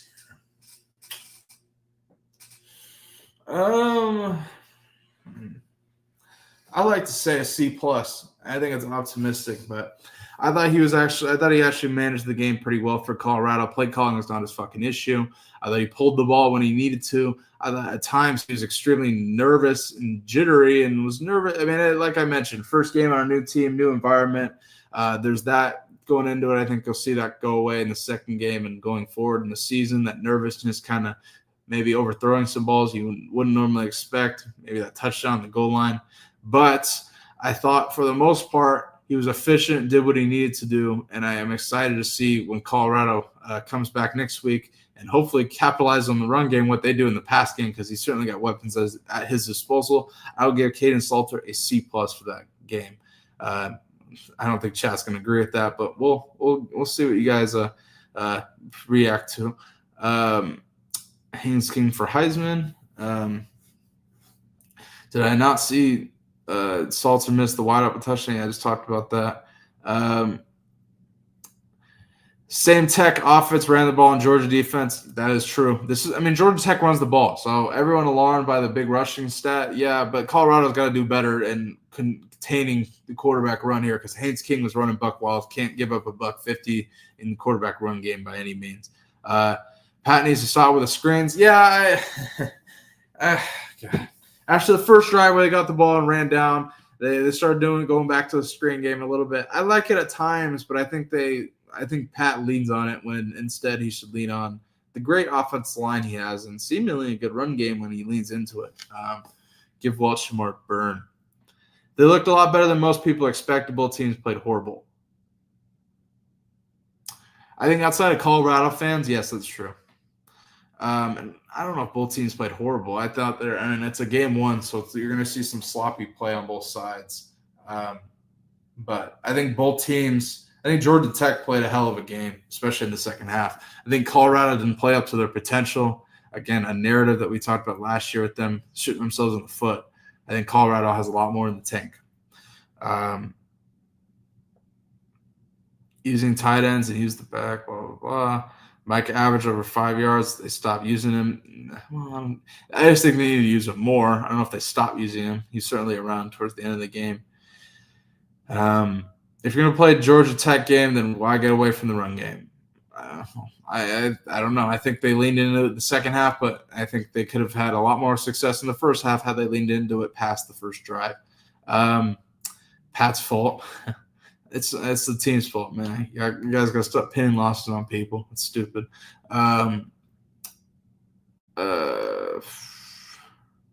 Any running back looking at CU needs to look far away. Yeah, I mean, it's an offensive lineman. You got to consider, like, offensive linemen want to run the fucking football. When you're playing offensive line, trying to get to the next level, teams look at that. There's a reason why so many SEC and Big Ten linemen are drafted, just off of sheer numbers. If they run the football more, they're more all around. They face better talent on top of it. That is certainly a factor. Colorado needs to lean into the run game. That's what I will say. Watching the game was frustrating because they should have won this game just off 3 turnover first quarter. Yeah, they did. They certainly, I mean, they capitalized on the first turnover, and then they didn't capitalize on the second one. And yeah, that was certainly frustrating. Consultor couldn't throw the ball out of sync. Okay. You guys are unbelievable. People blaming Salter on the football. That's a kind of a fair statement. I just don't think blaming anybody is the right way to go about it.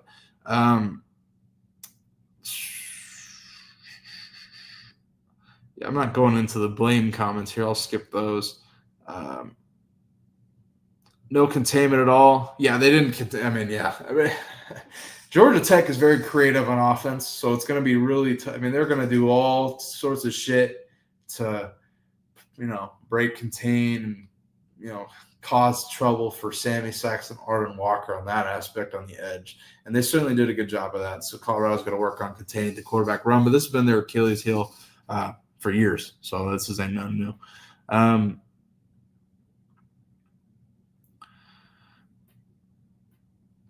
Matt better not criticize the game at all, or people will say he's jealous of not getting the job. Yeah. Anytime Matt says anything, people, good or bad, they're like, Matt's jealous. You're jealous you didn't get the CU job. Yeah. I laugh at shit like that. I see the CU vlogs are too busy playing grab ass than being serious. I'm not gonna really go watch. I wish other teams vlogged all the behind the scenes shit that Colorado does, and I think you would be surprised as to what reality is like for in college football. Because I think you'd be shocked. I think it's a lot less like. I mean, it is serious in the regiment, but it's also players have fun with each other. It's not necessarily grab ass. I don't really. There's no correlation there. I don't know where you're going with that, but Hakeem Williams did look good. I will say that. Muscle hustle. Media Corey, shout out to you for tuning in. I appreciate the support, my man. I appreciate you tuning in, brother. Shout out to you. Tune in tomorrow. I'll be doing a live watch party tomorrow. Texas, Ohio State, 12 p.m. Eastern here. We'll be live. Getting cracking, talking bets here. I'll be placing bets live. I'll be live 30 minutes before. We'll watch Lee Corso here, do all the good deeds tomorrow. It'll be a great Saturday. Tune in tomorrow. Let's keep going down. Colorado must score on those turnovers. Yeah, I agree. Yeah, I agree. The comments, the overreaction is going to be crazy. It already is in the comment section. I don't even entertain it anymore. But the overreaction from CU fans, the season's not fucking over. I mean, goddamn, Georgia Tech's probably your top 3 toughest opponent this season. So it was certainly a possibility you were going to drop the game. I mean, it's a battle. We knew there's going to be a fucking massive game. The season's not over by any means. Got a lot of season ahead, and season's not over. So I'm not going to play the overreaction bullshit that everyone else is going to be playing. But yeah, that's what do I think of Draylen Miller. We didn't see a lot of Draylen Miller. I mean, I thought he played all right. He didn't get the ball too much. I thought that I'll say this: I thought Colorado would have ran the ball more, and I thought he would have gotten a carry or 2. But I also think that him in the receiving game, Colorado's got so many cats that it's just there's going to be a lot of action going around. So I mean, I like what I saw, but I mean, he didn't get that much burn, so that's that.